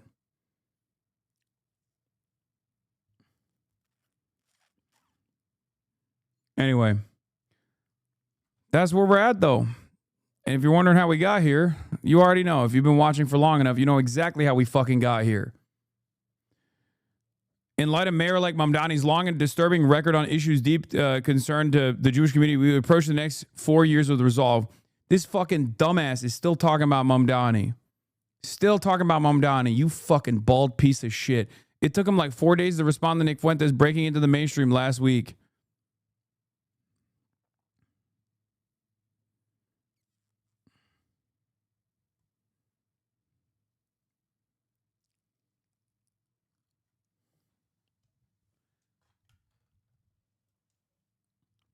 Even the biggest normies were posting the "Do you condemn Hamas" memes. Yeah. Yeah, there was a good run. There was a good run for a little bit. But it broke containment. Remember people like ripping the hostage posters down? And they'd be like, oh my God, look at these anti-Semites. Look at these anti-Semites. How dare you be anti-Semitic? Here's a doxing truck. Here's a doxing truck. Here's another doxing truck. We're going to dox every student that has criticized Israel. The fuck do you think was going to happen?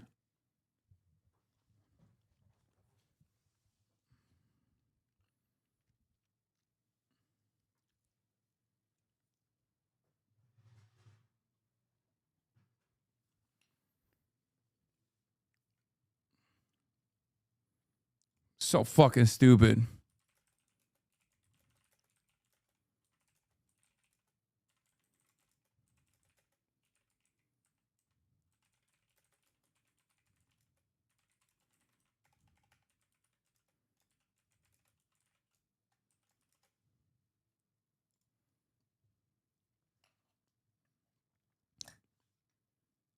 I see much anti-Semitism from normies on Instagram.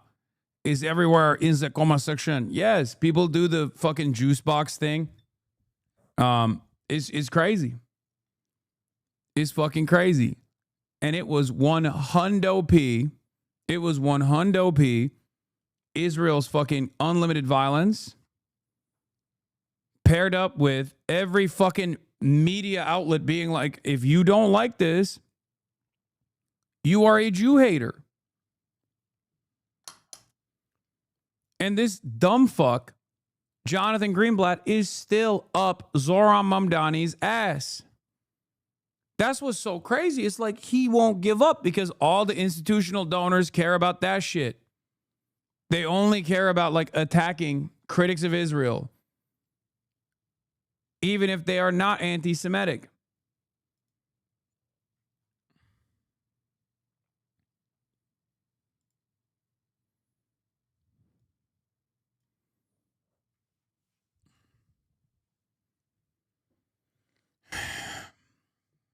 I'll still do it because it's right. But goddamn, dude. Give it a fucking rest. Give it a fucking rest, you bald piece of shit. Not only is it fucking stupid, it's also not working. It's literally not working, okay?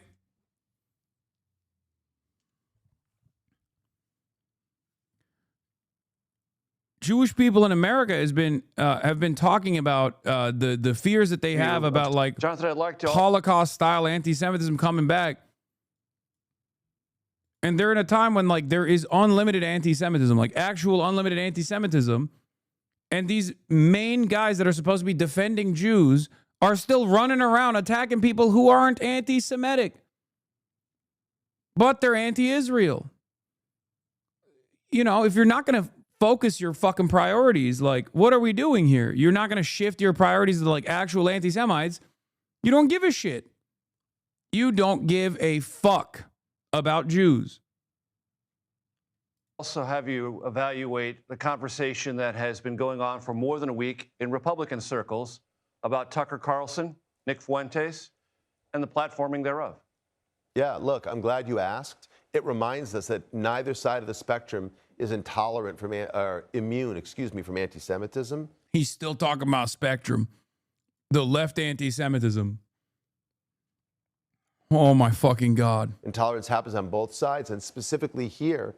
Look, it's not just that the interview with Nick Fuentes that Tucker Carlson did was so repellent, although it was. Tucker Carlson has been laundering hate for years, specifically. Part of me is excited that he's like finally going after Tucker Carlson, partially because like they'll cook him. They'll destroy him in a way that I never can. Okay? They will. That's the thing. Like Nick Fuentes and Tucker Carlson will eat his ass alive. Okay? They'll destroy him in a way that I never would be able to. Okay? Anti-Jewish bias, Holocaust deniers, ugly anti-Zionists, and all kinds of people. Ugly anti-Zionists. That's the problem here. Now, I will tell you, I was pleased that Kevin Roberts called out Nick Fuentes' disgusting anti-Jewish hatred. But why would you run cover for Tucker Carlson? The Republican Party has got to figure this out. People like Ted Cruz, Dave McCormick, Lindsey Graham seem intent on doing so, and that's a good thing. I hope things work out the right way, just like on the far left. The anti-Zionism and the anti-Semitism of some fringe folks on the progressive side also need to be worked out. Let's hope that that happens on both ends of the spectrum, Major, so a strong center can reemerge where everyone is accepted. Jonathan, very quickly, Kevin Roberts, you mentioned a significant figure at the Heritage Foundation Action and Heritage Foundation. Would you like to see in this moment President Trump weigh in on Tucker Carlson and Nick Fuentes? I think it would be a positive development if the president, who has... Oh, if the president calls out his dining partner, Nick Fuentes?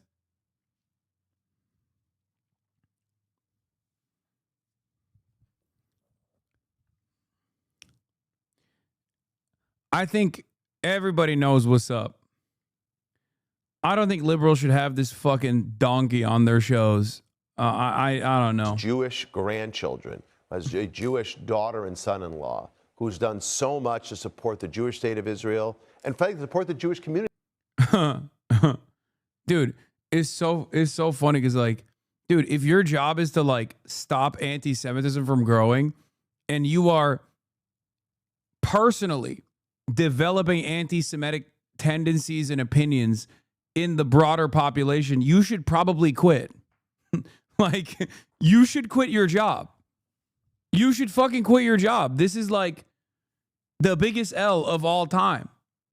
On college campuses, no one has a stronger voice on these issues than him. If he weighed in, it might be very, very powerful. Quit your fucking job. Stupid.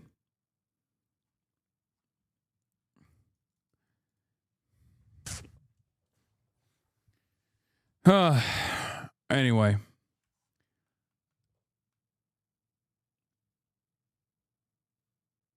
He's losing the centrist. Avenatti's New Beginnings parody. Yeah, transparency and accountability are critical for democracy, and no elected official should be afraid of it. He has spent more time shitting on Zoran Mamdani than Nick Fuentes. Meanwhile, the entirety of the fucking right is just like, how Nazi can we get? You fucking cowardly piece of shit. Fuck you. Fuck you.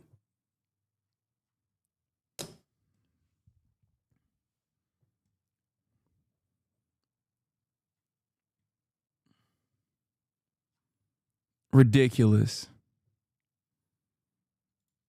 Anyway. For years, we said the conflation of Zionism and Judaism was a dangerous one.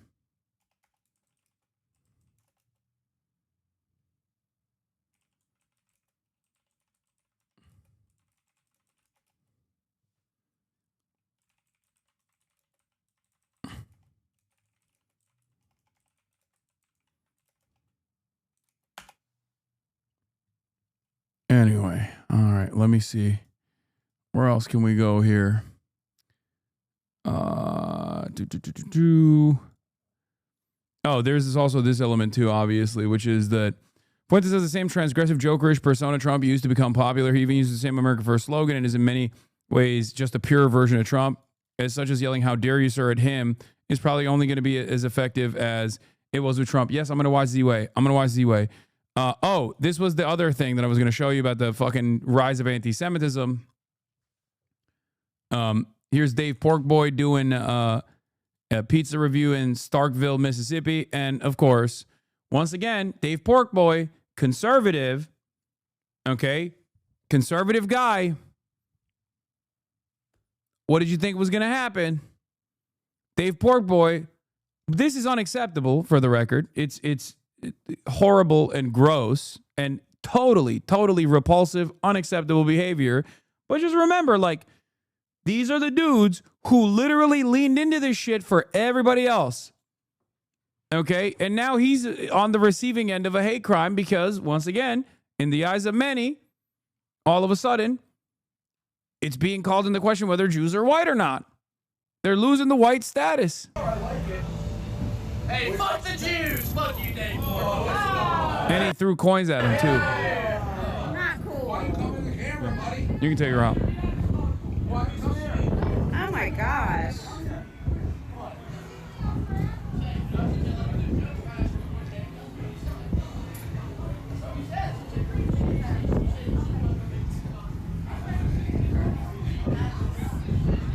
That was awful. Hey, fuck you, pussy! Fuck you! Go away! Fuck you! Hey.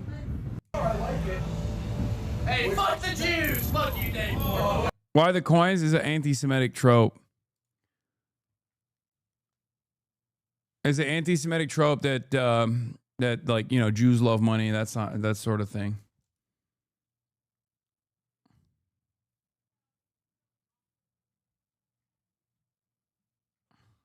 Aren't you anti-Semitic? Yes, dude. I'm the fucking most anti-Semitic if you ask the ADL.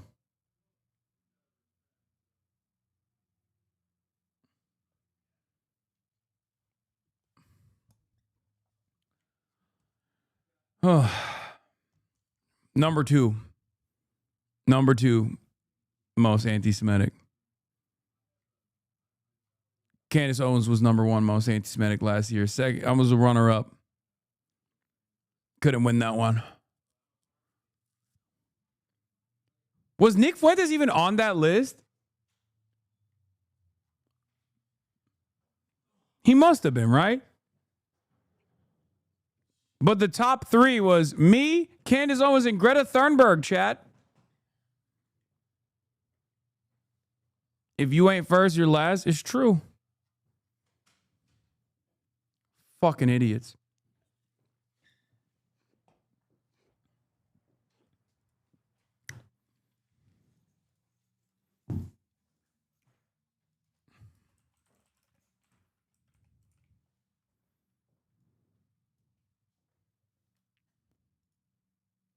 Conservative media who have hinted at globalists, for example, and Fuentes just comes out and says, no, we're talking about Jews.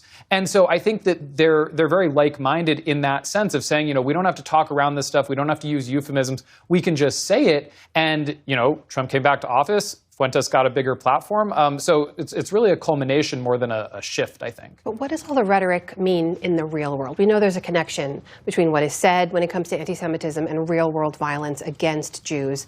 How are American Jews looking at this? You know, I think what's really scary for a lot of American Jews, and one thing that American Jews have cared a lot about, are the maintenance of liberal democratic norms. Not a partisan thing so much as maintaining gatekeepers of sort of polite society, maintaining the ability to say, you know, this rhetoric is beyond the pale. We can't tolerate this. And so as those things break down, it's less that there's a one-to-one, somebody watches that interview and goes out and commits an act of anti-Semitism. That may happen here or there. It's more the sense that if you're a young person online a lot, watching folks like Fuentes, you start to think that this rhetoric is okay. And so according to Majority Report, you're sus for knowing Nazi symbols. I think the idea that this is going to become something that folks in Congress believe, that folks in the more mainstream media believe, I think that's what's most alarming in this moment. Arno Rosenfeld of The Forward, thank you so much for joining us tonight. Thank you.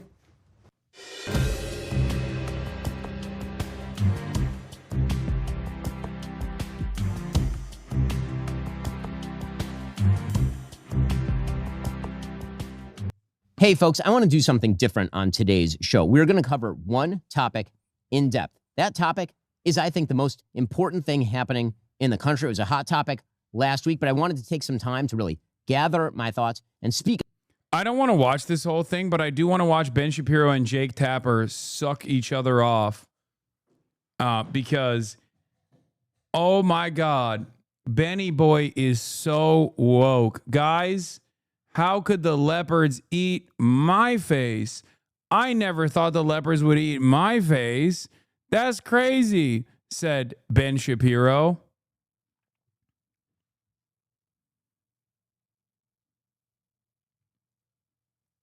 Woke is back, baby. Woke is fucking back, baby. The comments are on his ass. I know. We looked at it before. Do you have the, does anyone have the Jake Tapper, Ben Shapiro conversation that took place where Jake Tapper's like thanking Ben Shapiro for his bravery? Yeah. Ben Shapiro is basically just Robin DiAngelo from 2020 running to CNN to denounce his political opponents like Tucker Carlson as racist and bigots for not loving Israel as much as he does.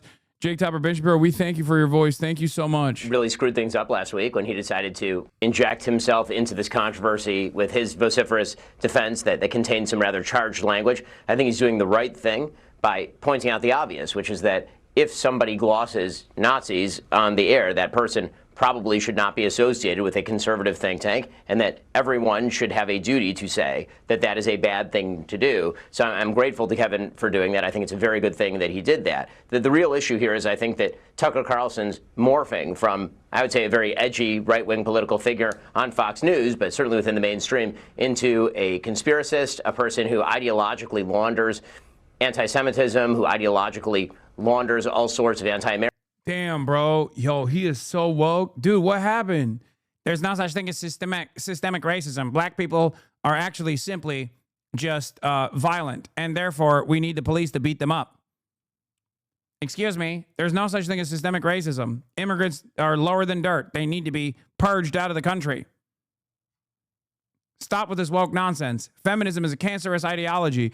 Jews are under attack. Jews are under attack. You need to be woke. You need to be woke now against Jewish people, please. Why aren't you being woke against the Jews? What's going on? I'm woke now. Hello, I'm Ben Shapiro. I'm Mr. Woke. The fuck? What the fuck did you think was going to happen, you fucking bitch? You dumb bitch. You are so stupid. Woke is back, I guess.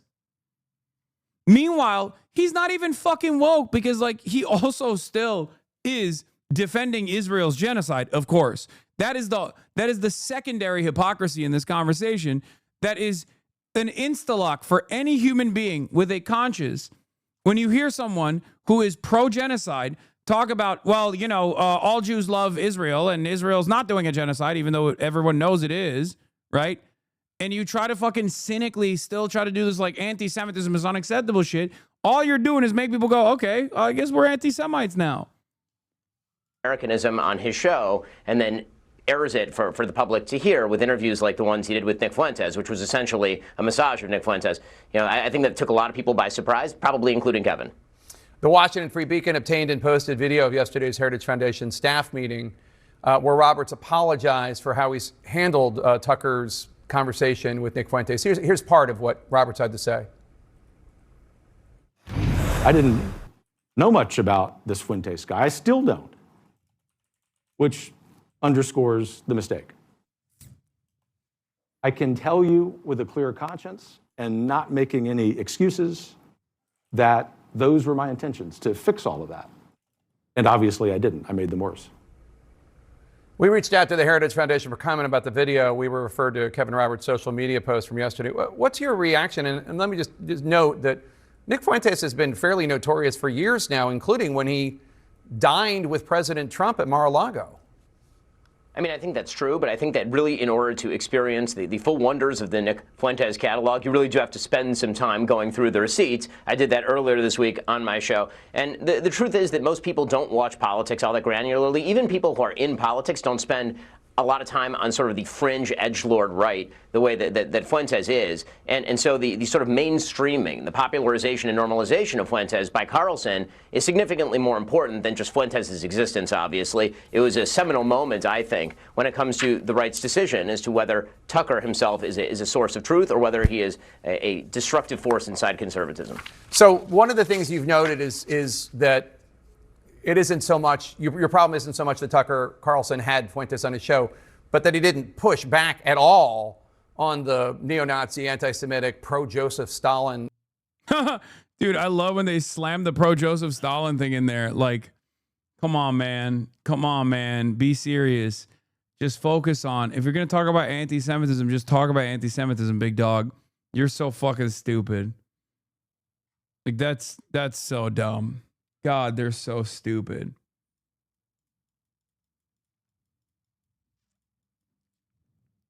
Rhetoric, et cetera. I just wonder, last week at a Turning Point event, Vice President J.D. Vance was asked by a student about an anti-Semitic falsehood, this crazy notion that Judaism openly supports the persecution of Christians. It's not true.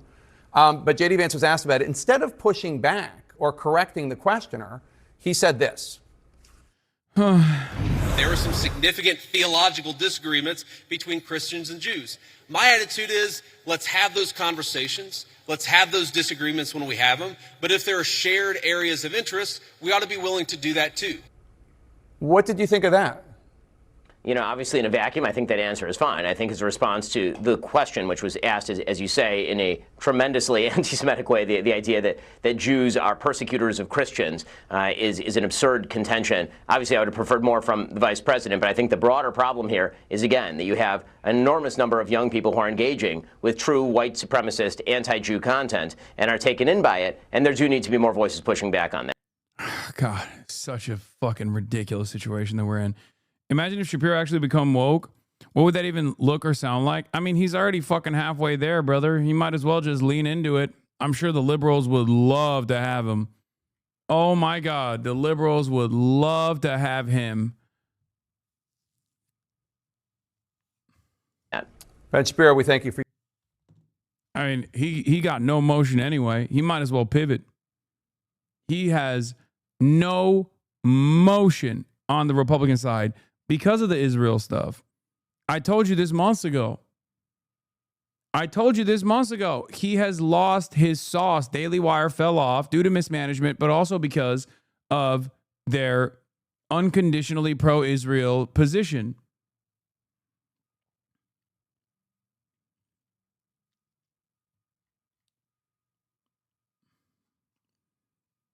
I don't think Ben will do a liberal grift because he is so firmly invested in being a right winger. Like, I think he is.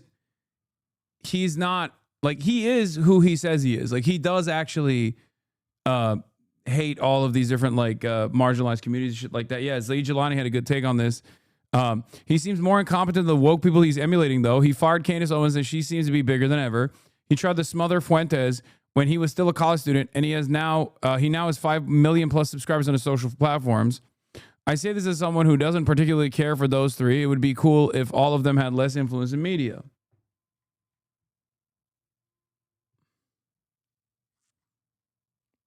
Yeah.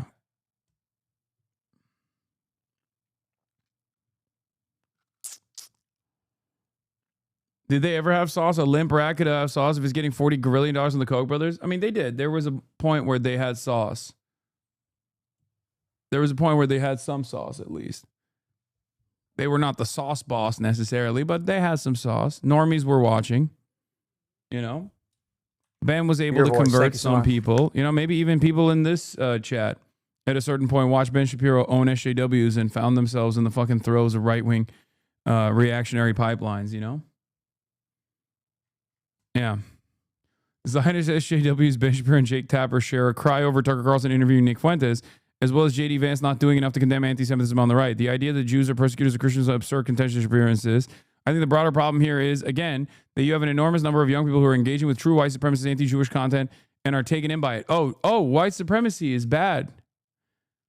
Oh, what? Ben doesn't like white supremacy, guys.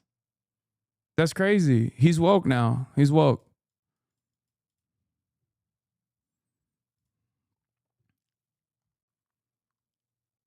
Yeah. 1.5 thousand years of Christian anti-Semitism cannot be whitewashed in 60 years. Yeah, it was just so fucking stupid. It was always such a dumbass. It was such a dumbass attitude.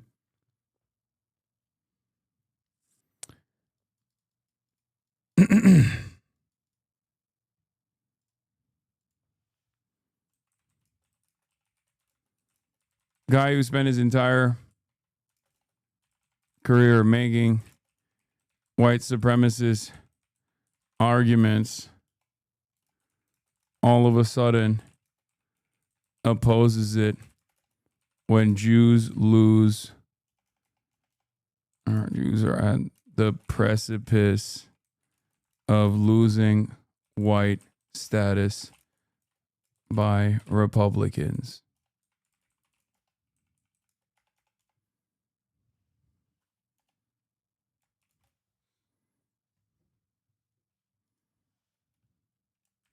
We'll do Z-Way now.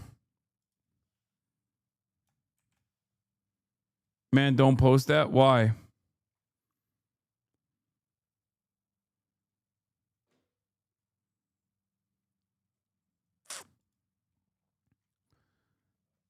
I identified back in 2019 that while the white evangelical base of Trump's support was very supportive of Israel, it had many other strong beliefs that made it far more central to the MAGA movement, and these had to do with domestic issues. Israel is not central to maintaining the coalition. White Christian ethno-nationalism is. There's an argument that dropping Israel stuff would actually offer the coalition an opportunity to expand. The strategy of trying to piggyback on this movement, as the Zionist right has sought to do, relied on the tiredness of Judeo-Christian civilization and other forms of common enemism against radical Islam. But anyone who knows anything about the history of the Crusades could have probably told you it wasn't exactly good for the Jews and that this probably wasn't going to work out. Yup. There is a values-based pathway to an American society that protects minority rights for all peoples, and it certainly isn't on the right. But all peoples includes Palestinians, no more exceptions. Now, here's the thing. Here is the thing. Okay? Oh, yeah, I should have said among Republicans. No, but by the Republicans is better. Because the Republicans are the ones who are deciding whether Jews are white or not. Republicans are the group that dictates who's white and who's not. Let's be real. In any case, we're going to do a ZIWExERICADAMS now.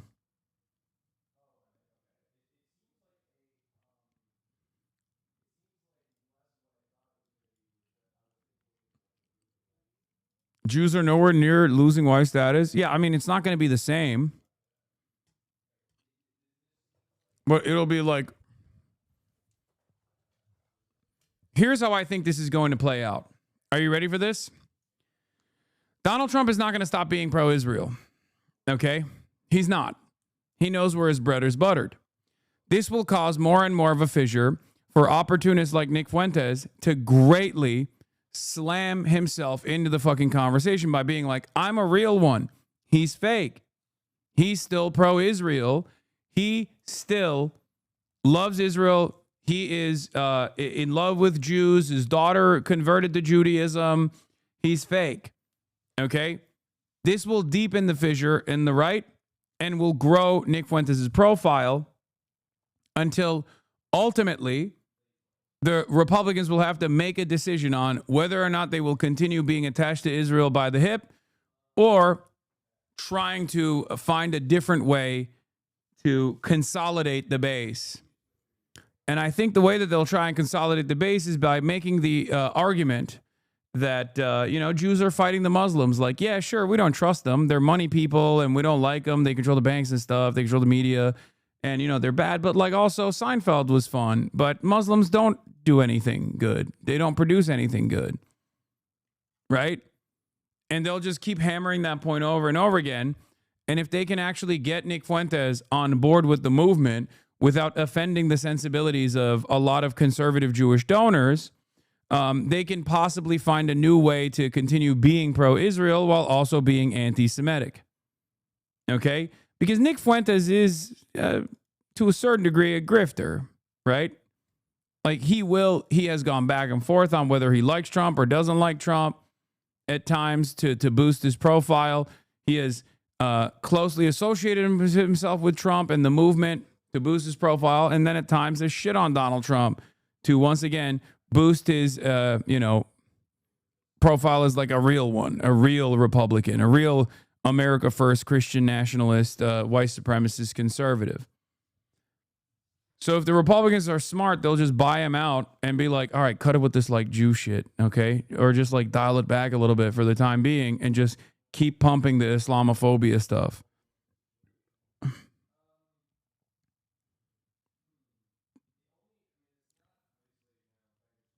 That's what they'll do.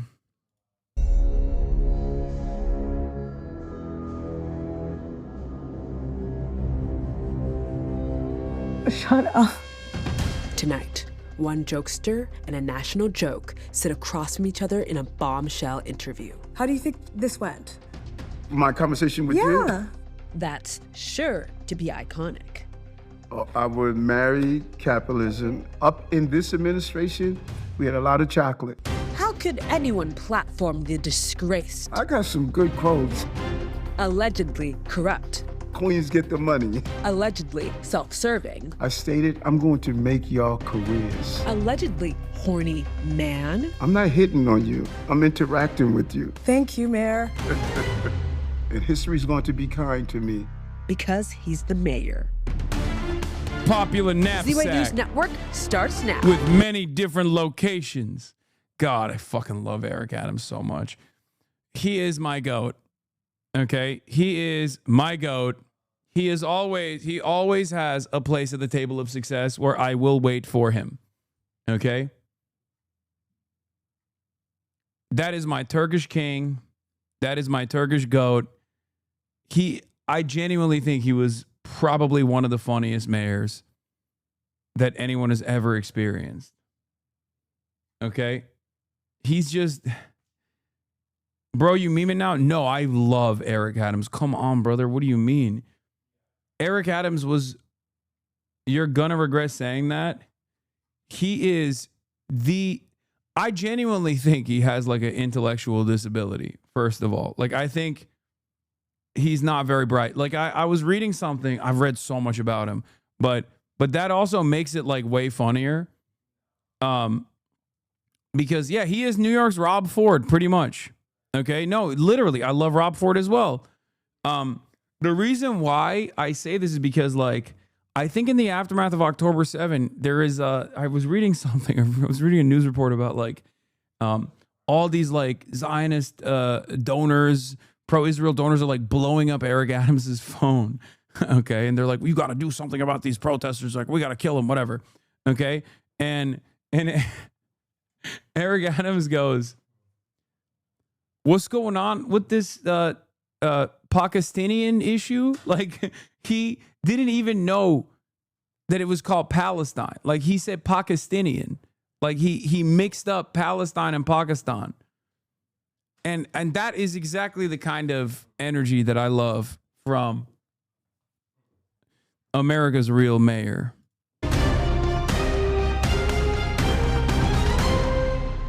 This is an honor, a pleasure. This is American history. Love it so well. And look on these walls. You would think there is no history with us if you just look at these walls. But my face is going to be up with David Dinkins. Oh, your face will be up with David Dinkins. I believe that. I received that, and I hope to get a copy of your... Yeah, no, he didn't say Pakistani. He said Pakistani. portrait. Yes. May I start the interview? Yes, you can. Hi, I'm ZIWE, and my next iconic guest is the 110th mayor of New York City, baby. Please. Why'd you say he has so much arrogance for zero reason? No, because he's fucking stupid. That's it. Like, he's Mr. Dunning-Kruger. He does not understand. Please welcome Mayor Adams. Thank you. Good May I to call be you here. Eric? Yes, you can. And do you have a bag of cash for me? No, not at all. You know, I left it downstairs. Now, Mayor Adams, you spent your tenure as mayor waging war against the rats. Now, unfortunately, you've dropped out of the race. Would you say that rats have won? Not at all. Just the opposite.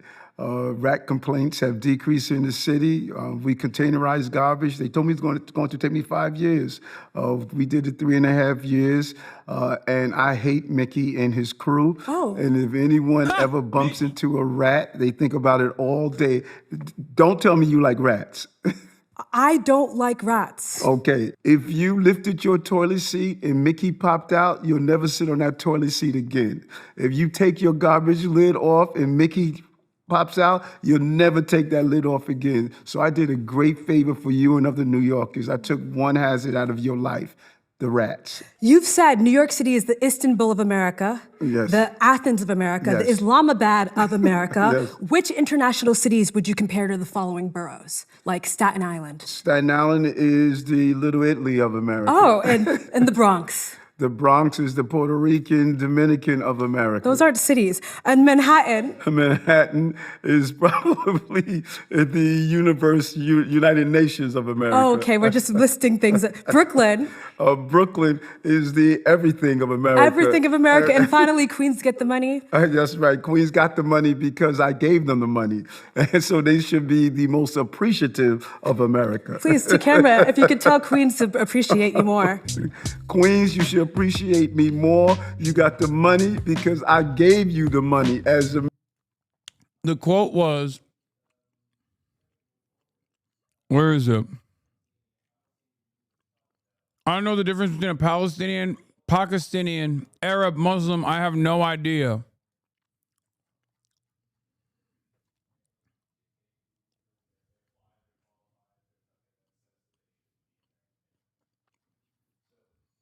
That's my goat.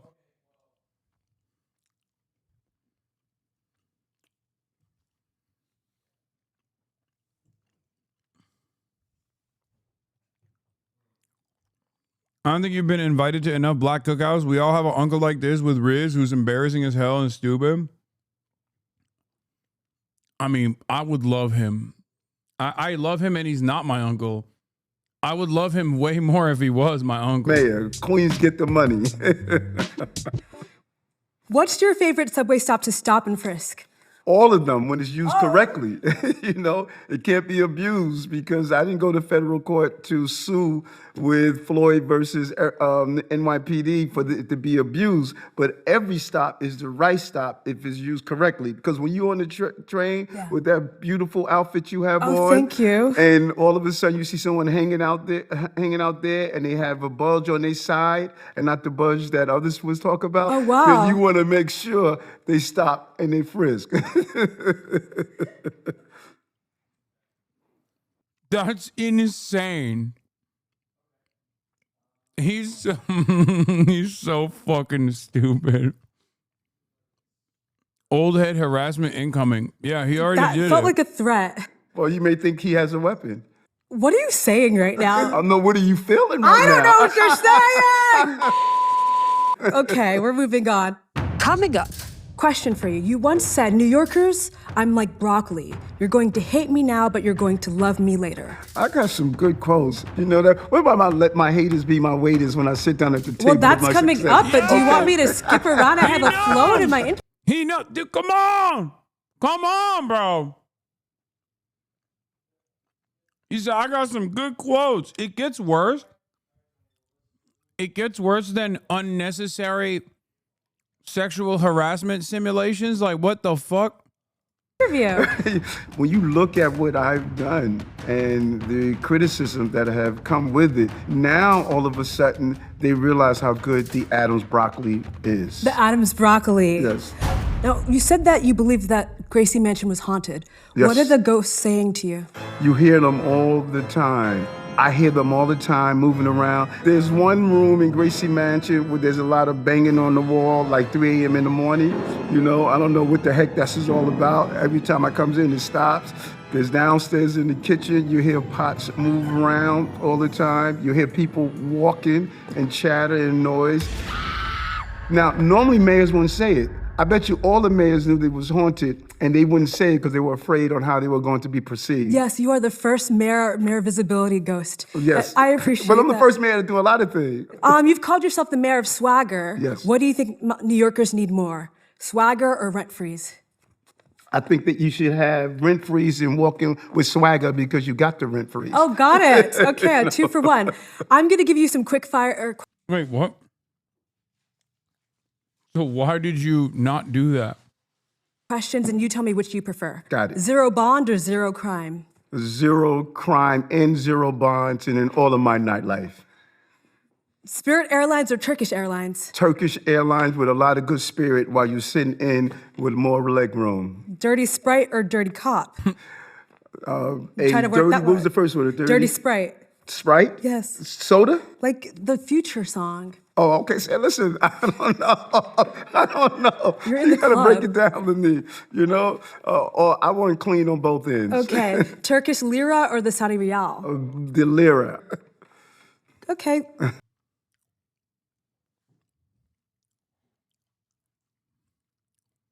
That's my goat. Okay. Coming up. You said regarding the election that no matter what happens, Eric isn't going anywhere. When is your next trip to Istanbul? Well, I'm looking forward to getting back there. You know, the Grand Bazaar is one of my favorite places. For someone who's been to Turkey so frequently, you never got the hair transplants. What, is that stylistic or? No, there's something about having a bald head that I just think, you know, bald-headed men got it going on. Now, you said this is the city of nightlife. I must test the product. Yes. After New York's cooling centers, where's the coolest place in New York to start your weekend? Oh, God, so many. I would start at In the city of nightlife, I must test the product. Bars. Okay, bars. You need a mayor with whimsy, okay? Zoran, you have to be more like Eric Adams. You would be an unstoppable force. Like we need a mayor with whimsy. Okay, I say we like I'm fucking living in New York. Look at me. Every town, every city needs a mayor with whimsy. The summit at One Vanderbilt. Sometimes they have entertainment, but it allows you to see the whole city. Oh, okay. And then I would go to Sheds My Gold. Oh, wow. Yes, you know, Crane Club. Oh my gosh. You know what people don't realize? What don't they realize? They took my evening out and said, oh, he's just hanging out. You know, no, listen, Dad said if you're going to hang out with the boys, you got to get up with the men. And I do it all the time. I don't know what that But means. a city that never sleep, a mayor can't even take a nap. As the nightlife mayor, what time does the club really get jumping? It depends on where you are. Some of these crazy laws restricted the times that they can stay open. You go to other places and they have... Dog, you're the mayor. Like he's still the mayor. What do you mean some of these crazy laws? A 24-hour district. Doesn't the mayor have a say on the fucking noise ordinances and stuff like that? I think we need a 24-hour district. 24 hours of partying with Mayor Adams? What do you say to critics who think that maybe a 65-year-old man is too old or embarrassing to go to the club? Well, first of all, let your haters be your waiters. Okay. As you sit down at the club night of success. You know, I'm not sure why do people think 65, you should not be out. You know, when I get out of the shower and take a look at myself. And this interview is just as bad as Adams. ZIWE's a fucking brilliant comedian. Chatter, she's putting on a character. That's who he is. Like, do you understand? You're looking at a person engaging in a performance and then comparing them to the genuine thing. My six packs and the firmness of my body, I'm living the 65 life. Oh my God. If you'd like to show your six-pack to camera, please. If you could wine and dine the Statue of Liberty on a date, where would you go? On a picnic somewhere. You know, I like to cook myself. I cook a nice plant-based meal. Oh, and then vegetarian, vegan? Well, it's just plant-based. It's eating the majority of my meals are plant-based. Got it. But I will cook it and show how well I can cook. And would your haters be your waiters there? Yes. Okay. And would you buy the Statue of Liberty drinks? Yes, bottle? I will. Yes, I will. Would you try to hook up with the Statue of Liberty that night? I'll do a single malt scotch and a cigar and find out what she likes to drink also. Got it. And wait a minute, I'm not trying to hook up with her. She's out hooking up with me. Oh, this Lady Liberty. Yes. Oh. And if you could talk to this camera like it's a shorty from Rockaway, Yes. how are you picking them up? at the club. See what happened to you, shorty from Rockaway? You should have hooked up with me and you would have been the first lady of the mayor. You didn't. So you're still on Rockaway, taking that A train, and I'm here at City Hall.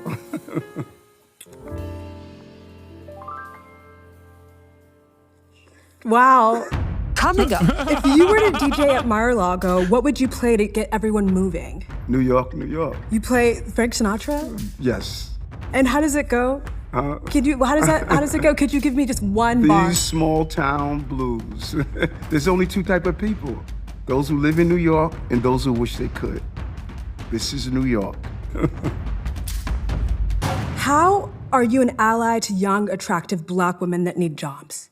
When I became mayor, Black unemployment rate was 4 times the rates of white. We dropped it by 20%. And not only that, I led by example. First time in history, we have 5. He's trying to riz her, right? I'm not, like, I feel like he's trying to throw work her way. Like, every response, I can't tell if this is just how he is, even though I have seen him in, like, interviews and stuff.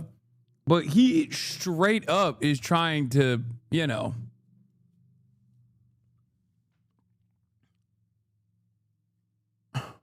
5 women deputy mayors.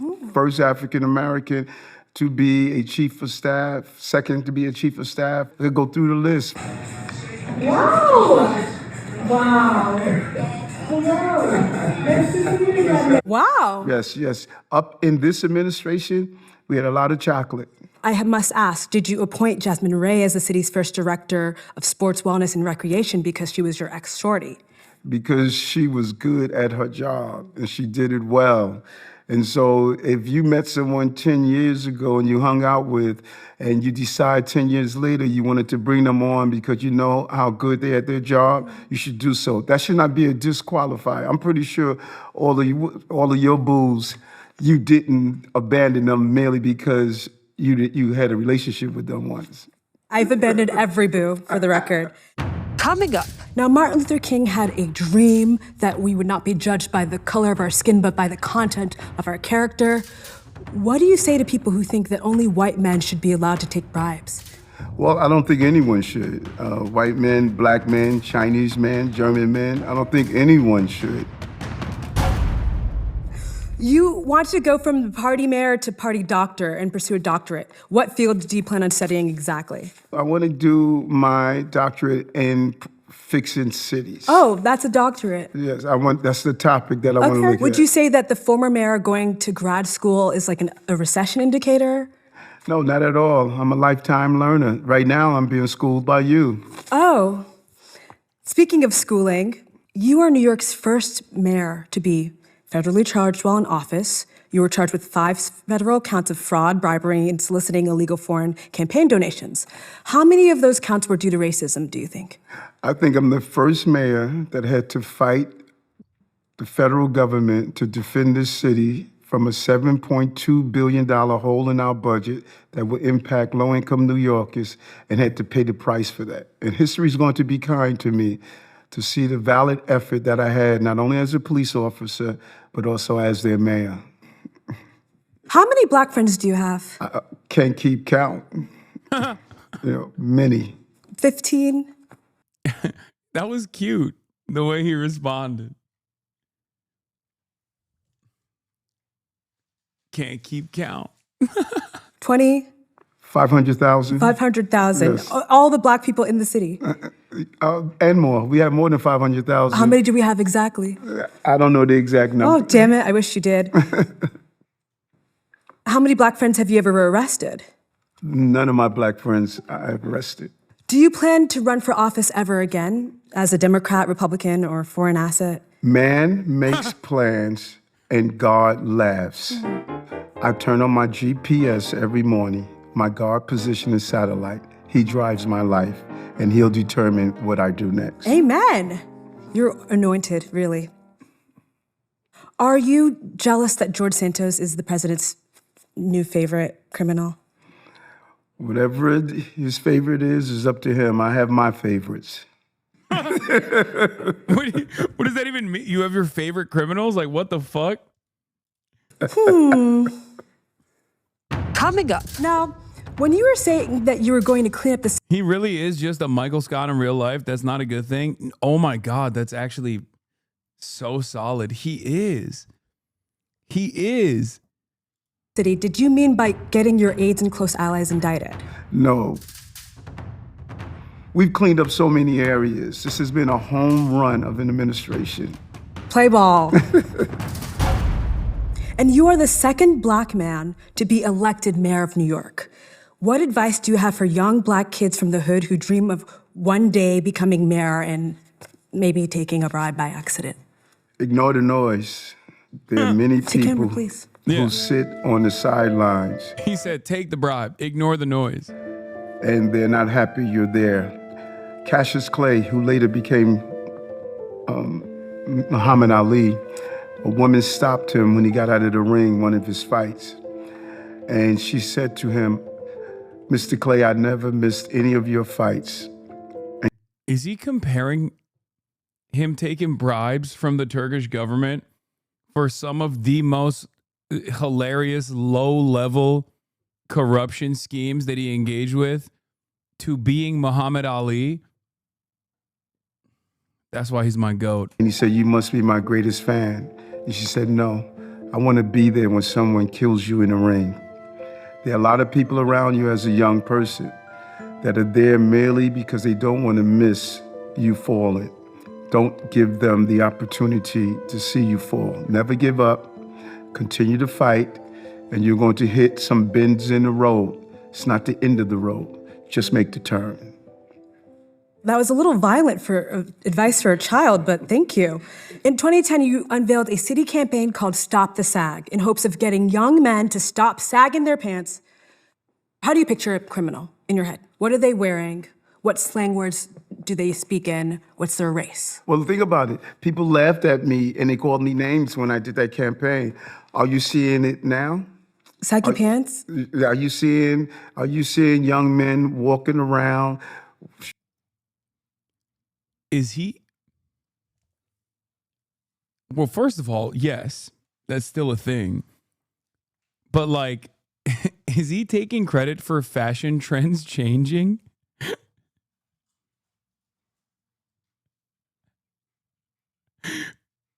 I believe he believes that he did that. Okay, this is why I love Eric Adams, because he, in his mind, I think, legitimately thinks he played a role in this. Okay? That's why he's my GOAT. Showing their underwears. In some cases, wasn't even their underwears. They were showing just about their whole rear. It was wrong. And we became so normalized of dysfunctional behavior with our young men of color. How did we go from the era of my dad when they had on fine wearing suits to the days that we're walking down the block with a jail culture and no one was talking about it? And I said, no, I'm not gonna walk around and act like I don't see this. This is wrong. Stop the sag, pull your damn pants up. Is this how you pick up girls at the club? Like, this is wild. You sound like my dad. But they're not sagging anymore. Yeah, some of them are. Jail culture, I mean, that's where it comes from, the pants sagging, I think, like as a fashion trend. Isn't it? Saggy pants wasn't jail culture? No, I thought that at its inception, it actually stems from in jail, you're not allowed to have belts. You can't have belts in prison. So people would, have to sag. Back in the day, and I think it became a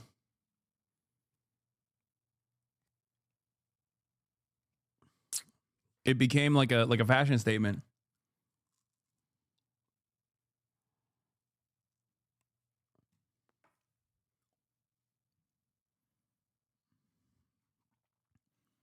It is often claimed the style originated from the United States prison system, where belts are sometimes prohibited due to the fear they could be used as a makeshift weapon. And there can be a lack of appropriately sized clothing. As a result, their pants would sag. Another more controversial origin story. I do think it was from that. You see Billie Eilish? She sags. You like Billie Eilish? You know as well as I do what it was like. 10 Billie years ago. Eilish dresses like Chingy. Brothers are now concerned about how they look. Oh.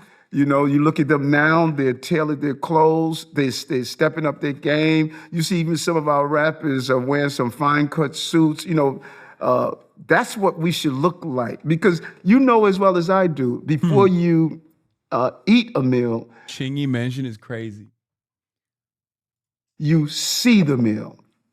And there's no way you're going to allow someone coming to you that's not looking impressive. You want to look like this and you're going to have somebody walking down the block with you? Keep referring to my appearance. Yeah, well, I can't. You took time to dress up to look nice. Oh my gosh. You know as well as I do, you appreciate the fact that I'm acknowledging how well you are put together. Let's change the subject. Coming up. Now, you've compared yourself to God. Oh my God. Bro, he is like, he is, that's creepy unk. Okay, now I'm seeing what Chatters was saying about like it gets worse. What, it still gets worse? Gandhi saying, I am like Gandhi, I think like Gandhi, I act like Gandhi, I want to be like Gandhi. How exactly are you like Gandhi? There were moments when he was like me, perfectly imperfect, but he was dedicated. And I think his life was cut short. And when you go to India, you'll see his footprints are in the concrete. It is my job is to continue that journey so that bullet did not destroy that journey. From India to New York City. Yes. Favorite Gandhi quote? I don't have a favorite quote from Gandhi. You said, sometimes when I wake up in the morning, I feel like giving myself the finger. Mm-hmm. Is this one of those days? Not at all. Not at all. How do you think this went? My conversation with you? Listen, when I first stopped you, we spoke on the street and you had that nice dog. That's what got me. I love dogs. You love dogs? Yes, yes. Do you have a dog? No, I want one so bad. I'm going to get one as soon as I finish office. I couldn't spend time with the dog. You know, a dog needs time. And look how you were holding your dog. Your dog loved you. Now, did you see how your dog responded to me? Because dogs can tell. And what do you think my dog thought of you? Your dog adored me. Come on, tell the truth. Okay. There's no way you didn't go home and your dog did not give you that look and say, I want to see Eric again. Don't even try that. Your dog loved me and we got a picture to prove it. Yes, and we're going to show that picture in this interview. Wow, oh wow, oh wow. I am gobsmacked by your brilliance. She has a chow chow. When you shake hands with people, do you instinctively look for a $100 bill ever? I look for the firmness of their hand and do they make eye contact with me to see how sincere they are about greeting and meeting. Greeting and meeting.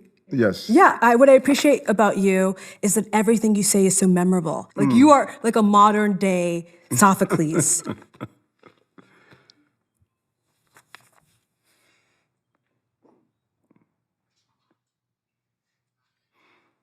You know, I don't think people realize what's in a person's eyes. Oh, gosh.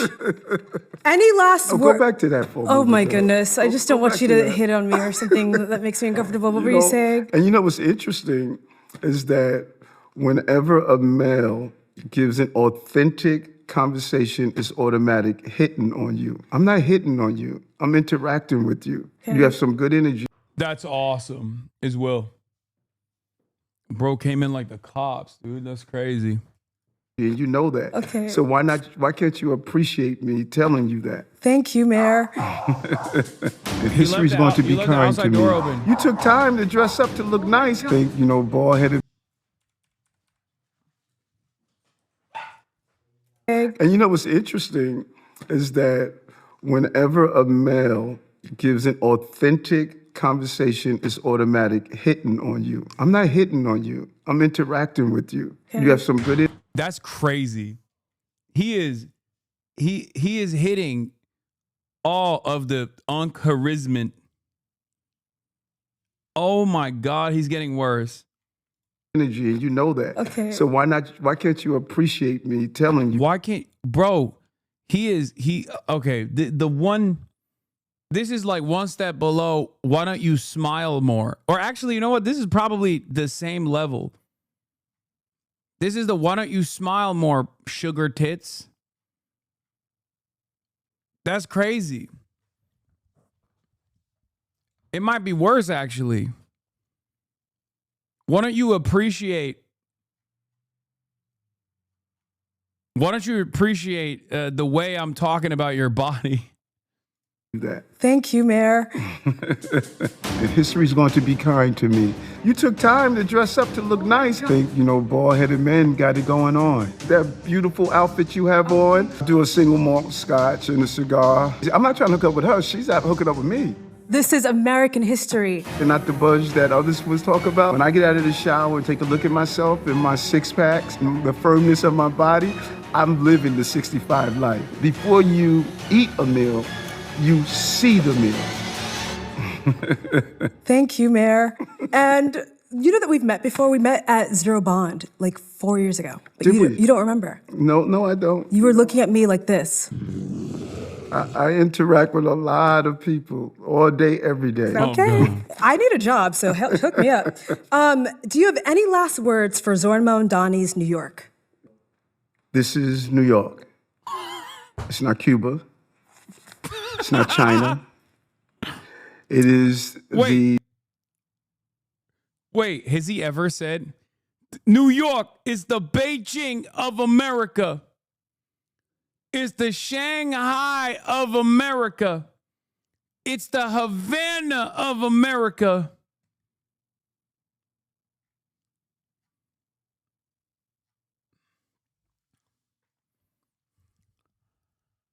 the center of capitalism, not socialism. Can't take it backwards. We've made too much success. Got to move forward. Got it. Marry, F, kill, communism, socialism, capitalism. I would marry capitalism, Israel, socialism.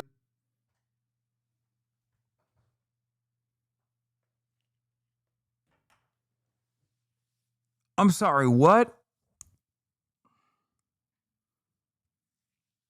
He said he would marry capitalism, Israel?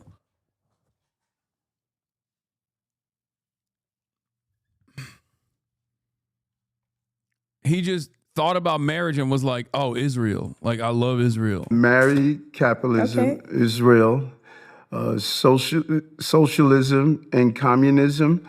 I would kick to the curb. Here's a list of things that you love. Marry. Wait, so he's saying he would fuck Israel? What? Because he didn't say who he would fuck. F, kill, and the black community, NYPD, Israel. I would marry, and love all three of them, and I would add on to them Ghana, Senegal, Nigeria, shout out, South Africa. Exactly.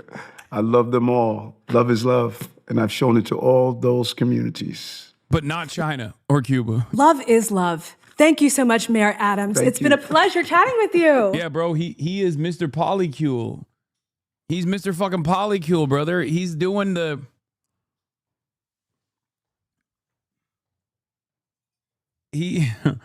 Even when he is loving, even when he's marrying or loving countries, he's got to be multiple.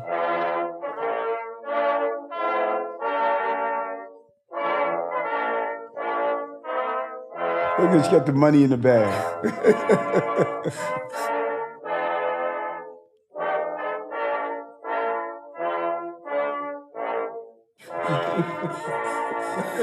Bye. We'll see you on YouTube. He didn't take a book. Good Lord. He hates rap. So he and I have something in common, and I love dogs. Oh, how beautiful. I love that. They tell me you're a big-time influencer. Yes, an influencer. Sure, yeah, I'm an interviewer who would love to have a chance to talk to you. Let's do that. Let's do that. I love that. The team is going to make it happen. Okay, perfect. And so here is a dog that's just like me. We hate rats. We hate rats. And we're going to make sure they're packing. Exactly, and we love trash bins. Okay, love it, love it, love it. He wants to be Oh, perfect. man. Real Nice to pleasure. meet you. Good to see Yes. you, okay? ZIWE, what's your opinion on the mayor? What an icon. Now, as an ally, can you tell people to like and subscribe and follow big-time influencer ZIWE to camera?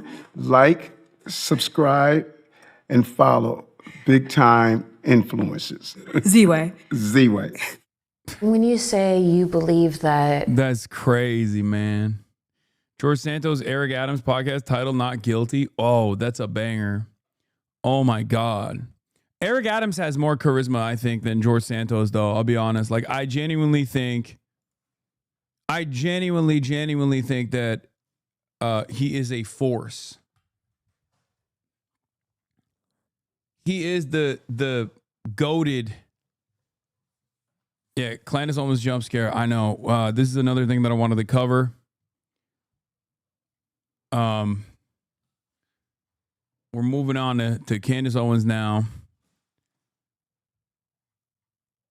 Candace Owens on Charlie Kirk's death. I'll be honest with you guys.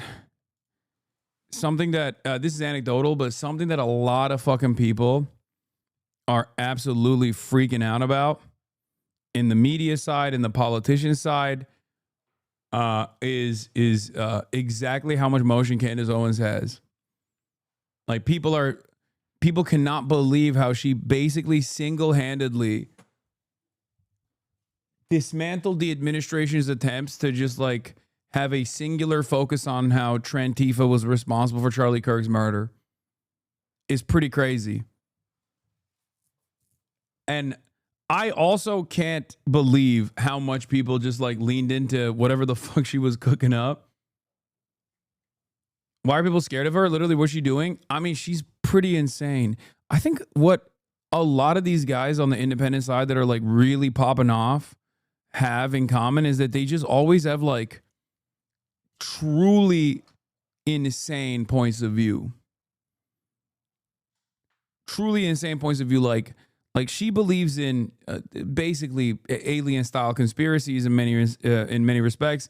Yeah, I'm not talking about like the fucking anti-Semitism. Like that stuff obviously is commonplace at this point in the independent right-wing circles. But I mean like Tucker Carlson, for example, thinks that like there is he's been haunted by spirits, right? And Candace Owens also has like weird kooky ass takes like that, which she even will like add into the Charlie Kirk stuff was because remember one of her arguments was that there was like a tunnel system underneath where they opened up a pocket and like shot Charlie Kirk from the ground. But yeah, she single-handedly made so many people believe that Israel assassinated Charlie Kirk, and it's pretty wild. She says we're moving through the top 10 all year, but I woke up this morning from the news of Podscribe that we are the #1 podcast in the world. Thank you, Kanye, for creating the song Power, which reminds me daily that nothing is possible without the consistent screams of haters.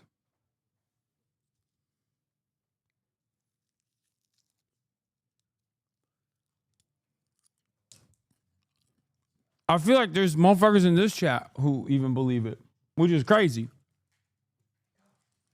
When you say you believe that Charlie Kirk was betrayed by someone close to him, what do you mean? I think that in the coming weeks, there's going to be a lot of financial reports that are coming out. And I, first and foremost, do not believe that Tyler Robinson killed Charlie Kirk. I want to be very clear on that. Whether he was involved, I think the answer is yes. I think that's obvious. And your basis for saying he didn't act alone is what? I wonder if I was named #1 anti-Semite of the year, as opposed to as opposed to Candace Owens if I would become the #1 podcast.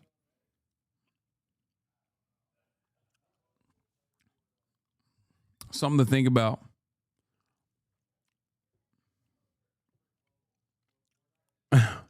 Maybe the weird Fed messages that. No, you would not. You are left wing. Okay, guys, what if I went right wing? Okay, How about that? Were concocted out of thin air that had no timestamp and were written like they were speaking in 1822, among other things. Their lack of an ability to answer any basic questions about what took place. But do you have any proof that the messages were made up? Because that would be easily proven. Yeah, but they didn't put timestamps on them, and Discord came out and said. Wait, what? No, that's not. No, I initially was suspicious on the messages too, but low key, that is kind of how Tyler Robinson does speak. And I don't know if it was like a Mormon thing. Having said that, there were no timestamps because you didn't see the OG messages. You saw the media cover the messages. Candace Owens has positioned herself as sort of a citizen investigator of Charlie Kirk's murder, yet she's completely flummoxed by a basic fact of the case here. It didn't exist. This was supposedly text messages, not Discord messages. It's my understanding from the indictment. Yeah, it's true. It's text messages, not Discord messages. I actually did not read that they were text messages. The indictment calls them text messages. What would it be like the feds are like on a computer, like typing it out back and forth? That's exactly what it is. The feds made up the text messages. But you don't have anyone from like the FBI telling you that or law enforcement? I have leaks. Okay. No. Has anyone leaked to you? And Tyler Robinson has. But has anyone said to you, even off the record, like, yeah, we faked these? I have very strong sources everywhere on both sides. Well, I look forward to seeing the evidence of that. Sure. Because when we keep talking about evidence, it's like, who's going to present that evidence? Like the mainstream media? Like who? It does suck that this investigation and immediate response from Netanyahu are both weird as fuck. Yes. I'll tell you what. Israel didn't do itself any favors with that. That was pretty crazy. It was pretty alarming that Benjamin Netanyahu, the least likable, most demon-like man, thought that he could just go on camera and be like, I did not kill Charlie Kirk. Twice. Not once, but twice. It was weird as fuck. Probably would have been better if he didn't say nothing. But he thought, this'll do all right. This'll be good. This will quiet down the rumors, he thought. It did not. It made it worse. I never was on the, Israel killed Charlie Kirk camp, but goddamn, dude. Goddamn. He made it hard. He made it hard for me. And I say this as someone who's like, he said rip literally right as it happened. That was also crazy. Motherfucker was so tuned in. He said, rest in peace, Charlie Kirk. It was like him and Donald Trump saying it at the same fucking time. What are we doing? You're on a whole ass different time zone. On the other side of the fucking planet.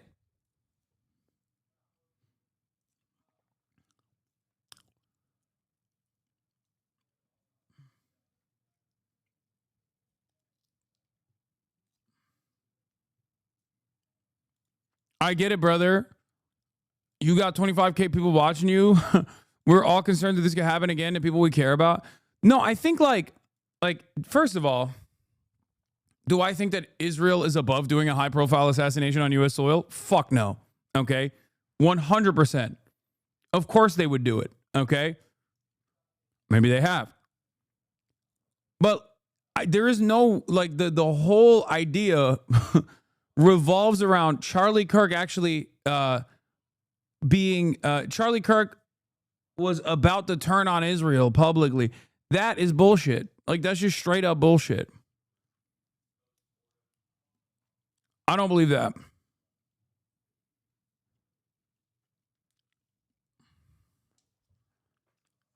Erica Kirk moved more sus than BB. Erica was moving sus too. True. But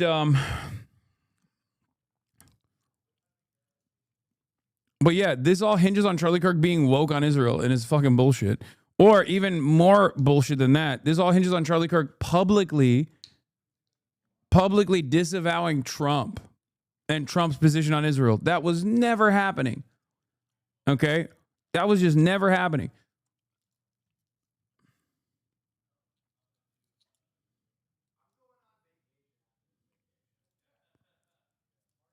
He met Erica Kirk in Israel. He met Erica Kirk on his way to Israel.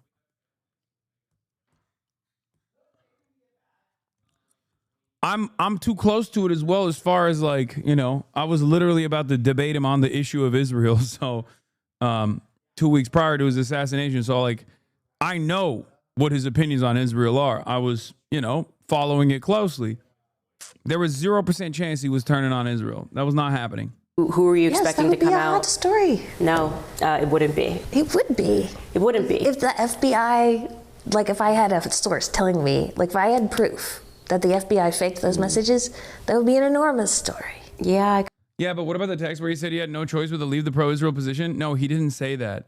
He said that he was fucking annoyed with a lot of the conservative Jewish donors on Turning Point USA because they were constantly yelling at him and calling him a fucking anti-Semite, even though he had been a diehard supporter of Israel his whole fucking career, only because he was desperately trying to merge Tucker Carlson and his contingency back into the MAGA movement when they were falling out of favor with Israel, and that it was he was trying to keep a big tent going. That's why Charlie Kirk got killed, okay? Because he wanted a big tent. That's what happens to people who try to do coalition building. Okay? No, but like actually, that is what he was trying to do. He was trying to, you know, not hemorrhage all of his fucking followers to the Groypers. And he was trying to figure out the best possible way of, you know, trying to get like Israel skeptic or anti-Semitic people and anti-Israel people back into the MAGA movement, right? And he was constantly being hounded by the Groypers, non-fucking stop. But the idea that he was actually going to turn on Israel is silly because he was never going to turn on Trump. And the example I used is Jeffrey Epstein. He had been a big Jeffrey Epstein booster, talked about it quite a bit, right? Someone should ban you from existence as chicken tender enjoyer. Wait, why? Wait, why'd you... Wait, that chatter has been in here before, right? That's not a new chatter. What's good, King? Hello. How we doing?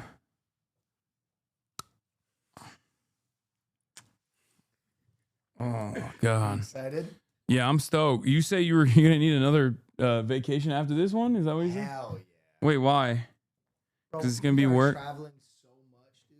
We are filming so much. Brother, you telling me that. I was in multiple places this past week.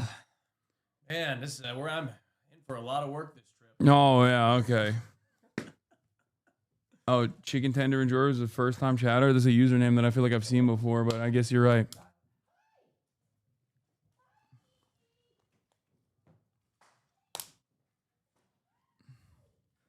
Kind of feel like we live in a post-Epstein world and we know how stories get shut down. And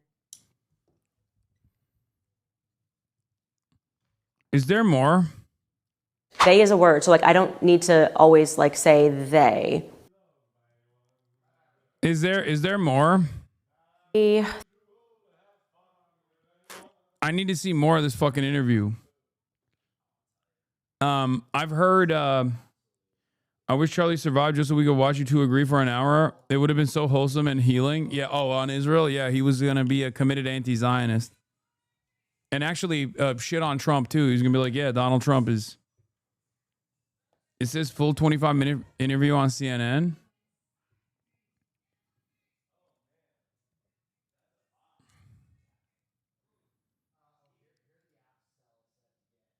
What? I can't. I don't have it. I can't watch it, unfortunately, for now.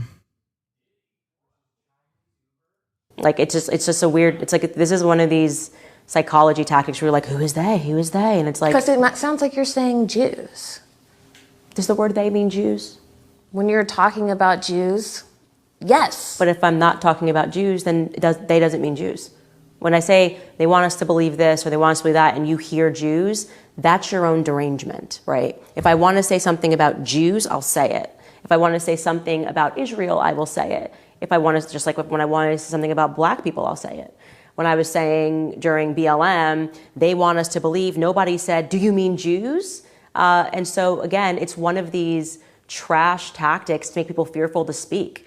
If I want to say Jews, I will say Jews. I don't fear saying Jews. When I say Zionists run the media. Wait, what do you mean? When you say BLM and they, yeah, you mean like BLM supporters, but yeah, if you're talking about Jews and you say they, yeah, you mean the they means Jews. Like what? Yeah, when she says like, oh, they want us to believe BLM is, popping or whatever, she might mean black people or she might mean the Democrats. But yeah, you could totally say they when you're talking about Jews. It's just entirely dependent on what she was saying. Yeah, I mean. But the difference is like she is genuinely anti-Israel as well as being genuinely anti-Semitic. So the lines do get blurred. That's true. The lines do get blurred. So I think one of the worst things you can do if you are actually invested in identifying someone's anti-Semitic tendencies is to bring the conversation back to Israel. Because you are always, a lot of people in the media don't understand this. But if you actually refer to Zionists or to Israel, and then you yourself actually slam Jews in there, you're actually doing a disservice because it goes back to the same conflation that I was talking about earlier. And this is a big part of the problem with the media where like I think she uses ZOG, right? Zionist Occupied Government, which is anti-Semitic. It's like David Duke, right? David Duke said that. But if you were to ask the average person, or in general, like if you were to say like, well, don't you believe that like a lot of people in the American government, regardless of their background or religious beliefs, are genuinely invested in Israel, are firm and committed Zionists? It's true, they are. So that is the most nefarious part about anti-Semitic white supremacist conspiracies, is that the parts that are actually couched in real truths, they must be dealt with delicately. The reason why I say that is because if you don't handle that delicately, like you're going to lose the argument. You're going to actually make other people also lean in to the anti-Semitic conspiracy. You're going to verify the anti-Semitic conspiracy. In a way, it's not dissimilar to like when Zoran says the boots on your neck of the NYPD were laced by the IDF. When he's talking about that, he's talking about the fact that the IDF has trained the NYPD, that the NYPD has a liaison office in Kfar Saba. And when people turn around and say, oh, that's anti-Semitic, why do you say that? That doesn't make people go, oh shit, that's anti-Semitic. Let me not say that. That makes people go, why the fuck are you saying that's anti-Semitic? It's the truth. It makes people actually, it has the reverse effect. And that's what the problem is with a lot of the media, where they cannot contend with a world where most people don't fuck with Israel, and they're still operating with the old guard methods, right? Like they're operating with the old guard mentality where it's like, oh, you say something is anti-Semitic, everybody shuts the fuck up. You say, if someone is being critical of anti-Semitism, or someone is being critical of Israel and you say it's anti-Semitism, they shut up. Okay? But now, because nobody fucks with Israel anymore, and Israel's approval rating is in the fucking gutter and only getting worse, when you say something is anti-Semitic, and it's like something that people can observe, it's like observable reality, it makes people go, okay, then I guess anti-Semitism is fucking bullshit, or okay, I guess I am anti-Semitic. What about all the other instances of real historic anti-Semitism? And it causes them to start falling for reactionary, fascist, anti-Semitic ideology. You understand? That's it. Going full yay? Yeah, that's how people that's how people turn full yay.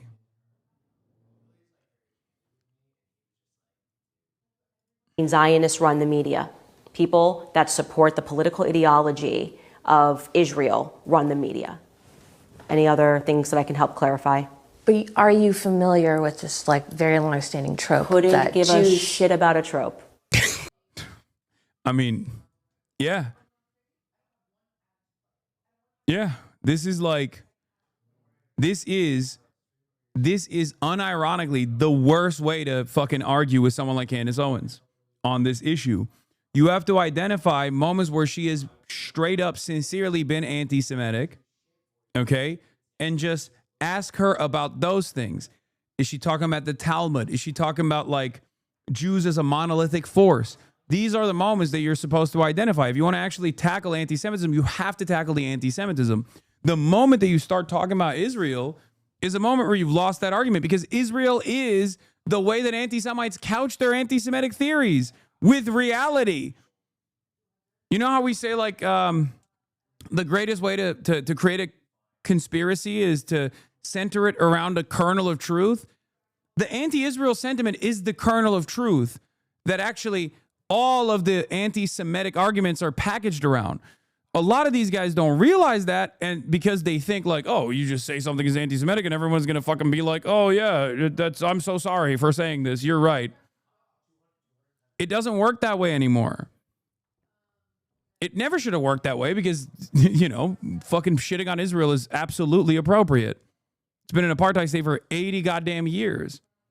And an apartheid state that actually was allowed to exist because America gave it unlimited support and political cover and unlimited weapons and allowed it to do whatever the fuck it wanted to do. But that's the problem.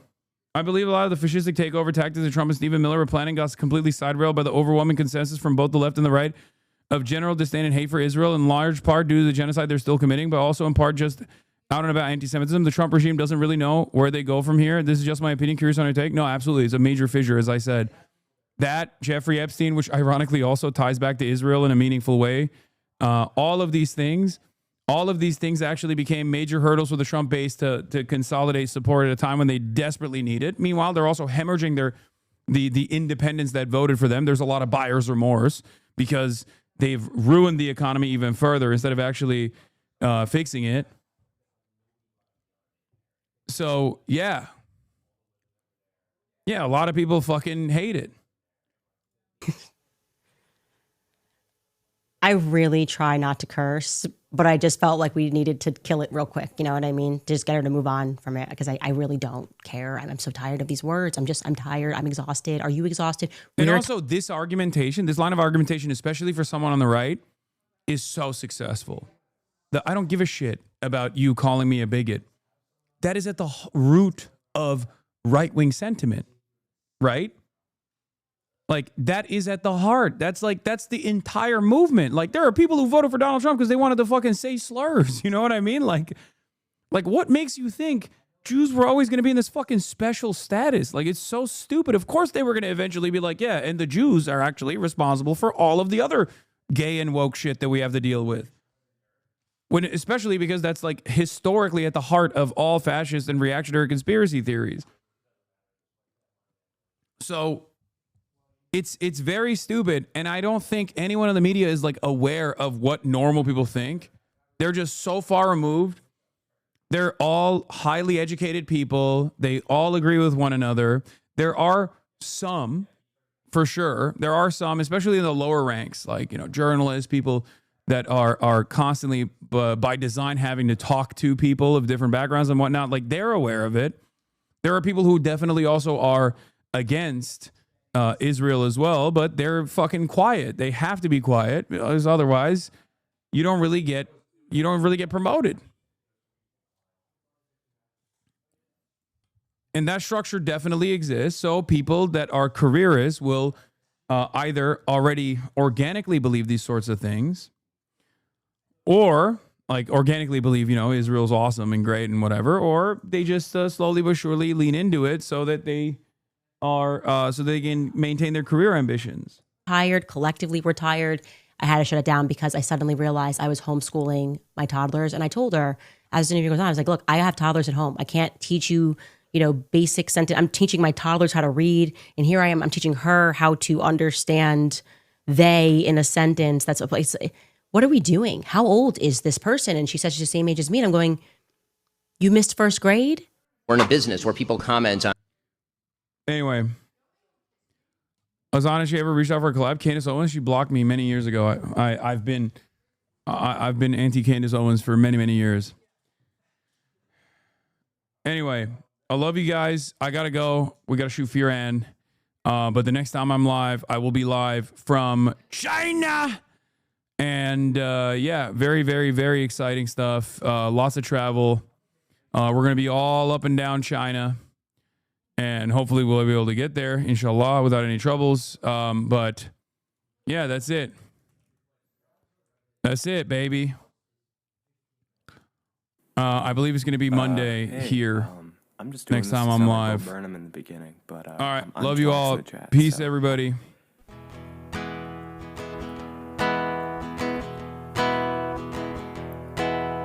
Stunning lo-fi introduction, starting off the day. All the chatter's trickling in, hostile people hate. Sunny Los Angeles, California, says Hasan. The stun lock to the stun lock to the topic that's just begun. There he is again. Hasan is streaming. Hasan is streaming. There he is again.